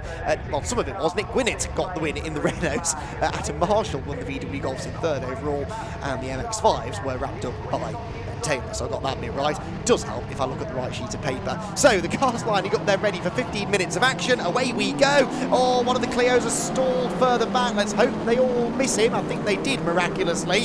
And good to see that Dave Tyson is out there in the fluorescent yellow Renault Clio that ended its opening race in the gravel at Paddock Hill Bend late in the day. You can see it there, the yellow and blue car further down the order, but it is side by side at the front, and Ken Lark in the VW Corrado is going to come through to the race lead, I think. Sideways, 2 or 3 cars getting sideways at Druid's corner, and one of the Clios, I think that's Dave Mycock, well wide. 3 wide in the MX-5s though, look at that down the hill, and it's going to be the number 9 car that gets through into the class lead. That's Sam Hicks. The 24 car, which we haven't really seen a lot of, that's Joseph Ritchie, also joining in the fun now, and all 3 of those newer shaped Mazda MX-5s absolutely together as they go side by side towards the left-hander at Surtees, and still the number 9 car remains ahead as they head into the final turn. So all 3 of them part of the battle in the early stages of this race, which is really, really good to see. So opening lap of the race then is completed. It's Ken Lark in the VW Corrado who leads the way. He therefore also leads, of course, in the Classic VW Cup. Then we've got Nick Gwinnett, the Renault winner in race 1, who is currently leading that class again, but he's got right behind him the number 1 car of Tony Hunter. So Tony Hunter well up for the fight this time in the Cook Sport Renault Cup. Then you've got the Team Hard Prepared VW Golf GTI of Adam Marshall behind them. That's second of the Classic VWs, but can't find a way past the Renaults in order to go after Ken Lark for the time being. MX-5 lead change I've just seen out of the window, by the way, down at Graham Hill Bend, although they're still side by side. Actually, there they come in the background, look. So the black and yellow car on the right, the white and blue on the left. These are the 2 who have been so evenly matched all weekend long, and they continue to be side by side through Surtees, and Sam Hicks goes round the outside at Surtees to get the inside for Clearways, but I'm not convinced that's actually going to give him the race lead necessarily. They are still wheel to wheel, and Samuel Hicks and Ben Taylor as close as they've been all day long. They qualified just 1/1000th of a second apart this morning. It looks now like on the outside line, well, here comes Dave Tyson in the Renault Clio, which has all that speed down the pit straight, but then of course much heavier, so can't brake as late as the MX-5s, which managed to get back ahead of him, and it will be the race 1 MX-5 class winner, Ben Taylor, who comes out of that little exchange still as the lead Mazda in that group. So down the straight we head again. Things now starting to settle down, people finding their gap in the traffic, so to speak. And Now it's trying to establish who you're racing, because as you can see in this shot alone, we've got a Clio, we've got 3 Mazda MX-5s, there's an Audi up the road which is running within the Classic VW Cup, and trying to work out exactly who you're racing for class positions, not always that easy. I mean, it's easy enough because if you're in a Renault, you're looking for a Renault, if you're in an MX-5, you're looking for an MX-5, obviously, but it's not always easy to get on terms with the people with whom you want to be racing, because you've got other classes out there. So the overall running order does take some significance in those circumstances. Tommy Gillan, by the way, just set the new fastest lap, 54.919, as he tries to wheel in the cars ahead of him. The Audi there a little bit slow off Druid, so Harry Scott falls behind 1, maybe 2 MX-5s, not quite a way through on the inside for Joseph Ritchie in the 24 car. But Sam Hicks did go past. Tyson still battling away here with Ben Taylor. And again, the MX-5 can easily outmaneuver the Clio, but the Renault then has a big advantage down the straight, and you would expect here that Tyson should now be able to blast past down the pit straight, goes to the left-hand side, and, well, is he going to be far enough ahead into the braking zone to make the position his own? I think he might be this time. Mazda will brake later, though, significantly later, but not quite late enough, I don't think, to get back up the inside line. Right, back to the head of the field. It's VW leading Renault, leading VW now, because Adam Marshall has got ahead of Tony Hunter now. So again, doesn't make a difference for his overall position, but it puts him 1 spot closer to his class leader, which is the overall leading car of Ken Lark, which now seems to be slowing a little from what it was doing earlier. Well, it's not getting slow, it's just everyone else is getting faster. So Ken Lark will first of all have the red Renault of Nick Winnett to deal with. He won't want to let Nick through, because then he will have Adam Marshall on his tail, and that is a fight for a class win. So he still end up having to race the other cars, even though they're not necessarily fighting them for trophies. Into Druid's corner they go. The Renault just peeks to the inside. Ken Lark, an experienced racer, and I'm sure won't really care who he's racing with. He will want to just hang on and try and win the race. But, a little bit wide through Druids there, but manages to recover into Graham Hill Bend. And that Corrado's just so good down the straights. It's not going to be easy for anyone, even another one of the VWs, to come through, I don't think. Winnett perhaps now starting to get held up a bit, though, and so Marshall getting closer to him. They round clearways. 27 car wide line in, but the Renault right in the way on the apex of the corner. And then as they come to the timing line, things sort of even out again. Those top 3 cars actually pretty evenly matched down the straight, I would say. Not a huge amount of difference, really. Further back, another battle this is for position between 3 of the Classic VW Cup cars. So this is Sanderson, Tomlinson and Scott. Now they're all in the Classic VW Cup, but they are also in different classes within the Classic VW Cup, so it's sort of for position, but then sort of not, because an actual class win is not necessarily on the line here. Tomlinson's 3rd in his class, Sanderson 2nd in his class, Scott of course the only Audi TT entered, and he has got Butcher right behind him in the number 42 car, who's 3rd within VWA. So they make their way down the Cooper Straight. Got a glimpse of the MX-5s in the background, still being led by Taylor, Ben Taylor. As at the front of the field, things have tightened up, haven't they? Nick Winnett was right on the tail of Ken Lark at the line, but the Corrado still ahead, I can see, as they head towards Druids. Still Winnett separating those top 2 in the VWs. There is the MX-5 battle, and they've got another Clio to deal with now. That's the number 66 car going round the outside. And running a little bit too wide, and giving the place straight back again, it would seem.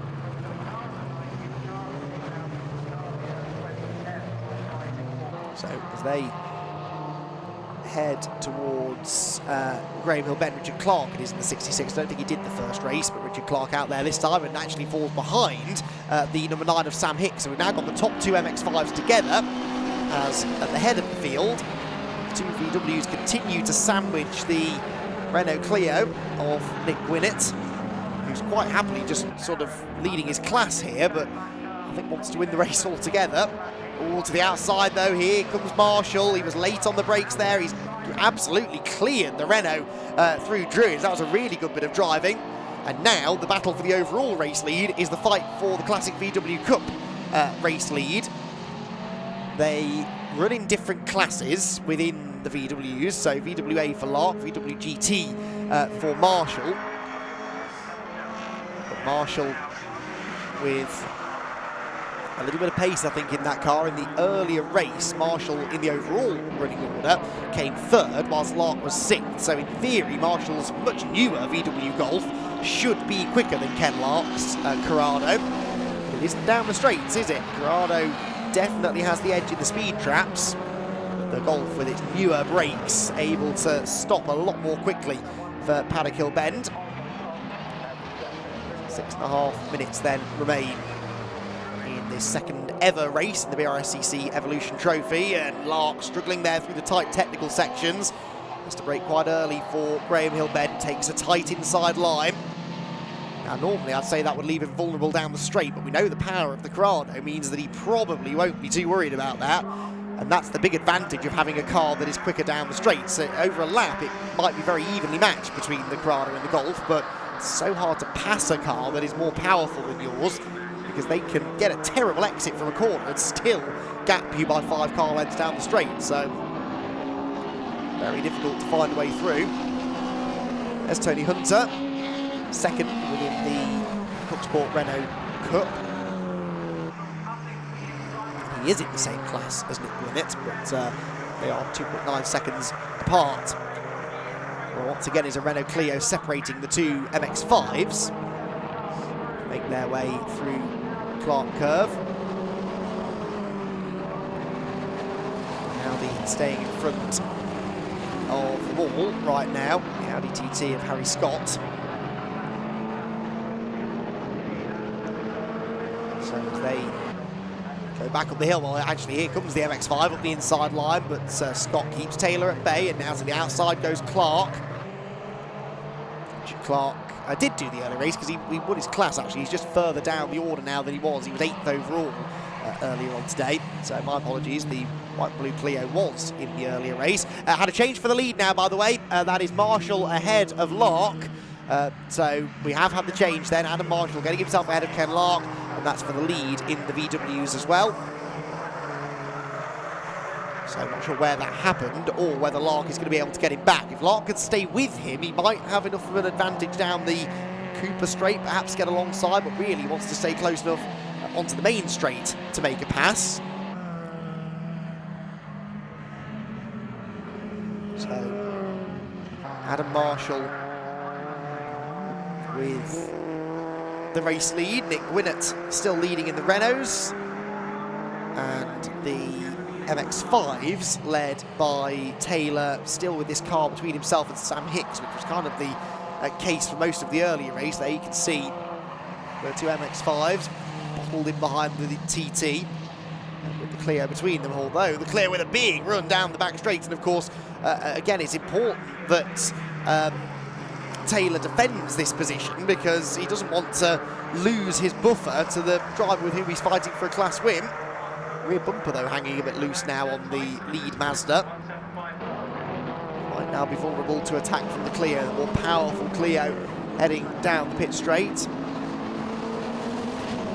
Down the outside he goes. Late enough on the brakes to make the move stick, though. The answer is yes. In fact, converts it into a move on the Audi and gets into the side of it. That was pretty close quarters stuff. That could have been much worse than it was. They just avoided proper contact. But Richard Clark trying now to complete the manoeuvre against Harry Scott. To the outside, meanwhile, goes Sam Hicks on Ben Taylor. That's for the lead of the MX-5 category.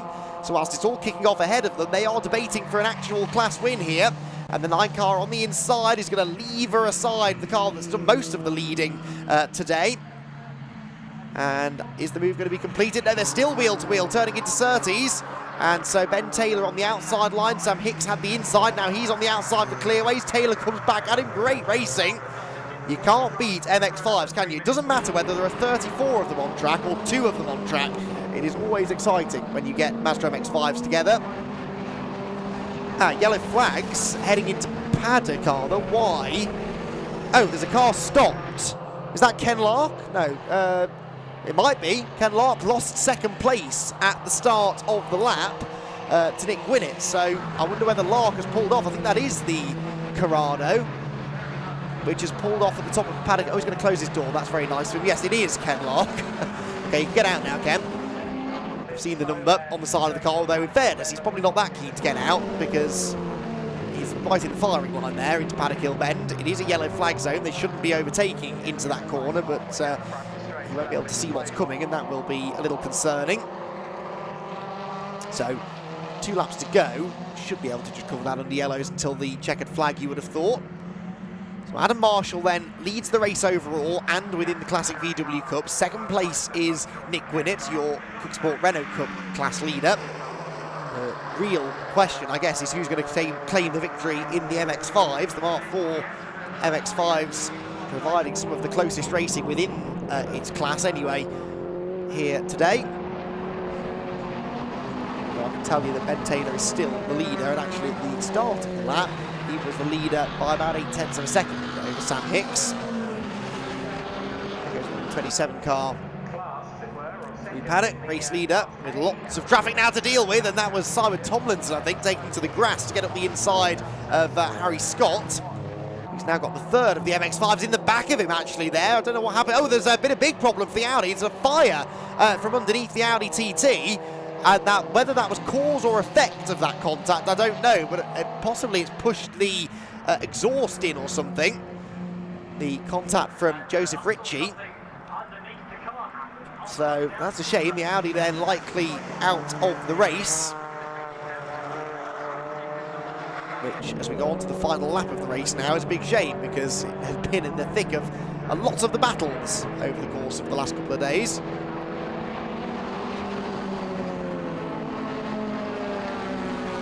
So, as the leaders come through, the MX-5s are side by side again, going into Graham Hill Bend, I can see. So that's Sam Hicks, there they are, and Ben Taylor. Hicks up the inside now at Graham Hill Bend. He's been alongside, he's been ahead actually on a couple of occasions in this race, but just can't complete the manoeuvre. Notice Harry Scott is still going as well, so whatever those, obviously sparks as opposed to a full-blown fire, so he's okay.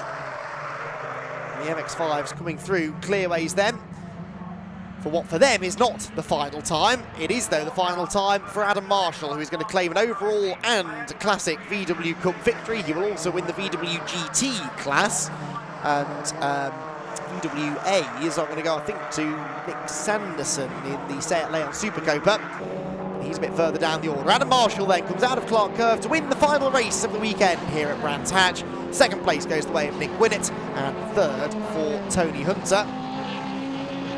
With fourth position for number 199, that's Matthew Hollier, who was second overall earlier on today. Right, let's see what happens in the MX-5s. It's Ben Taylor back ahead of Sam Hicks again, but once more he's getting sort of delayed behind the 2 cars ahead of him, which are fighting for position. All 3 classes, main classes of car, represented in that shot there as they came through Surtees and clearways. I'm not convinced, though, that Sam Hicks is going to be able to do anything now about Ben Taylor. We'll try and get in the slipstream, but Ben's getting a tow from the 2 cars ahead as well, so it is going to be Ben Taylor who claims the victory in the MX-5s, and a change for overall position there as the Renault Clio managed to gain a place there. That was Clark ahead of Scott on the line by just over 1/10 of a second.